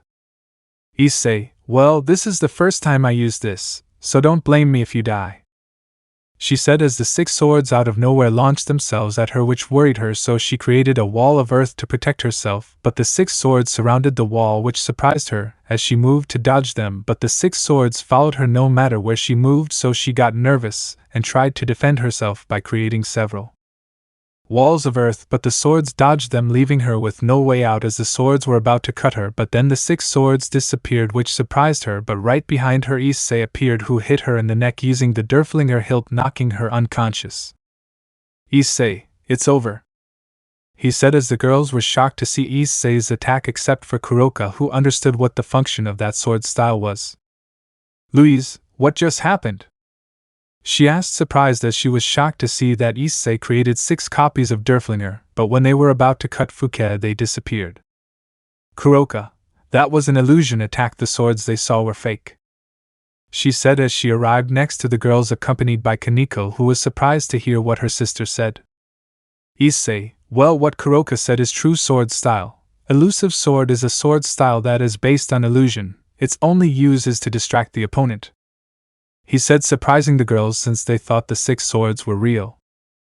Kerchi, where did you learn that style? Issei, I actually learned it when I used Derflinger for the first time in a fight. Apparently there were some sword styles that can only be used if it is in its true form. Derflinger, wow, I didn't know that. Issei, if it doesn't surprise me, after all, To use them requires an exaggerated amount of energy which doesn't affect me much. Louise, I see. What do we do with Fouquet? Issei, you mean Miss Longueville? She said, surprising the girls, who turned to where she was and saw that she no longer had her hood on, revealing her face, leaving them surprised as it was indeed Mrs. Longueville. Louise, was she Fouquet? Issei, yes, and I already knew it was her since she was the only one who was not present when they robbed the vault, and she was a triangular mage who had more affinity to earth, the same one I felt the other night, so I knew it was her. He said as he put Derflinger away and looked at the girls, who were surprised to hear him.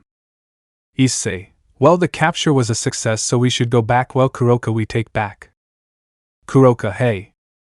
He said as he created a large magic circle that transported them back to the academy. Of course, they also took Fouquet and the staff, although it was actually a bazooka, which surprised Issei, but in the end he ended up ignoring it when they returned to the academy. Of course, the princess and Osmond were surprised to see them arrive in a magic circle, since they were in Osmond's office. Issei, we're back, he said as he dropped Miss Longueville to the ground, surprising Princess Henrietta and the Osmond. Osmond, is this Fouquet? Issei, yes, after all, I was in possession of the staff, although it is a weapon from my world, he said, surprising Osmond since he knew that the staff was not something from his world, but he did not know that it was something that belonged to Issei's world. Issei, well, why do you have a weapon from my world here? Osmond, well, we didn't know if he was from your world, but when I was young I faced a monster that almost killed me, but I was saved by a guy who had the staff. Only he had two, but he was covered in wounds. Despite our efforts he died. When we buried him we left one staff with him, and brought the others to the academy, which only had one shot, which we used a long time ago, but we decided to keep it in case we discovered how to make more, he said as Issei agreed to what Osmond said while looking at the box that had the bazooka. Henrietta, I thank you for catching Fouquet and bringing the staff back. Issei, no problem. Henrietta, now I have to go. I have to report that Fouquet was caught, and investigate what Issei-san asked me to, he said as Issei nodded and Henrietta left with his guards, who took Fouquet away. Osmond, well, as a thank you, a party will be held in your honor tonight, so don't miss it, he said as the girls nodded as they left, while Issei stood thinking about something for a few moments. Issei, come on in, I have to talk to Osmond, he said, surprising the girls, who agreed and left, leaving only Osmond and Issei. Osmond, what did you want to talk about? Issei, I actually want to ask you, please. Osmond, in favor? Issei, yes, he said while scratching his head in sadness as he asked Osmond for help. At night, the entire academy gathered in the great hall for the party in honor of the girls for catching Fouquet, who were in a corner with the others who were dressed for the occasion. Montmorency, I never imagined that Miss Longueville was Fouquet.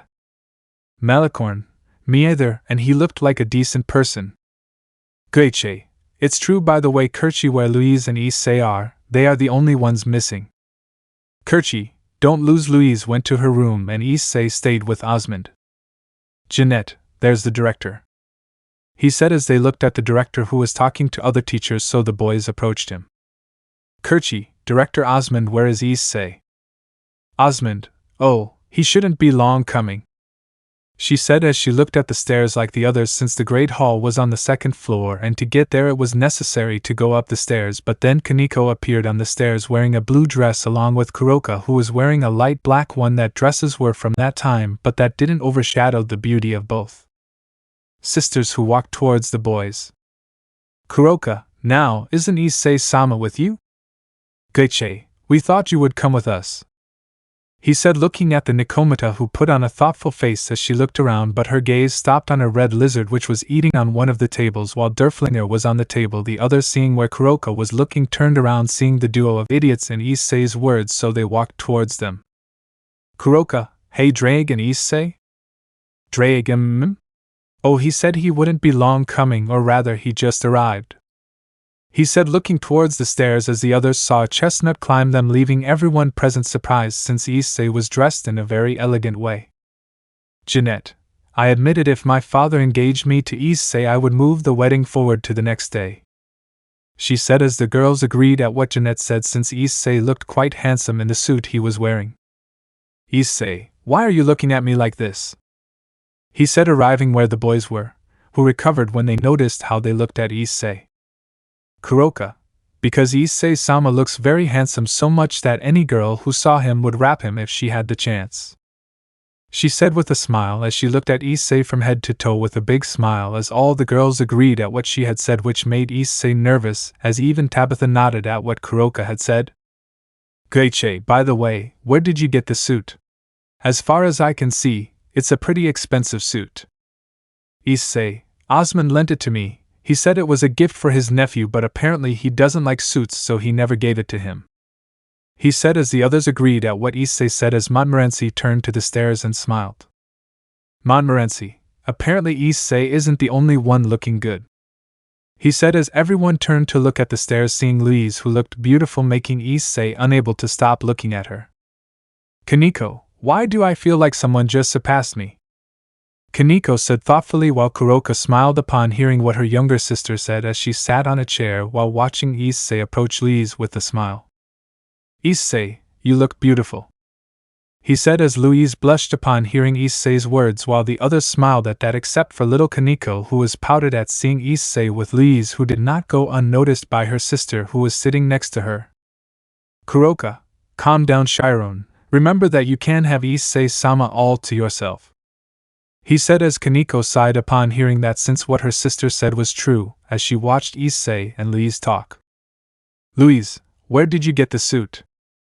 Issei, Osmond slow it to me because I look bad? Louise, the opposite suits you well, he said with a smile as the music that started the party began to play while some couples began to dance in the center. Issei smiled when he saw that as he said, Issei, may I have this piece? Issei said as he bowed slightly and extended his hand to Louise, who smiled as she placed her hand in Issei's as she said, Louise, it will be a pleasure, he said as they both walked to the place where several couples were dancing. Drake, but how cute are they? He said as everyone looked at Drake and sighed upon hearing what he said as they turned back to see Issei and Louise, as Kuroka said. Kuroka, Drake, when you fall in love you will understand, he said as Drake looked at Kuroka for a few seconds before looking at Issei, as he lowered his gaze, in which there was nostalgia as he remembered someone, as he laid down and looked at Issei like the others, who took Louise's hand while putting his hand on her waist, while Louise held Issei's hand and put her hand on Issei's shoulder as they both started to dance. Drake, with what love, eh? He thought with nostalgia as he watched Issei and Louise dance to the music on the dance floor, and without them realizing it, they were the only couple dancing while the others watched them dance. The girls looked at Issei with dreamy eyes while the boys looked at him with respect, which Issei did not notice as he was dancing with Louise while he looked into her eyes, just like Louise, who could not stop looking into Issei's eyes, since they both seemed to have forgotten everything else and only focused on them until the music stopped, causing them to stop dancing while receiving the applause of the others, which surprised them both, while other couples started dancing while Issei and Louise left the dance floor and then left the great hall without anyone noticing except Drake, who smiled as he got off the table and got under it, which no one noticed as he took out a bottle. Derflinger, what are you planning? Drake, easy. The probability that my partner stops being a Princess today is high, and so that no one interrupts, I will mix the contents of this bottle in everyone's drinks, he said as he dragged the bottle to the table where all the drinks were and mixed it with the liquor in the bottle until it was empty, as he walked back to where Derflinger was. Drake, now it all depends on my partner, he said as he watched the servants serve the drinks which were mixed with the liquor that Drake used to the nobles who drank it without realizing it. In Louise's room, Issei kissed Louise with unbridled passion as they joined their tongues with Louise's, which did the same while she took off Issei's jacket, letting it fall to the ground while she unbuttoned his shirt, while Issei took the zipper of Louise's dress and lowered it to the end while Louise unbuckled his belt, causing Issei's pants to fall to the ground, leaving him only in boxers and with his shirt open at the same time that Issei lowered Louise's dress until it fell to the ground, leaving her only in underwear, which embarrassed her a little, while Issei smiled. Issei, you are beautiful, Louise. Lemon skipped. Issei, Rias, I promise you that when I return I will mark you as mine. No one will take you away from me like the other girls. Issei thought with great seriousness as he fell asleep with Louise, but what Issei didn't know was that that moment was closer than ever. Chapter 21, Party Memories and Tiffany's Familiar. The sun rose, illuminating the entire kingdom of Tristan, including the Northern Academy, which was still silent despite being 8 in the morning, since it was normal for some students to be awake for classes, but the entire academy was in a great silence, more in a room where a brown-haired and a pink-haired girl were sleeping naked, which were Issei and Louise, since just the night before both had had their first time, which would not be the only one. But in that, Issei woke up feeling the rays of the sun entering through the window, which irritated him a little. While he realized that he was hugging Louise, who was still asleep next to him, Issei smiled at her, but at the same time sighed, since when his beloved Rias found out that he was no longer a virgin, she was going to kill him if the girls did not help her too, since he had realized that the girls already had the character of a dragon, which terrified him more than anything, so he could only sigh while moving Louise to wake her up. Issei, Louise, come on, wake up, we have to get ready, because if not, they will come looking for us, he said, moving the pink-haired girl, who woke up while looking at Issei and smiled slightly, which Issei imitated while giving her a kiss on the lips for a few seconds before saying, Issei, come on, we have to go find the boys so we can train.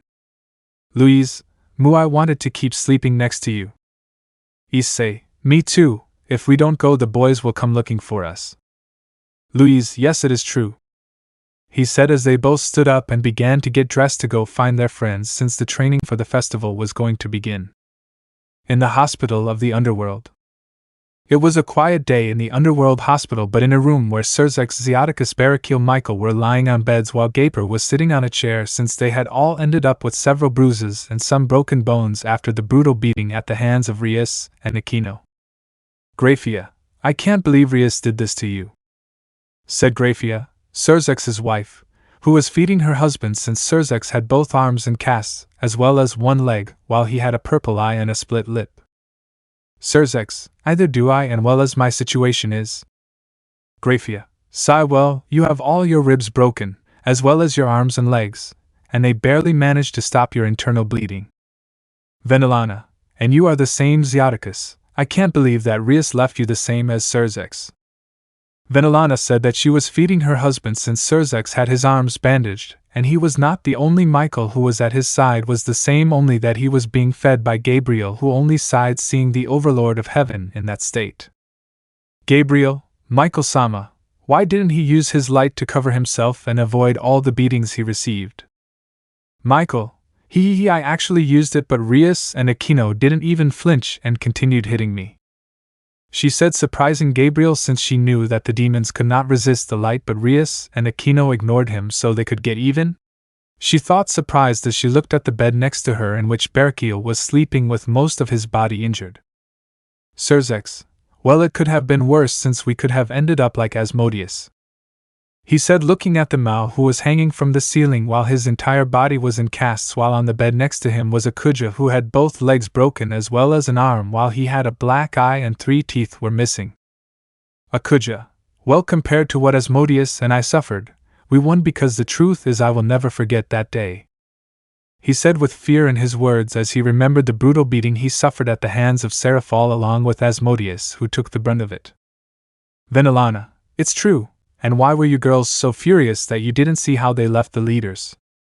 He said, looking at the trio of girls who were sitting near them, which were Rias, Aquino, and Seraphal, and leaning against the wall was Sona, who just sighed.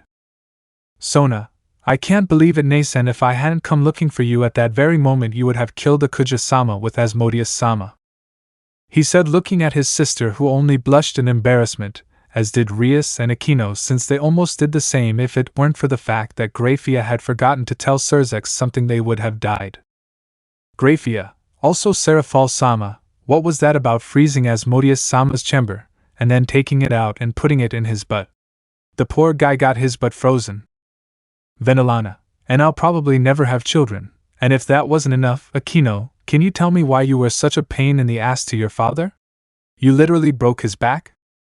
Sona, it's true. Besides, Rias, I'm surprised that you broke Sirzek-sama's arms, and not only that, you threw him against the wall more than once until he went through it, and then you broke the television in his face, they said as the 3 girls just lowered their heads in shame while the others sighed upon seeing that.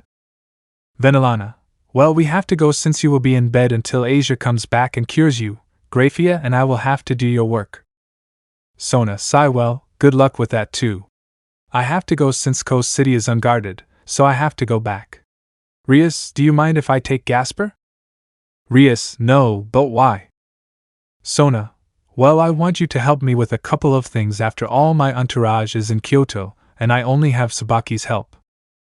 Rias, I see Gasper helps Sona. Gasper, yes. He said as he stood up and left with Sona while Venelana and Grafia also left, leaving the seraph Gabriel alone, who stood up and said, Gabriel, Michael-sama, until he recovers I will be doing his job. Michael, thank you and sorry for the inconvenience. Gabriel, it doesn't matter, but you three better take good care of them. She said as she left. The three girls were embarrassed. After all, they almost killed the faction leaders, so they were more than ashamed, but on the other hand they didn't know why they had acted out of nowhere, so they were confused. Sirzex, Rias, did you keep the pawns like I asked you to? Rias, yes, even if it hurts me. Issei won't be able to come back until we solve the Hades thing, since I don't want to. Rias said, stopping, which caught everyone's attention as she seemed surprised, and not only her Akino and Seraphal were the same, as if they had realized something, but that was not what caught the leader's attention, but it was that behind the three girls there was a dark aura so big that it covered the entire room in addition to a heavy killer instinct, while the three girls began to release great power while the leaders thought at the same time. Leaders, Issei, what a stupid thing you did now! They all screamed mentally at the same time as Seraphal walked to the door and locked it while sealing the entire room so that no one could hear anything, while the leaders began to cry upon seeing that, since not a day had passed and the girls were going to hit them again. Tristan.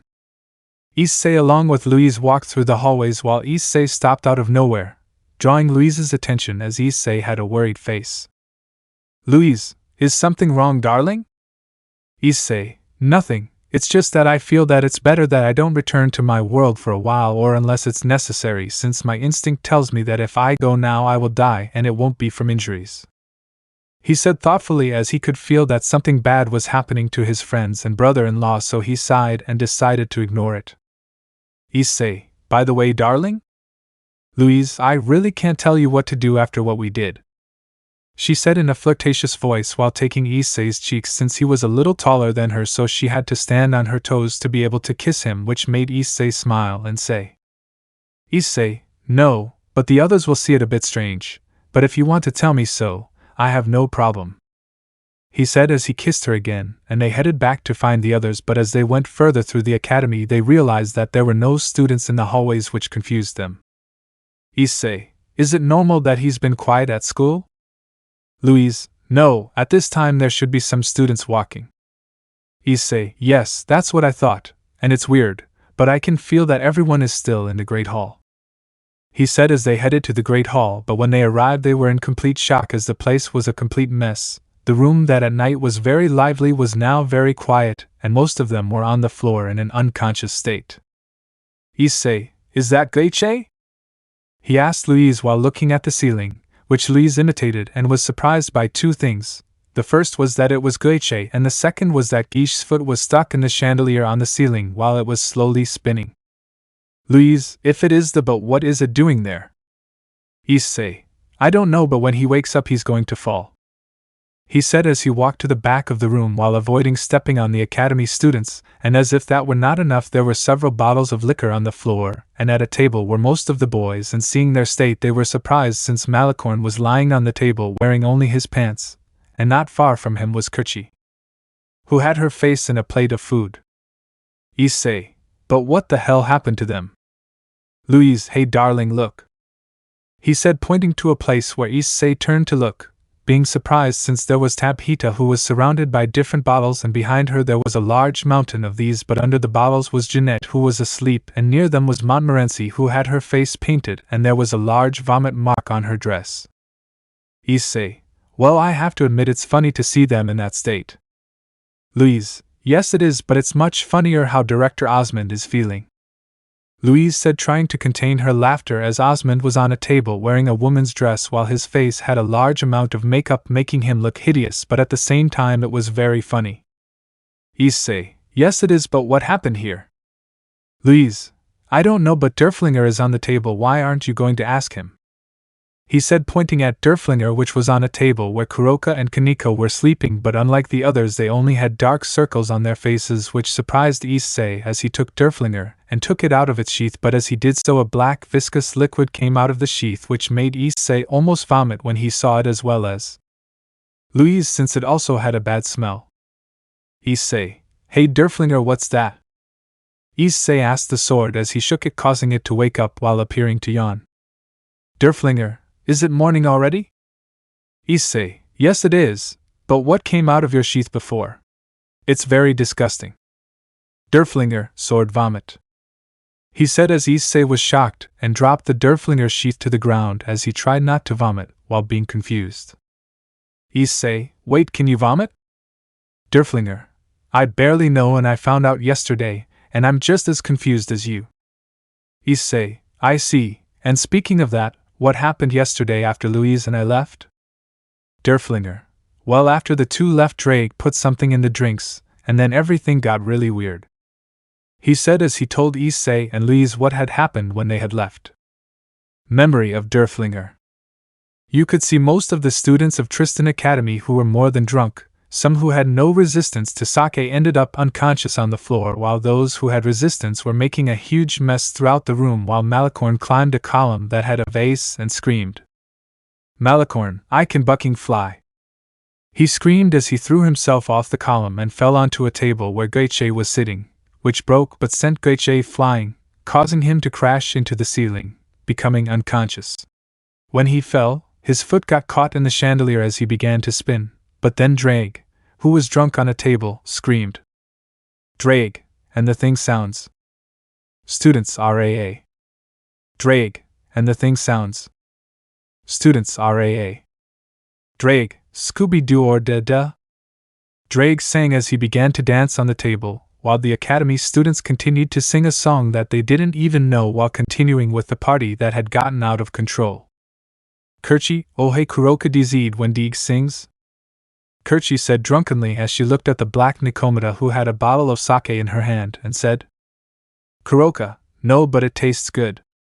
Kuroka shouted as she took another sip, and next to her was Kaneko asleep while holding a bottle of sake in her hand.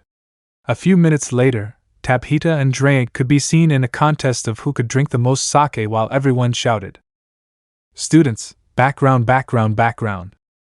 They screamed at the same time that Tabhita was drinking a large bottle of sake, but next to her Drake was lying down, while his legs held a large barrel of sake which he gulped down as if there was no tomorrow, and behind them was Jeanette unconscious since she also participated, but after drinking 5 bottles of sake she became unconscious, while Tabhita had drunk 20 bottles of sake and drank 42 barrels of sake, going for the 43rd, which he finished drinking while throwing the barrel at Osman's face at the same time that Tabhita was unconscious on the table, and Drake began to laugh before falling on his back and off the table.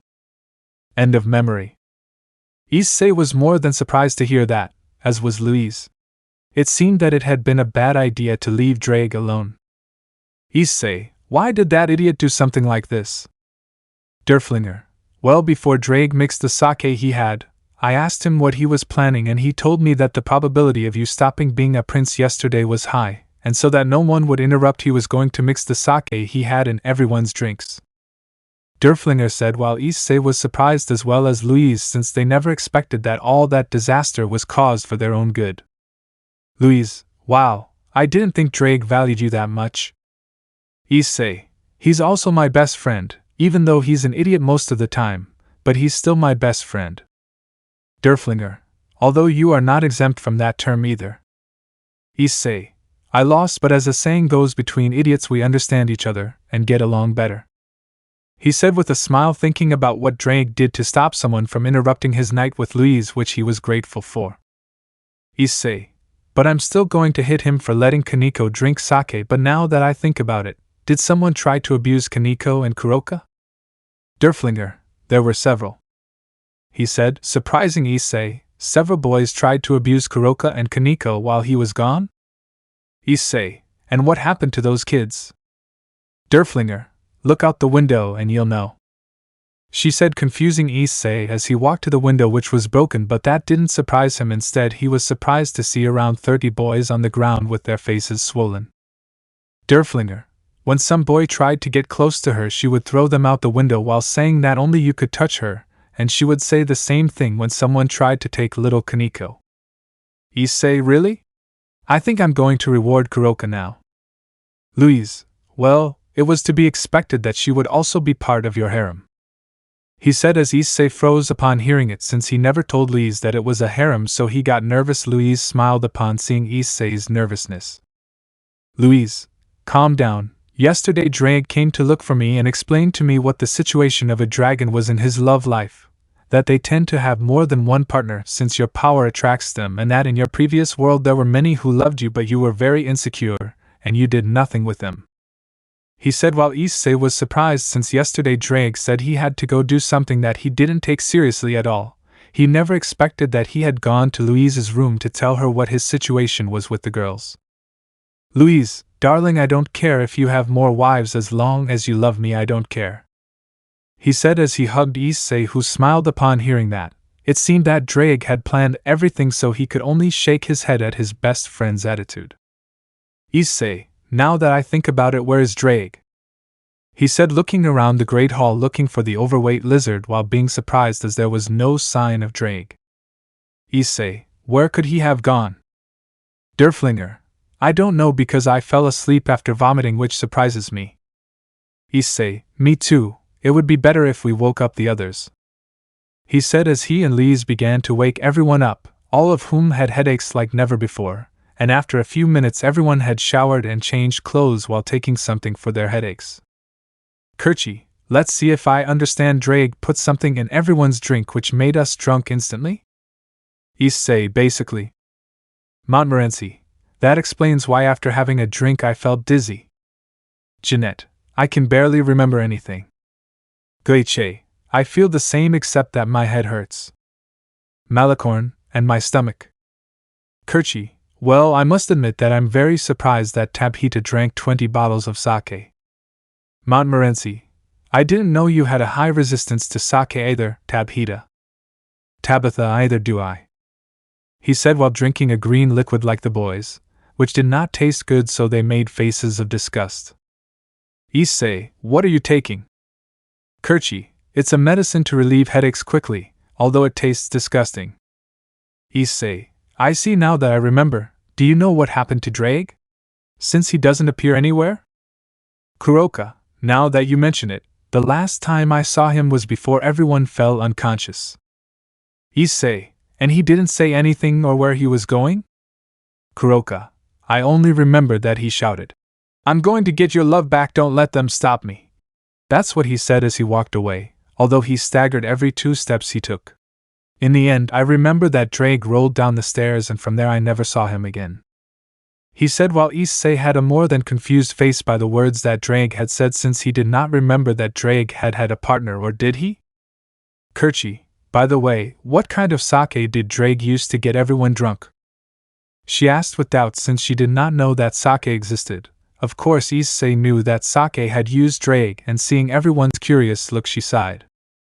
Issei, well, the sake he used was made with the golden apple, which is the only thing that can get a dragon drunk, but Drake seems to have diluted the effect, since for a normal person a single glass would leave him unconscious due to how strong it is, he said, surprising the boys, since they didn't know that dragons couldn't get drunk if they didn't drink a sake made with a golden apple.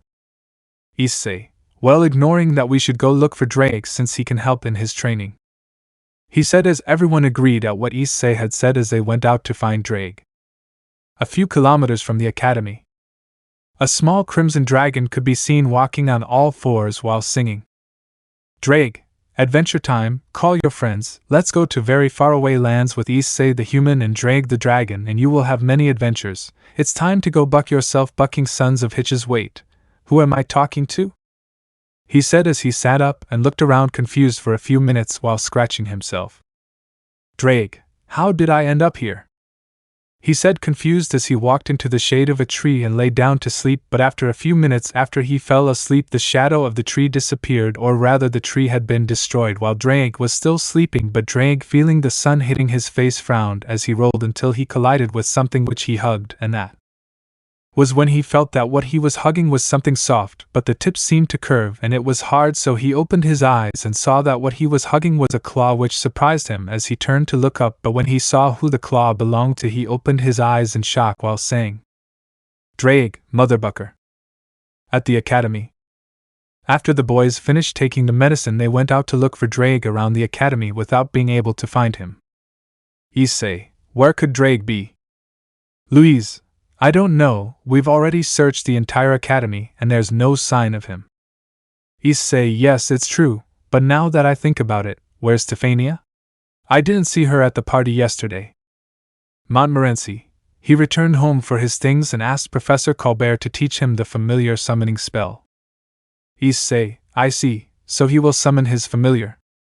He said something thoughtfully, since he knew that there was a similarity in the magic of Louise and Stefania, so he had a slight suspicion that Stefania was a void mage, but until he saw her familiar he couldn't be sure. But then he heard a voice calling him, so he turned around and saw Stefania running towards him, which disconcerted him. Issei, is something wrong, Stefania? Stefania, yes, I need your help, she said while breathing heavily, which surprised several since they did not know why Stefania seemed somewhat worried. Issei, of course, what's wrong? Stefania, well, you see, a few hours ago I summoned my familiar. Issei, yes, they told me that you asked Colbert to teach you how to do the summoning, and tell me what you summoned? Stefania, well, let's say it's a bit complicated, but it doesn't matter now. You see, after summoning her we talked, and she agreed to be my familiar, but before we made the contract she said something strange and left. He said, surprising everyone, since it seemed that Stefania's familiar was like Issei, a person who only confirmed Issei's suspicions that Stefania was a void mage. Issei, what did he say? Stefania, she said. What is he doing here? With an annoyed face as she left, and that's why I came back as quickly as I could to ask for your help, since I don't know what could happen. She said while Issei was surprised, since Stefania was right, those words were strange, so he put on a thoughtful face for a few seconds. Issei, well, let's postpone the search for Drake and we'll go look for your familiar. Stefania, huh? Are you looking for Drake? Issei, yes, since the idiot went who knows where, so we are looking for him. Stefania, but here I came, he said as everyone was surprised and turned around, and indeed it was Drake, who had a face full of panic as he turned into a flash of light, clearly wanting to go back inside Issei, who moved his arm, causing Drake to crash into the wall. Drake, hitch, that hurt me. Issei, well, you deserve it for letting Kaneko drink sake. She's a minor, so she can't drink it, and also using a sake made from golden apple? Did you want to leave everyone unconscious for days? Drake, of course not, that's why I diluted it enough for them to bear it. Issei, yes, I noticed, but even though I did the party, it ended in a huge disaster, because when we found the boys, they were in terrible condition, and the worst was Osmond, who was dressed as a woman. He said, remembering Osmond's state, which was more than terrible, and he was even wearing a woman's underwear, which left Issei more than disgusted. Drake, wait, Osmond was wearing a woman's dress? Issei, yes, it looked funny, but that's not the point. I would continue scolding you, but we have to go find Stefania's familiar. Drake, oh well, then let me go back since time is up. Issei, huh? But can you still stay out for another 6 hours? No. Drake, that doesn't matter now, I see, and let him find me. Issei, who are you talking about? Issei asked, confused, as he remembered that Drake came running in panic, which confused him since he had never seen Drake act that way before. Issei, by the way, what were you running away from?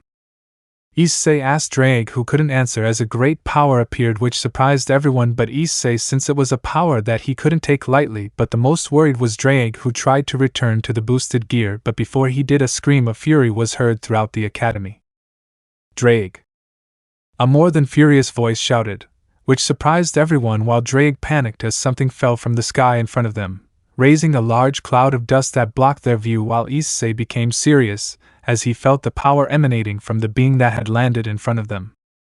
Drake, Waya, I found my partner, so whatever you want, let me come back. Issei, don't even mention it, Drake, since if it's dangerous I'll have to resort to balance breakers so he comes back. Issei said as Drake agreed, but before he did, something hit the ground right in the middle of Issei and Drake, preventing Drake from being able to return, which worried Issei, but in that Issei took out Derflinger while activating his second form for the first time, and used the wind element that he knew how to use thanks to the mark of Gandalf. Issei, sword style, great burst. Issei said, causing the curtain of dust to disperse, and in doing so everyone was surprised to see that Drake was being crushed by a huge claw that belonged to a huge navy blue dragon that Kuroka recognized just by looking at him. Kuroka, what is she doing here? He said, surprised, as Issei looked at Kuroka surprised, but then Issei remembered something that Tannen had told him once, so he opened his eyes in complete shock as he looked back at the dragon, who was looking at Drake with murderous intentions while putting some strength into his paw, and Issei, seeing the dragon better, realized who it was, so he was more than surprised, but he never expected the following. Tefania, wow, I came back. He said, surprising Issei and Kuroka as they turned to look at Tefania in surprise, while Issei asked, Issei, do you know her? Tefania, yes, after all, I did talk to you about her a few moments ago, right? She said innocently, causing Issei to almost fall on his back upon hearing what Tefania had said, as that could only mean one thing. Issei, Tefania, you summoned the Dragon Queen Tiamat as your family? Issei shouted, surprising everyone upon hearing that, while Drake looked at Tiamat with great terror as Tiamat screamed, Tiamat, damn DDRIG, I'm going to kill you. Chapter 22, A Dragon Fight and a Crazy Idea.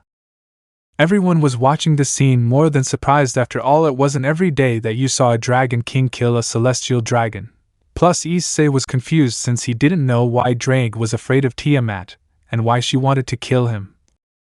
Plus the fact that Tefania had summoned her as her familiar, which he never expected, so he could only sigh as he advanced on Tiamat, and said, Issei, Edo Queen Dragon Tiamat, before you do anything, could you tell me why you want to kill Drake? Tiamat, and who are you? Issei, I am the current wielder of Drake, in other words, I am the Sekirudai. Tiamat, I see, well, I'll tell you, before I kill that damn Drake, you'll see this bastard and I were a couple. She said, surprising Issei. Drake and the Dragon Queen Tiamat were a couple? It was something that Issei found hard to believe. After all, Drake's character was terrible, so a dragoness could put up with him was more than surprising. Issei, well, I didn't know that, but why do you want to kill him? Tiamat, because this wretch, after defeating me, agreed to be his partner, and after a week he left me and took all my treasures to face Albion. He said, surprising everyone, so they looked at Drake, who only looked at Tiamat without any expression, while Issei nodded at what the Dragon Queen had said. Issei, I see that happened. Well, could you let me talk to him? I assure you that he won't escape. He said as Tiamat looked at Issei for a few seconds before removing his foot from Drake, who was able to get up while following Issei, who walked away from the others to talk to Drake alone, and when they were away from the others he looked at Drake and said, Issei, did you really do what Tiamat told me? Drake, yes, I did. Issei, tell me why. Was the fight with Albion more important than your partner? Because if that's the case, tell me, where are the words you told me? A dragon never hurts the female he loves, or did you never love Tiamat? Drake, isn't that clear that I love Tiamat? She is the dragon that I love with all my heart, but at that time Albion also set his eyes on her, so I decided to face Albion to make it clear that Tiamat was mine, so I took Tiamat's treasures to be able to strengthen myself and defeat Albion, but our fight was very strong, so we destroyed everything, which led the factions to unite to defeat us, and then seal us. Issei, and why, when you woke up in your first carrier, you didn't ask him to look for Tiamat to explain to him? Drake, I did, but Tiamat was furious and killed my carrier, so I was scared and decided to stay away from her until she calmed down, but her hatred towards me increased as the years passed, so I had to abandon the idea of explaining to her since she killed my carriers as soon as she saw them, so I always told them to never get close to her then. Albion told me that our fight was left without a winner, so we continued the fight but through our carriers. Issei had been silent upon hearing Draig's words, as Tiamat was furious because she thought Draig had betrayed her, which was not entirely true, as he never told her the truth. So she sighed and saw Tiamat, who was looking at them, but the one she was looking at was Draig. So Issei said, "Issei, tell me, Draig, would you be willing to fix things between you and Tiamat?" "Draig, at this point I think our relationship is impossible." Issei, "I don't think so, Draig, since if there is something that all men have in common is that we will never understand the heart of a woman, and I think that applies to any species." Issei said, surprising Draig, who looked at Tiamat, who had a furious face. So she returned her gaze to Issei and said, "Draig, what's the plan?" Issei, "Go back to the boosted gear. I'll tell you on the way." Issei said, surprising Draig, who did what Issei asked and returned to the boosted gear, which surprised Tiamat at the same time that Issei activated the balance breaker and flew away from the academy.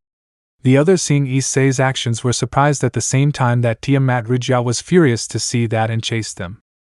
"Louise, what is Issei planning?" "Kuroka, I don't know, but it would be better if we followed him," he said as Tabhita called her familiar, and they got on it to go to where Tiamat had gone, who was following Issei, who had finished telling Draig the plan, who was more than surprised to hear Issei's plan. "Draig, is that really your plan?" Issei, "If only I did that, we would know what Tiamat really thinks." "Draig, fine, I will," Draig said as Issei nodded and looked at his surroundings as his speed increased as Tiamat was about to reach them. "Issei, I guess it's okay here," Issei said as he looked at a large valley that was in the middle of the forest as he descended into the center, and the balance breaker deactivated as Draig came out and stayed in the center of the valley while Issei told him, "Issei, it will all depend on you, Draig, good luck," Issei said as he walked away, and Draig stayed in the valley looking where Tiamat came from while thinking, "Draig, thank you, comrade." Draig thought as Tiamat arrived where Draig was, and upon seeing him she became furious as she screamed, "Tiamat, this time you won't escape, Draig." Tiamat shouted as she charged towards Draig, who sighed, and a crimson glow covered him for a few seconds, which blinded Tiamat for an instant, and when the glow disappeared, Tiamat was surprised to see Draig in his original size, while Rias, who annoyed Tiamat, but at the same time she realized that Draig did not have his full strength, so she attacked him. "Tiamat, this time I'm going to kill you," Tiamat screamed as she charged at Draig, who withstood the impact while hitting Tiamat, causing her to crash into the trees, which made her furious. Tiamat cursed. Tiamat screamed as she opened her mouth and fired a flame of fire which headed towards Draig at great speed, who upon seeing this opened his mouth and fired one just like it, causing both to hit at the same time as the others arrived and watched the fight in surprise while Issei arrived at his side. "Louise, Issei, what are you planning on making them fight?" "Issei, watch and you will see," Issei said calmly, while the others were surprised as they returned their gaze to the fight, where a large explosion appeared that created a smoke screen that dispersed instantly since Tiamat had hit Draig using her tail, which stunned him, which Tiamat took advantage of to attack Draig, getting on top of him and trying to hit him using her claws, but Draig hit her, causing Tiamat to crash into the trees again. "Draig, what's going on?" Tiamat remembered you more strongly, Draig said, annoyed that Tiamat, who got up from the ground while on her forehead there was a thread of blood, which made Tiamat roar, while she again launched a large flame of fire at Draig, who did the same, but at the same time Tiamat hit the ground, causing a crack that headed towards Draig, who moved to dodge the flame and the crack that would make his paw get caught in the ground, but in doing so he lost sight of Tiamat, which he noticed since Tiamat had disappeared from his sight, but in that Draig fell to the ground since Tiamat had fallen on his back, which immobilized him, which Tiamat took advantage of to bite Draig's shoulder, which surprised everyone, while Draig roared in pain, feeling Tiamat's bite. "Louise, I caught Draig." "Kuroka, now Tiamat has a chance to kill Draig." "Issei, observe carefully," Issei said, which surprised the boys, so they returned their gaze to the fight, and seeing what Issei was referring to left them more than surprised since Tiamat was crying, which Draig noticed, since if Tiamat had wanted to kill him, she would have attacked his neck, not his shoulders, in addition to the fact that Tiamat did not use much force to bite him, but her bites slowly lost strength until she released him at the same time that Tiamat said, "Tiamat, why? Draig, tell me, why don't you use all your power? And you let me attack you like this?" Since you were able to dodge this and in the previous blows you gave me you were able to defeat me and also you could suppress my flames and you didn't do it, why? Drake. Because I deserve every blow, Tiamat. I know I was stupid for leaving you and taking your treasures without telling you anything, so I'm not asking you to forgive me but to understand why I did it. Drake said as he explained to Tiamat what had happened, which left Tiamat surprised, while the others upon hearing Drake's explanation were surprised since they never thought that Drake abandoned Tiamat for her own good. While Issei watched Tiamat, after all it would depend on her whether or not to believe Drake, who finished explaining and seeing that Tiamat did not say anything, he said, Drake, Tiamat, it's up to you whether you believe me or not, but if you're still angry and still have the desire to kill me, I won't resist. Drake said as he laid down, which surprised everyone, but they were more surprised to see that Issei had taken Derflinger's handle even without taking it out. After all, he could not let Drake die, since if he disappeared their bond would break, and as a consequence he would also die, which he couldn't let happen. While Tiamat looked at Drake for a few seconds before roaring loudly, which left everyone surprised, while Issei released Derflinger's handle, while thinking, Issei, you did it, Drake, you recovered Tiamat's love. Issei thought as he watched Tiamat lay down next to Drake while saying, Tiamat, Drake, I hope you're not lying to me. Drake, at this moment I have no reason to lie, Tiamat. Drake said as he spread his wings to hug Tiamat, who just snuggled up to his side, while the girls smiled seeing that Tiamat had forgiven Drake to a certain extent, while Issei smiled as he turned to look at the girls and said, Issei, it's better that we leave them alone, after all they have a lot to talk about. He said as the girls nodded and left in Tabhita's familiar, while Issei gave a look to Drake, who nodded in his direction, while Issei smiled as he took out his dragon wings and left back to the academy while having a thought. Issei, I guess with this we are even, Drake. After all, it was thanks to your foolishness that I was able to mark Louise as mine. Issei thought, since Issei had realized that Tiamat did not want to kill Drake at all, since if that had been the case she would not have agreed to let him talk to Drake, since there was a chance that Drake would escape, but she let him talk to her. In addition to that, when he was stepping on Drake he did not use almost any force, since if she wanted to kill him she would have crushed him, but she did not do it. In addition to that, he also realized that Tiamat not only looked at Drake with hatred but also looked at him with sadness, so it occurred to him that Drake would fight against Tiamat again without hurting her so much, and in the end Drake would let Tiamat win to vent his pent-up anger, and then ask for forgiveness. Of course, he did not expect that Tiamat would show her feelings before the fight ended, which showed that he was right as he smiled and caught up to the girls, who looked at Issei, who had a smile on his face, what they could only smile at, since they knew that if it wasn't for Issei Tiamat wouldn't have forgiven Drake. Of course, the girls thought that Issei did it to save Drake, which was partly true, but only Louise knew what the other part was, so she just smiled as they arrived at the academy where they landed. Issei, well, I guess we'll have to start the training without Drake, Issei said as the girls agreed at what Issei had said. At that, Colbert arrived with several boxes, which surprised the girls. Colbert, Issei, finish what you asked me to do on time. Issei, thank you. Good, now listen. I know that it is more than impossible for your power to surpass Lucy's friends in a short time, but we have the advantage of having the ancient library where there are several methods to improve your strength, so I asked Colbert to investigate in the library how to increase your power. Well, Colbert, tell them. Colbert, if you listen, in these boxes there are several extremely rare elixirs that were created with equally rare materials. What you will do is take the blue elixir every time you get up, which will improve your physical strength. Montmorency, physical strength. Issei, yes, since the weakness of all mages is that they do not know how to fight in hand-to-hand combat, so we are going to correct that with you. And second, give me your wands, he said as everyone gave their wands to Issei, just as Tabhita gave him her staff and Gaiche his rose, which when in Issei's hand he broke them, surprising everyone. Issei, now they will train to use magic without the need to use a wand. Kerchi, but since the wand helps us channel our magical power better. Issei, simple, that's where Kuroka comes in. Kuroka, me? Issei, yes, Kuroka, I want you to teach them how to use the magic circle, and you, Kaneko, are going to teach them how to fight, he said, surprising Kuroka and Kaneko, since if they learned that their chances of winning would be more than high.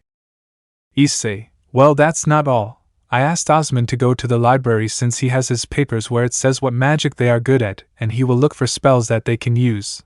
Plus, now that Tiamat is here, it saves us more work since I'm going to ask him to see certain places. Malicorn, what places? Issei, well, in the library there is a book that shows where there are quite rare materials with which we are going to create new wands. Kuroka, then why do you want me to teach them how to make the magic circle if you are going to give them other wands? Issei, because by doing so, not only will his attack power increase, but also his attack range. After all, using the magic circle you consume a lot of energy, and the wand's job will be to reduce the load so that they don't waste unnecessary energy. In addition, the magic circle will be like an ace up his sleeve since they don't know about him. Good. Colbert continues. Colbert, well, after noon they will take the yellow elixir which will help them increase their magical power, and not only that, it will also strengthen it. After 2 hours they will take the green elixir which will increase their elemental affinities, and during the night they will take the blue one which will relax their muscle pains except for the blue one. The others must take it every 2 days so that their body can properly absorb the power of the elixir. Issei, of course they will not only use elixirs to increase their strength since to take advantage of the effect of the elixir they will have to train. In addition, Lucy's team is not far behind. Louise, what do you mean? Issei, according to what Osmond told me a few hours ago, the resources of the Seals Academy are high, so they must also be using elixirs to increase their strength. Colbert, it's true, and they have several magical artifacts. Issei, magical artifacts? Colbert, they are artifacts that help the magician increase their power since it was because of those artifacts that the Seals Academy won 4 times, so it is obvious that they will use them. Issei, I see, maybe we can find something about magic artifacts in the library, but we'll leave that for the end. There are 26 days left until the festival, so we must take advantage of the time. First, even if you are not used to it, you will have to be awake at 6 in the morning, and when you take the elixir you must go around the academy 5 times so that the effect of the elixir is better. Then Kaneko will train you in combat until noon, and after you take the elixir, Kuroka will teach you how to use the magic circle. After that, I will ask Tiamat and Drake to help you with elemental control, and in the end I will teach you sword handling. Of course, I will have the support of the marks since I am not that good without it. And well, any questions? Kirchi, isn't that training a bit tedious? Issei, yes it is, but there is no time. There are only 26 days left, so they must put all their effort. Issei said as the others agreed. Tiamat and Drake arrived, so Issei asked Tiamat for help, which she accepted since she was Tefania's familiar, so they signed the contract, while runes appeared on Tiamat's chest, confirming that Tefania was a void mage. Issei, well, now that we know that Tifa is a void mage, it gives us one more advantage. Tefania, but like Louise, the void magic is sealed, she said as she blushed at the way Issei called her, which did not go unnoticed by the brown-haired boy. Issei, yes, but the key is in you, so you must find it, and Tiamat is a clue to break the seal. Tefania, I see, but I'm not good at physical combat. Issei, well, we'll see that when the training starts, and Siesta still doesn't bring what I asked for. Issei said, but in the distance they saw Siesta, who was carrying a basket of clothes with her, as she arrived where they were. Siesta, it's ready, Issei-san. Siesta said as Issei smiled deceitfully as he had asked Siesta to make training clothes for the boys. Of course, Issei had given the design of his world's sportswear to Siesta, who just made them without knowing Issei's intentions, who was eager to see the girls wearing the clothes Siesta made. Issei, well, I asked Siesta to make you a uniform that you are going to train in, so you are going to put it on. Issei said as the girls agreed and left with the clothes that Siesta had brought, who was thoughtful and said, Nap Issei-sama. She said, surprising Issei since he had told Siesta to call him by his name, so he looked at her somewhat confused. Issei, yes? Why did you call me Sama? Siesta, well, that's because now I'm your personal maid. Issei, huh? Siesta, the princess asked me to be the first maid of the noble house Hyoudou, of course, if you accepted, she said with a blush, while Issei was surprised for a few seconds before saying with a smile, Issei, if that's what you want, I don't see any problem with it. Siesta, thank you Issei-sama, I will do whatever you asked me to do, she said as Issei's perverted mind began to work, since he would not deny that having a maid was one of the things that a boy dreams of in addition to having his own harem. So he began to think about staying in this world, but his thoughts were interrupted by Kaneko, who pulled his jacket to get his attention. Issei, is something wrong, Kaneko? I asked the little loli while Kaneko blushed, which made her look adorable as she said. Kaneko, yes, when are you going to mark Kaneko-chan as yours? She said innocently, surprising Issei since he never expected that Kaneko would ask him that, but before he could answer, Kaneko Kuroka hugged him by the sword, which caused Issei to feel her breasts. Kuroka, that's true Naya, after all Issei-sama already marked Louise-chan as his own since we can feel his aura on her, she said, surprising Issei, who only sighed since he knew that the two Nikomata sisters would realize that he had already marked Louise, so they would ask to be next, or so he thought. Kuroka, but we'll have to wait for Issei-sama to mark Rias first. Kaneko, it's true, they both said, surprising Issei, who remembered the blue-eyed redhead who saved his life once, and that thanks to her his life stopped being so boring. Issei, yes, it is true, Issei said with a slight smile, but since he woke up in the morning he had the feeling that in a while he would have to return to his world. Then Guiche and Malicorn arrived, wearing the clothes that Siesta had made, but Kaneko recognized him when she saw them, and at the same time she knew what the girls were going to wear, and she was not wrong when she saw that the girls were wearing the women's sports uniform, which surprised Guiche and Malicorn, even Colbert, since they never expected to see the girls dressed like that, which they were somewhat embarrassed. Of course they were only Montmorency, Tiffania, and Louise, since they never expected to wear this type of clothing. Louise, darling, do we really have to wear these clothes?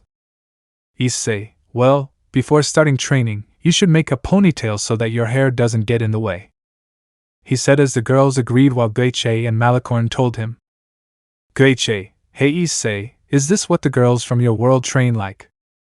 Issei, TSK rookie, what you're seeing is just the beginning, he said, surprising the two young men who wanted to go to Issei's world at least once. After the girls finished, Issei stood in front of everyone and said, Issei, well, now it's 8 a.m. so you must go around the entire academy 5 times, and before that don't forget to take the elixir to increase your physical strength, he said as they agreed and took the elixir, and then began their training as they ran through the academy, leaving Issei alone with Kuroka and Kaneko and the two dragons, as Colbert went to his laboratory to finish the other elixirs, where Issei asked Siesta to help him.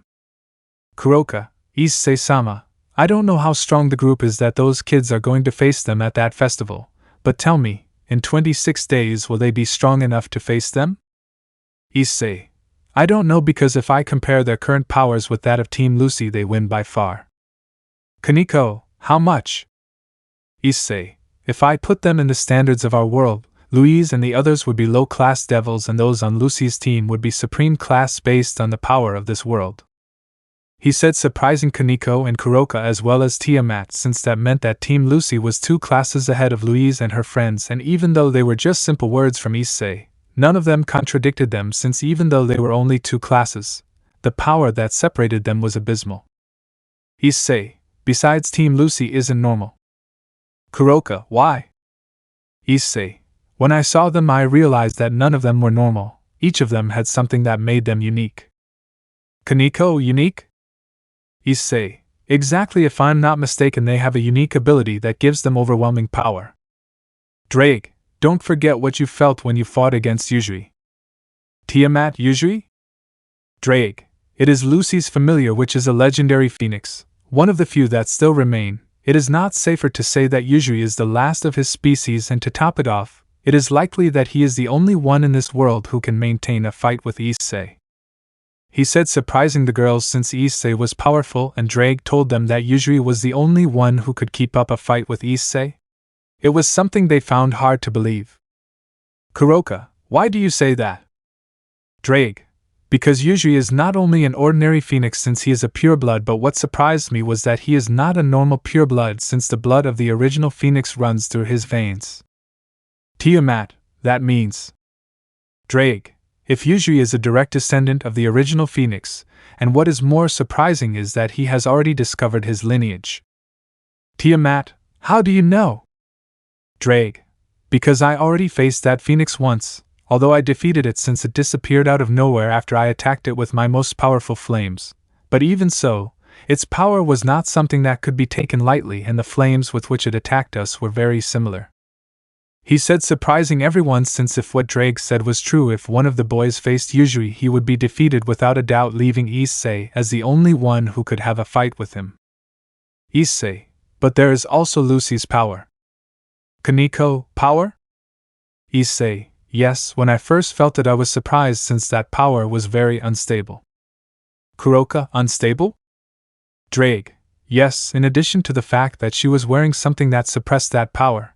But it seems that whatever it was that suppressed that power was not enough, since Issei helped her suppress that power. He said, as Issei agreed at what Drake said, as that he was worried Issei the most, since the only thing he could think of to combat that power was for Louise to unlock the void magic, but he was also sure that Lucy would not use that power unless it was necessary. Kuroka. Then wouldn't it be better for Issei-sama to face Lucy? Issei. Yes, but the problem is that in the bet Louise must face Lucy. Drake. So the only thing he can do is defeat Issei. Issei. It's true, once Issei is gone there will be no problems with the rest, since I chose Louise's friends for a reason. Kuroka. For a reason? Issei. If they are not normal either. He said, looking at the boys who were already on their third lap, while he remembered something he had completely forgotten, so he smiled. Drake. I know that look and that smile you're planning? Issei. I'll tell you when the boys finish the 2 remaining laps. He said, smiling, while the others looked at him confused, since no one knew what Issei was thinking, which was complete madness, since it was something that no one would have thought of. So once the boys finished, Issei said, Issei. Well, now before continuing, there is something I must say. Even with the training and the knowledge of the library in these 26 days, you will barely have the power to face Team Lucy. He said, as the boys confirmed, since they knew that 26 days was too little time to increase their power, and they lacked a lot of combat experience, which made things more difficult. Louise. So what do we do? Issei. Currently we have 2 advantages. The first is that we have the knowledge of the library, which was of great help in making all the elixirs. The second is that we have the help of our powerfulness, but that is not enough.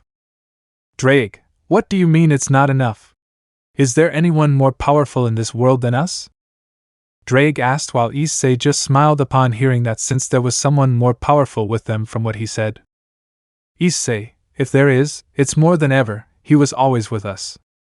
He said, while confusing everyone except Drake, who knew what Issei meant, so he was surprised beyond belief, since what he said was crazy. Drake. Wait, you mean? Issei. If we are to ask the God Slayer Sword Ayanami to help us train them. He said, as everyone looked at Issei in complete shock, asking Ayanami for a God Slayer to train them? Chapter 23. Ayanami's Condition and Derflinger's Secret. Everyone looked at Issei with great surprise. After all, they never imagined that Issei would say that they should ask Ayanami for a God Slayer to help them train them, but the question that everyone was asking was if Ayanami was going to agree to train them. Drake. Come on, buddy, tell me what you smoked to think something stupid? Or did you drink some golden apple cider? If that's it, I understand why you said that stupid thing. Drake said, causing Issei to only smile, as he knew they were right in thinking he was crazy for trying to ask for Ayanami's help in training. Issei. I didn't smoke anything and I didn't drink anything. I meant what I said. He said, seriously, surprising everyone at the same time. Drake sighed at what Issei said as he said, Drake, are you crazy? You're going to ask a God Slayer to help us train the kids? Are you a big idiot? Drake shouted as the others agreed, since what Issei Ayanami had said, he was not someone who would lend his help easily from what he said. Issei. I'm not crazy, since if we get Ayanami to help us with the training, her power could be more than enough to face Lucy's friends in 26 days, since she has existed for a long time, so she knows more things than anyone. Even her knowledge could surpass that of the ancient library. He said, as everyone remained silent, as that was true. If they managed to get Ayanami's help, their powers could be greater. Louise. But even if you're right, we don't know if she'll accept. Issei. Yes, that's okay, but I had an idea, and that is to challenge her to a fight. Drake. Do and buck with me. Are you an idiot? You want to challenge a god slayer to a fight knowing that she is your greatest weakness for also being a dragon slayer? He said as Issei smiled as he knew that his chances of winning against Ayanami were more than low. It was no longer safe to say that he could never beat Ayanami, but he would still try. Issei, yes, I know, but I can't think of any other way for her to accept. Besides, we don't lose anything by trying. He said as he sat down and closed his eyes, concentrating on the best. The boys stared at Issei, waiting for him to return from seeing Ayanami, if you could say so. After all, the girls had no hope that Ayanami would agree to train them, so they decided to continue with the training that Issei had given them, and Kaneko began to train them. Of course, she first made them do basic exercises to increase their resistance a little, since that was what all magicians lacked, so that was the first thing to do. While Drake fell asleep, after all there was nothing else to do, so he curled up next to Tiamat, who hugged him and fell asleep next to him. As for Kuroka, she sat in front of Issei waiting for him to return, which took until noon, where Issei sighed and finally opened his eyes, which had some concern, which Kuroka noticed, since for a second on Issei's face there was great concern. Kuroka, did something bad happen? Issei, huh? Nothing brings the boys together. I have to tell them something. Issei said calmly, while Kuroka nodded and went to tell the others that Issei had already finished talking to Ayanami, leaving the brown-haired boy alone, who could only think about what he talked about with Ayanami. Flashback. After Issei closed his eyes for a few seconds, he opened them again, seeing that he was in the same place where he first met Ayanami. So he looked for her with his eyes until he saw her standing not far from him. So he got up and approached Ayanami, who had her eyes closed while breathing softly as if she were sleeping. But she opened her eyes when she felt Issei's presence, so she turned around and looked at him with some seriousness. Ayanami, I have to admit that I didn't expect you to come looking for me. Issei, yeah, well, I'm here because I wanted to ask you, please. He said as Ayanami was slightly surprised as she looked into Issei's eyes, trying to figure out what he was planning. Ayanami, in favor? Issei, sigh, yes, Ayanami, I want you to help me train the boys before the magic festival, which will be in 26 days. Issei said seriously, while a look of surprise appeared in Ayanami's eyes, since she never expected that Issei would come to ask her that after what they talked about, so she watched him for a few seconds before sighing and saying, Ayanami, it's okay, she said as she returned her gaze to the front, while Issei sighed upon hearing what Ayanami said, as she said in a serious voice. Issei, then I challenge you to wait, what did you say? He said, realizing what Ayanami had said. Did she just accept training the boys? Issei was wondering if he had heard correctly, since he knew what Ayanami's character was like, so he doubted that he had heard correctly, but that question disappeared when he heard the following. Ayanami, I'll help you train them, Ayanami said without stopping to look ahead, while Issei was left in a complete loss, since he never expected that Ayanami would accept so quickly, so he looked at her and said, Issei, you accepted so quickly, why? Issei asked seriously as he looked at Ayanami, who just sighed as she turned to look at him with a neutral look while saying, Ayanami, that's because in exchange for training those kids I want you to do me favors. Issei, which one? Ayanami, I want you to kill someone, Ayanami said seriously, leaving Issei totally surprised, since he never expected that Ayanami would ask him to kill someone. But why him? Couldn't Ayanami do it with the power she has? But he still had a doubt. Who did she want him to kill? Issei, kill someone? Ayanami, yes. Issei, to whom? Ayanami, the dragon who answers to the name of Samuel, he said, surprising Issei beyond measure. Did Ayanami refer to the greatest weapon against the dragons, Samuel? If so, why did she call him Samuel? Since their names were very similar, only one letter would be changed and they would be the same names. Issei, do you mean Samuel? Issei asked with doubt, while Ayanami, upon hearing that, she looked at him as if she were looking at a big idiot for what he said. Ayanami, no, Samuel is not even worth my attention. I mean the dragon that answers to the name of Samuel, this is his face, she said as she pointed her finger at Issei's forehead, which surprised Issei for a few moments before a ray of light came out of Ayanami's finger and entered his mind, which surprised him as a face appeared that he did not recognize. Issei was somewhat confused, since if Ayanami wanted him dead, why didn't she kill him? since she said that he is a dragon, so he was also vulnerable to the dragon slayer weapons, so he decided to ask. Issei, well, it's the first time I've heard of him, but why don't you kill him? I mean, he's a dragon and you're a god slayer, and you're also a dragon slayer, so killing him should be more than easy for you. Issei said as he looked at Ayanami, who didn't say anything as she looked at Issei for a few seconds before saying seriously. Ayanami, that's because Samuel is immune to all the dragon slayer weapons that exist, and that also includes Samuel plus his power surpasses mine. Did surprising Issei say a dragon immune to dragon slayer? Was that really possible? Furthermore, the power of that dragon completely surpassed that of Ayanami? That was something that Issei did not expect. Issei, you say it's immune to all dragon slayer? And that it surpasses all your power, is that even possible?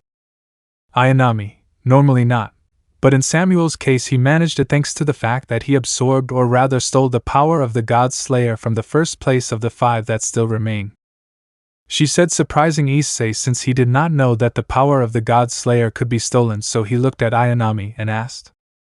Issei, and how do I steal it?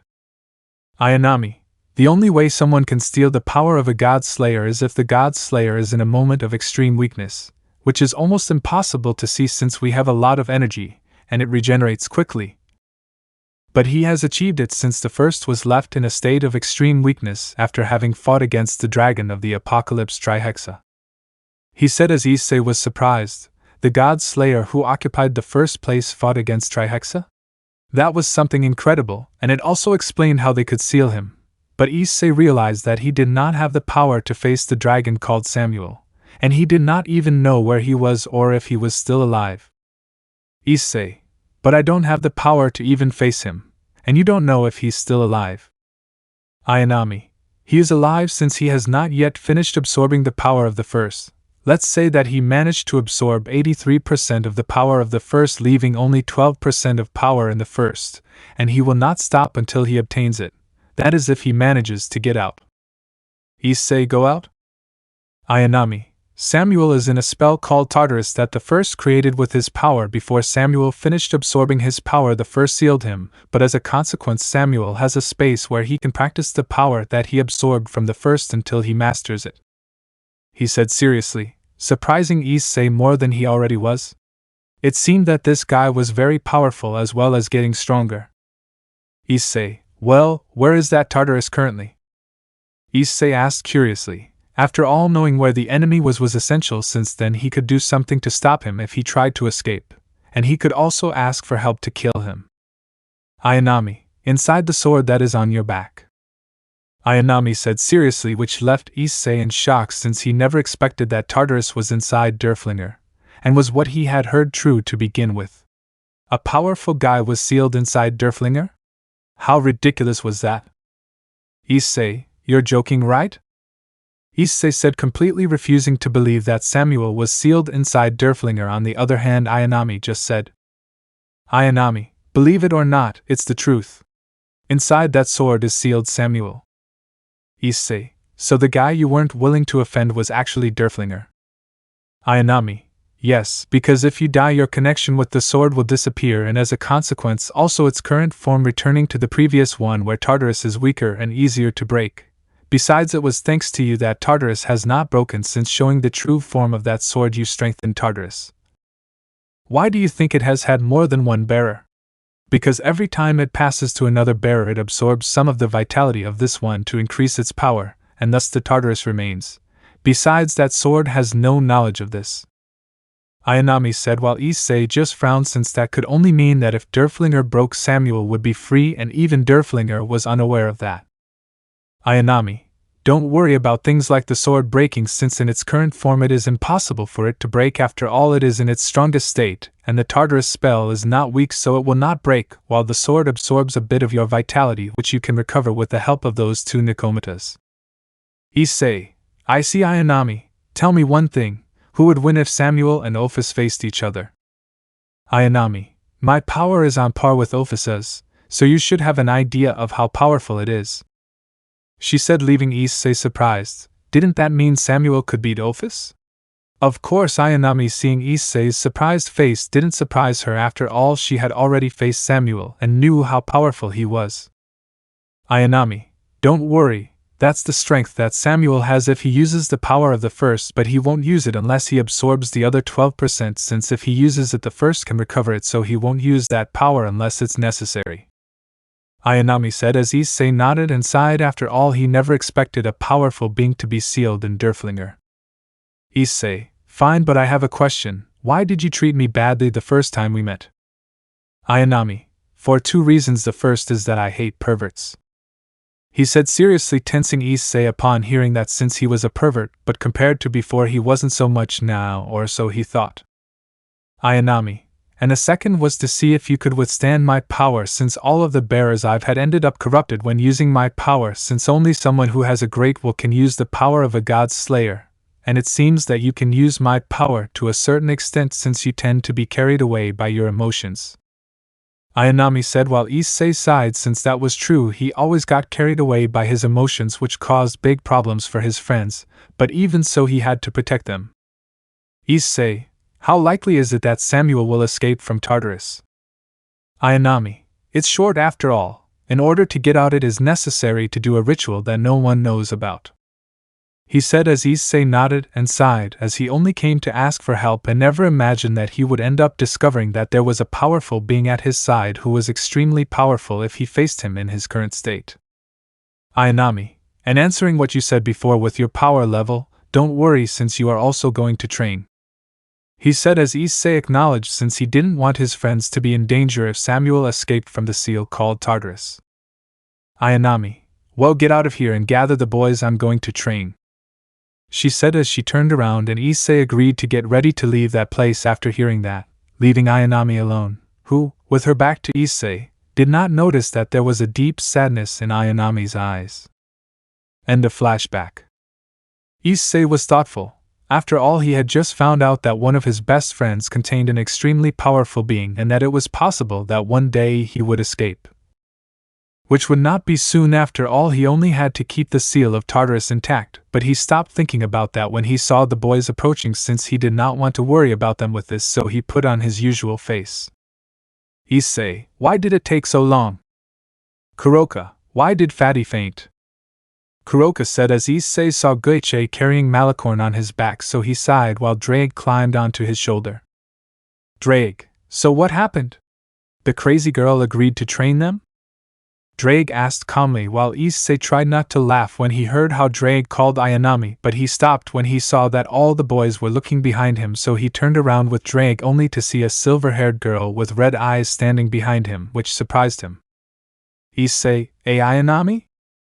Issei asked, surprised to see that Ayanami was standing behind him with both hands on her hips looking at Drake, while the others looked surprised at Ayanami since she was the god slayer who was in Issei's possession. At first they did not recognize her since she had appeared out of nowhere, which surprised them, but they never thought they would hear that girl was Ayanami, so they were surprised, but at the same time they remembered how Drake called Ayanami a few moments ago, so they got nervous. Drake, wait, see partner D, did you cite Ayanami?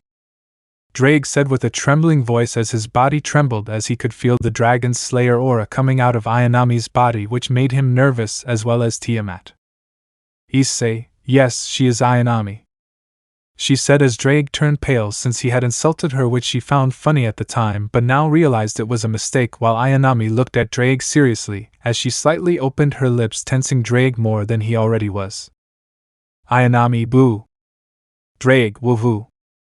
Drake screamed as he fell off Issei's shoulder as that simple word scared him, while Issei held back the urge to laugh like the others after seeing that, as well as Tiamat, who tried not to laugh after seeing her boyfriend do that. After all, Drake's fall had been funny, but Issei couldn't hold back his laughter anymore, so he started laughing at Drake. Issei, ha ha ha ha ha ha ha. Drake, you look pathetic, ha ha ha ha. Drake, shut up, I also scare myself, mothubakiar. Drake shouted, annoyed when he saw that Issei did not let him laugh like the others, so he ran and hugged Tiamat while she started to cry, which made everyone laugh again while Tiamat comforted Drake. Tiamat, Drake, stop crying, it looks bad since you are a celestial dragon. Drake, what, but I'm one that nobody respects, wooha. Drake said, crying while Tiamat just hugged him with her wings while the others stopped laughing while Issei looked at Ayanami surprised. Issei, I didn't know you had a human form, Ayanami. Ayanami, never underestimate a god slayer, and are you surprised that he hasn't shown you his human form? He said, pointing at Derflinger, who was just sleeping inside his sheath, which surprised Issei. Derflinger had a human form? Issei quickly took out Derflinger and shook him to wake him up. Derflinger, huh? What's wrong? Why are you waking me up like this? Issei, Derflinger, do you have a human form? Derflinger, huh? I have it? As far as I know, I don't have a human form. Ayanami, just imagine you have arms and legs. Derflinger, huh? Good. Derflinger said seconds as he remained silent for a few before a light covered him, and out of nowhere he became a ray of light that landed in front of the others until he had a human form, and when the light disappeared everyone was surprised to see Derflinger's human form ignore the wings. Issei was more than surprised since he never expected Derflinger's human form to be that of a handsome young man, and he was sure that if any girl from his school saw him they would go crazy for him, so he smiled. Derflinger, why, I didn't know I could do this. Derflinger said as he looked at his body for a few seconds with a big smile on his face while the others just smiled at the happiness of Derflinger, who continued to look at his body. Derflinger, so how do I look? Issei, you dislike. Derflinger, what? Really? Issei, nah, I'm just playing, you look good. Issei said, smiling while the others just laughed at that, while Issei returned his gaze to Ayanami, seeing that she was looking at Derflinger, who upon feeling Ayanami's gaze turned to look at her. Derflinger, thank you for telling me that, otherwise I wouldn't have known that I have a human form. He said as he ruffled Ayanami's hair, surprising everyone by seeing that since they had forgotten to tell Derflinger that that girl was Ayanami. Issei, hey Derflinger. Derflinger, what? Well, first of all, who is this girl? She's pretty but a bit short, who is she?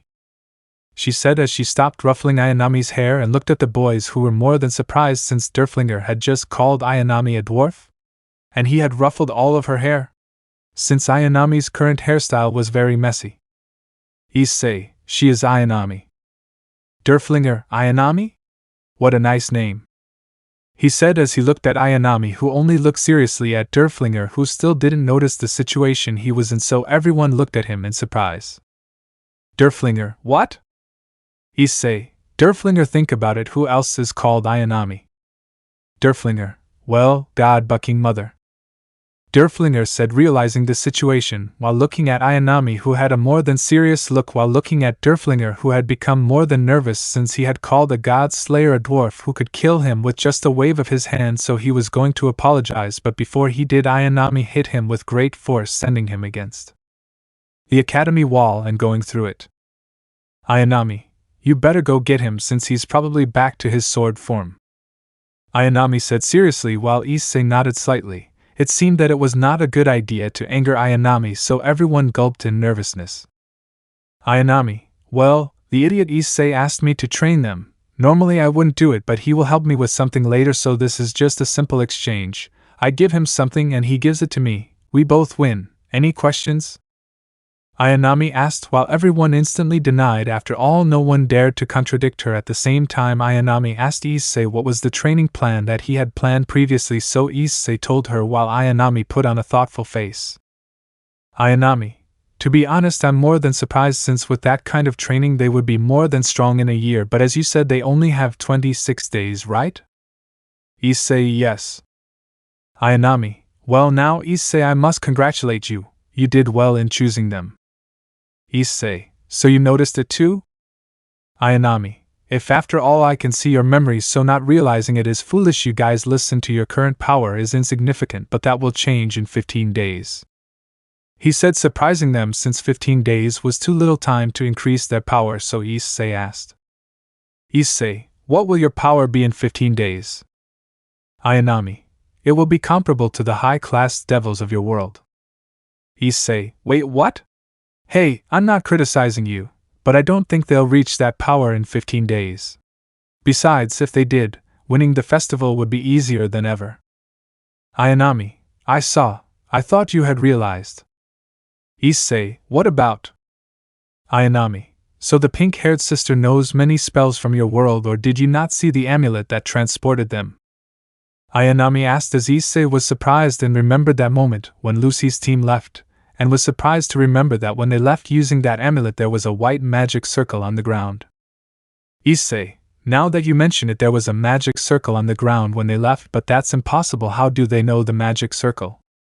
Ayanami, don't forget that that girl's familiar is a descendant of the original phoenix, so being able to use the magic circle is normal, and it is more than likely that she has taught those boys how to use it. Also, since what age has your sister been in that school? Ayanami asked Louise, who got a little nervous but still answered the question Ayanami asked her. Louise, unlike the other academies, Lucy's academy is different since at the age of 13, talented nobles are accepted and trained. Ayanami, and how old are you now? Louise, 16 years old. Ayanami, now tell me at what age your sister summoned her relative, and since when has she been friends with those boys? Louise, when we turned 10, Lucy summoned Hyoudou, and she met her friends at 11, and when they became friends they spent a lot of time together, and then they were accepted into Seal's academy. Ayanami, they'd been training for 5 years and your sister is now 6. Issei, tell me, what do you think their current power is? After all, they were able to practice some powerful spells without getting hurt. After all, Hyoudou was able to give them phoenix tears to heal them. Ayanami said while Issei remained silent, since he had overlooked that if it weren't for Ayanami it was more than certain that Louise and the others would thank them for losing at the magic festival, making Lucy's team along with her the first to surpass the power of their world to Hyoudou and the tears of the phoenix. Issei, I hadn't thought of it that way, but it's true, it's more than certain that Hyoudou has trained them. Louise, no, it wasn't Hyoudou. Louise said thoughtfully, drawing everyone's attention as well as Ayanami's, since they thought Hyoudou had trained the boys, but Louise said it wasn't like that. Louise, when Lucy summoned Hyoudou he was just a child like her. Ayanami, so what is that? Issei, what? Ayanami, something happened to me but I'm not sure, tell me Louise, okay? After Hyoudou's summoning, did anything else happen? Louise, well, days after their summoning, Lucy and Hyoudou would disappear for the whole day and reappear at night, but they never said where they were going or what they were doing. Ayanami, let me see your memories. Maybe what I suspected is true. Ayanami said as Louise nodded, while Ayanami reached out her hand and placed it on Louise's shoulder, as she closed her eyes for a few seconds and then opened them. Ayanami, Louise was right, Hyoudou wasn't the one who trained them. Issei, then who? Ayanami, he was the original phoenix, since the phoenix offspring cannot stray far from their parents until their flames mature, which happens after the offspring turn 15 years old, after which they will grow up like a normal person. Issei, then? Ayanami, Lucy along with her friends were trained by the original phoenix. Issei, so Seal's academy has the protection of the original phoenix? Ayanami, no, because when the phoenix offspring turns 15, the father dies, and from what I saw in Louise Hyoudou's memories, she must be older than 15 years old. I think she must be 17. Issei, so the original phoenix died exactly 2 years ago. Ayanami, no, since that only happens with normal phoenixes and Hyoudou's father is the original phoenix, so that shouldn't apply. But even so I can't feel the power of the original phoenix anywhere. Ayanami said thoughtfully while Issei was a little confused since he didn't understand what the original phoenix was doing in this world. But then he remembered that Drake had already faced him, so he asked. Issei, Drake, what was the state of the original phoenix after his fight? Drake, well, the idiot was almost dying after receiving my most powerful flames. Why? Drake asked curiously, since the only ones who could survive his flames were Ophis and Great Red, but Issei didn't know that, so he asked Drake. Issei, is it possible that he has survived after receiving your flames? Drake, that's impossible since I used my most powerful flames. Issei, and what are they? Drake, what were they? He said thoughtfully while everyone fell upon hearing that, since just a few seconds ago Drake boasted of his most powerful flames, but he didn't even remember which ones they were. Tiamat, it was the blazing inferno. Drake, True, the blazing inferno are my most powerful flames, since once lit there is nothing that can put them out, and they are so hot that they can burn even the soul. Drake said with great pride, surprising most people since they didn't know that Drake had flames that even Issei didn't know what he had, although Ayanami didn't care about that. Ayanami, if what the lizard said is true, it is likely that he is already dead. Well, even if he is alive, he is not a threat. Now I will tell you how your training will be. Ayanami said seriously as everyone looked at Ayanami with great seriousness. After all, the girls were curious to know how powerful the high-class devils of Issei's world were. In Kyoto, an empty city could be seen where there were several explosions like on a bridge, and that in a part of the city an explosion appeared and from it a golden armor which was looking seriously at the smoke screen that was formed from the explosion in front of it, where you could see the silhouette of a young man carrying a spear in his hand. The man in the golden armor was clearly Azazel, who had a serious face. "You are really amazing, Azazel," said the young man who came out of the smoke screen, who had short black hair and blue eyes, as well as having a spear on his shoulder while smiling. "Azazel, I say the same, Chow Chow," Azazel said seriously as he looked at the hero faction leader Chow Chow, who had attacked him and the boys out of nowhere. Chapter 24: The Hero Faction and a New Transformation. Azazel looked with great seriousness at the leader of the hero faction Chow Chow, since he had attacked them out of nowhere, sending them to a place similar to Tokyo, but he knew that it was another dimension, so they could only fight, since the boys at the same time they were fighting on the bridge near them. "Azazel, what are you looking for, Chow Chow? I doubt you just came here if you don't have a goal?"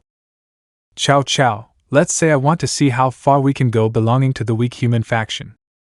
"Azazel, is that their only goal? Is that why they joined Cow's brigade?" "Chow Chow, of course I want to prove that humans are not as weak as some facts think," Chow Chow said, while Azazel just sighed and prepared to fight, but before doing so he was surprised by the following.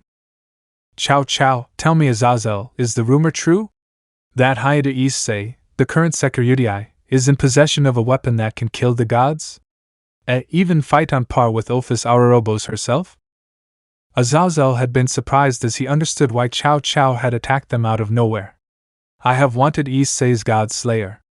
After all, if he had it, he could cause more damage than he could cause." "Chow Chow, seeing your silence means that it is true. I wonder, Azazel, who would win if the strongest Longinus faced the God Slayer of the security. It would be interesting to know, right?"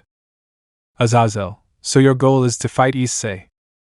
"Chow Chow, correct, but it seems that he will not come now, so we have nothing more to do here, so we are leaving. George, get us out of here," Chow Chow said as a magic circle appeared at his feet before it disappeared, so Azazel returned to the boys, who were a little confused. "Kiba, why did they attack us out of nowhere?" "Azazel, they were from the hero faction. Hide your weapons, this dimension will soon be destroyed," Azazel said as he deactivated his armor, and the boys put away their weapons as the dimension was destroyed and they reappeared on the bridge. "Kiba, sensei, what was your goal?" "Azazel, I don't know, but one of Chow Chow's goals is to fight Issei," he said, surprising the boys and girls, since that meant that Issei would be in danger if he returned, since not only Hades was chasing him, but also the hero faction. "Asia, since Issei-san left, everything is going from bad to worse." "Zenobia, it's true, I just hope we can solve this without Issei having to come back." "Irina, it's true, I don't want anything bad to happen to him." "Azazel, I'd better warn the others," he said as he created a magic circle in his ear to contact Sirzex to inform him of the situation, but it was impossible to contact him. "Azazel, that's strange, he doesn't answer. I'll use the line that is for emergencies," he said as he tried to reconnect with Sirzex, which took a few seconds when he connected. "Azazel, Sirs." "Sirzex. My arm, wait, Rias, stop, you're going to rip it off," Sirzex shouted, surprising everyone, but also Azazel and Kiba, who felt a great chill run up their spines when they heard something break. "Azazel, Sirzex, are you okay?" Azazel asked with great fear in his words, while Kiba swallowed nervously and trembled as the image of Rias and Aquino furiously appeared in his mind, making him nervous, but then Sirzex's voice was heard. "Sirzex, are we okay?" Rias just broke my arm and legs, Barakiel's back was broken again and his feet are pointing the wrong way. Akuja just had all of his teeth knocked out and now all of his fingers are being ripped off. Asmodeus just got castrated again. Michael just had his wings ripped off and my father is being used as a punching bag. Tell me, do you think we're okay? Serzek screamed in pain, which left Azazel and Kiba more than surprised since it seemed that Rias and Aquino had become angry again, but the next thing made Azazel and Kiba turn pale with terror. Serzek. And oh wait, Serafal, put down that chainsaw now, and oh wait, stop AHH. Serzek shouted as the sound of a chainsaw was heard, leaving the two speechless as they looked at each other while losing connection with Serzek. Azazel, gee damn, I didn't think Serafal would fall in love with Issei. It seems that the boys aren't going to survive. Azazel said as he sighed and tried to calm down. Just hearing what the girls were doing to the leaders caused him great terror. Kiba, SS-sensei, I think we won't survive either. Kiba said in terror as Azazel turned around and saw that the girls had a dark aura surrounding them, making them nervous. Azazel, Issei, I swear I'm going to enjoy seeing the girls beat you to death. Azazel said as Kiba agreed, since the only thing they could think of was that the brunette had lost what the girls were fighting for. In other words, Issei lost his virginity, so they tried to run, but Asia grabbed them by the collar of their shirts, which tightened them. Asia, sensei, the girls and I want to play with you and Kiba-kun to see who of us can have more broken bones. Asia said kindly as she dragged them back to the hotel while Zenobia Irina Rossways followed her while a magic circle appeared in Azazel's ear. Azazel, Grafia, are you there? Grafia. What's wrong? Azazel. Well, just to inform you that we were attacked by the hero faction, and they are going to kill me and Kiba. Grafia. Wait, what? Azazel. There is no time to explain. If I survive, I will explain to you. On the other hand, send Phoenix tears to the boys. It seems that Rias, Aquino, and Serafal are massacring them. Well, goodbye. He said, cutting off the communication while looking at the sky, then at Kiba, who was sighing in defeat since he wouldn't be able to escape the beating they were going to give him soon because of what Azazel said. Azazel, you know Kiba. Kiba what? Azazel, today is a great day to die. Azazel said as they arrived at the hotel, which was instantly sealed, while inside a massacre was taking place just like that of the leaders, and the same thing was happening in the Phoenix Castle as the adorable Ravel was massacring her three older brothers Roval, Raviel, and Razor, who only wanted Issei to return so they could calm their little sister down. In Trinidad, everyone was surprised to hear the way Ayanami thought about training them, so they were speechless, except for Issei, who didn't know that was possible. Just like the two dragons who had lived for millions of years, so that surprised them like the others. Issei, is it really possible to train like that? Ayanami, not for you, but for the God Slayers it is possible, so that is the way they will train. Louise, it's really impressive. Can we really become much stronger if we train like this? Ayanami, naturally, but in order to achieve this, I needed a room where no one could enter for the next 10 days.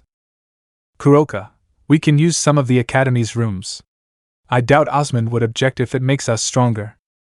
Issei, yes, I think the same, and I also find it hard to believe that you can make time relative inside a room and that a month inside is a day outside, so the boys would train for 10 months. Wow, that's impressive, I must say.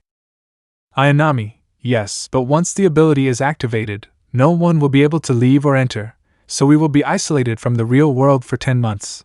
More than enough time to make them strong, including you, Issei.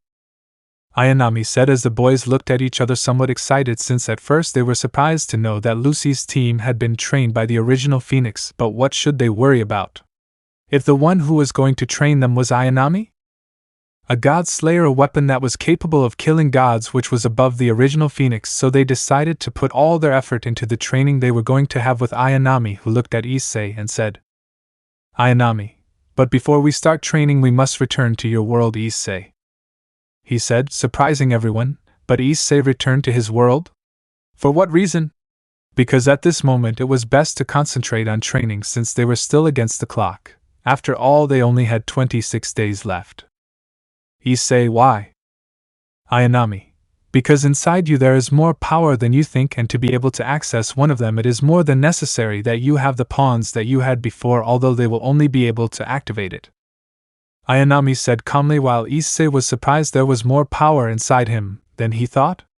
Although the pawns had traits that increased their power, he did not know that the pawns were necessary to obtain more power, so he was a little confused as he looked at Ayanami, who only said, "Ayanami, you'll see when you get those powers, and you should be grateful because I'm going to help you bring out your full potential." Ayanami said, while Issei could only sigh upon hearing it, since he knew that Ayanami was only helping him so that he would have the strength to be able to face Samuel in the future, which he also wanted since he did not want to be defeated by him, and for his friends to be in great danger. Issei, well then I appreciate it, Ayanami, but to be able to return, are we going to use Kuroka's senjutsu? Ayanami, you seriously underestimate me a lot. One ability I have is that I can open a portal to the dimensional gap and then open another to your world. After all, the gap is a place where you can connect with other realities or worlds. She said, surprising Issei since he didn't know that, but that saved them more work since if something happened here Kuroka could call them through her senjutsu. Issei, I didn't know that, but if we can go back there, I don't see the problem, but we should go back as quickly as we can. After all, we still have to train the boys. Ayanami, that won't be a problem since the time that passes here is very different from what happens in your world, since here it can take a few days and there can be a month. So if you stay there for 2 months, I estimate that here it would be 2 or 3 days. Ayanami said, thinking about something for a few seconds before nodding, as it seemed that she had calculated something, so with her hand she created a magic circle that appeared on the ground and then disappeared, which left the boys somewhat confused. Ayanami, ready, mark this place so returning will be more than easy, so it would be better to go now, but since we are not here you should practice this. Ayanami said as a light came out of her finger and entered the heads of all the boys, who were surprised since inside their heads there was a great amount of information as well as a technique to better control their magic, while Ayanami returned her gaze to Tiamat and Drake. Ayanami, Drake is going to come with us since it will be necessary for you to activate the new power you have. Drake, well, if that's true, I see and refuse. He said as he turned into a beam of light and turned the boosted gear back on, as Tiamat looked at Ayanami before saying, Tiamat, can I go with you? Ayanami, yes, since you will be necessary for Issei to be able to move when he is in the gap while walking, and you already know what to do. I hope you can move forward with that when we return.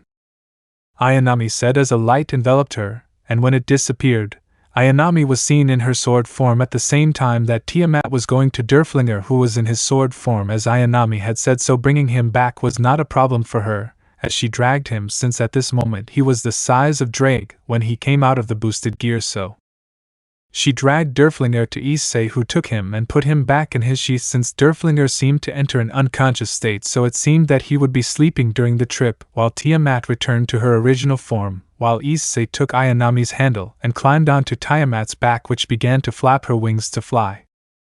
Issei, we will try to return as quickly as we can.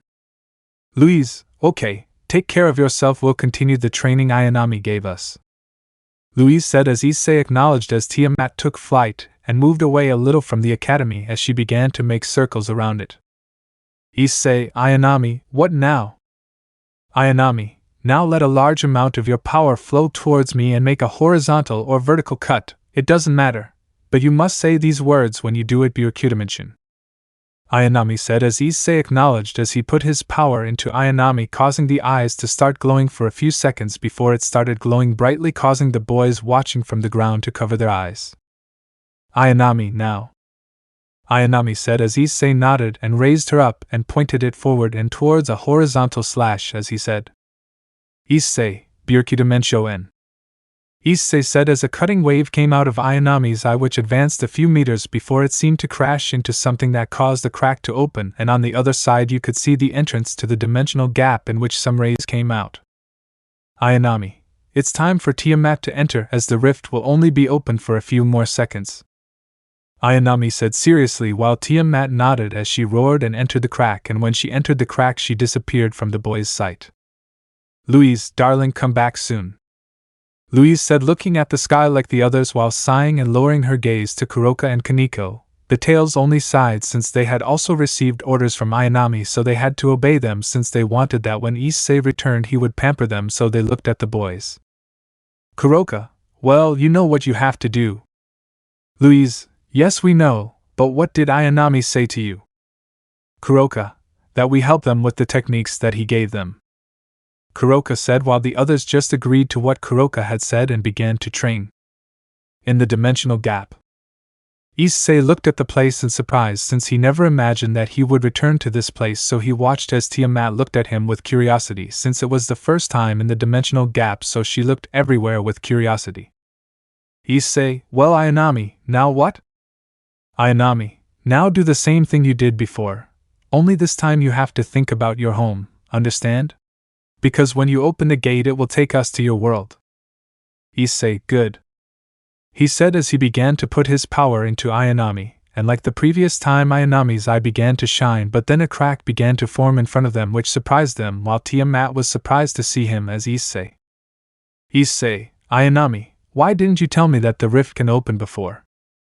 Ayanami, because literally no one is entering the dimensional gap. Ayanami said, surprising Issei and Tiamat, who looked in the direction of the gap, surprised to see who was there. Tiamat, that's Yulong? Tiamat asked in surprise while Issei looked in the direction Tiamat was seeing a green Asian dragon and an old man sitting on his head who was smoking a pipe. Issei, wait, isn't Yulong one of the 5 dragon kings? Tiamat, yes it is, but what is it doing here? It is supposed to be somewhere else, and if I'm not mistaken, the one sitting on his head must be Sun Wukong of the first generation. Issei, are you expecting Sun Wukong to travel west? Tiamat, yes, but it seems that they are going to enter the rift when it opens, but if they are here it is because something very bad is happening. Tiamat said seriously while Issei put on a serious face since it seemed that the Cow's Brigade was behind this, so he worried about his friends and that the rift opened, but he was surprised to see a city that he did not recognize when he saw the other side. But Issei opened his eyes more than surprised but rather in shock since he could feel the power of his friends in that place, but what left him in shock is that their auras were very weak, as if they could barely breathe, and that Yulong entered the rift, which closed after they entered. Issei, why are my friends there? Tiamat, shit, I asked Yulong through the magic circle to tell me where he was and what the situation was. Although he was surprised by my call, he told me that he was in the dimensional gap and that he was soon leaving to intervene with Sun Wukong to stop the hero faction's plan since they want to summon Great Red to their world as well. Issei, what? Tiamat, your friends are there to try to defeat them, and it seems that they have already been defeated by the hero faction, and the only one standing is a certain Kiba who is facing the leader of the hero faction Cao Cao, and his condition is not good since Cao Cao is the bearer of the most powerful Longinus, the true Longinus. Tiamat said, surprising Issei since Drake had once told him about that Longinus which could kill demons with ease, which could only mean that his friends at this moment were in great danger, besides that if his friends were already defeated and Kiba was the only one left defending the others, so he became furious while he lifted Ayanami and said, Issei, when the gap opens, Tiamat enters. Issei said seriously while Tiamat nodded at what Issei had said, who began to put a lot of power into Ayanami to be able to use the technique again. With Kiba.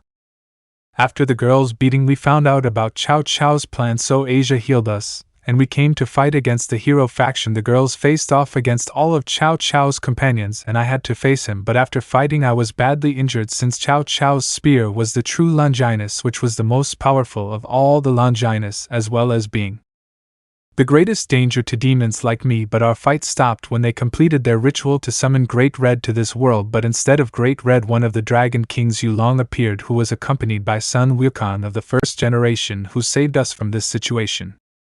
Kiba, thanks for the help. Wukong, no problem. Tell me, Cao Cao, are you going to fight? He said while smoking a pipe and looking at the young man in front of him, who just smiled while holding the spear on his shoulder. Cao Cao, our plan did not go as we expected, so we are going to withdraw, but before Kiba Yuto tell the security that next time we will not leave them alive if they do not come. he said as he turned around with his team, although it made me angry to see how they defeated the girls, leaving only Asia and me in a state to fight, but Asia for obvious reasons can't fight, leaving me alone. But I just wonder what they would have happened if Issei had been here. Surely he could have done something, or so I thought, until a large crack appeared in the sky which surprised everyone, including the girls who had just woken up. With Asia's help, we all looked with great concern, even Sun Wukong's old man, since we could only think that his ritual had been successful, but that changed when we heard a voice that we instantly recognized. Issei, Cao, if you have the courage to say that to my friend, why don't you dare and say it to me in the face? Issei's voice said, surprising everyone, but also the girls, as their eyes filled with tears upon hearing Issei's voice.